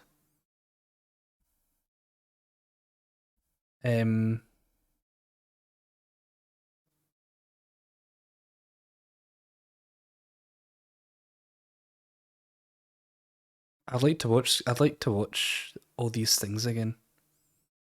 I'd like to do more streams where we just sort of watch YouTube or something.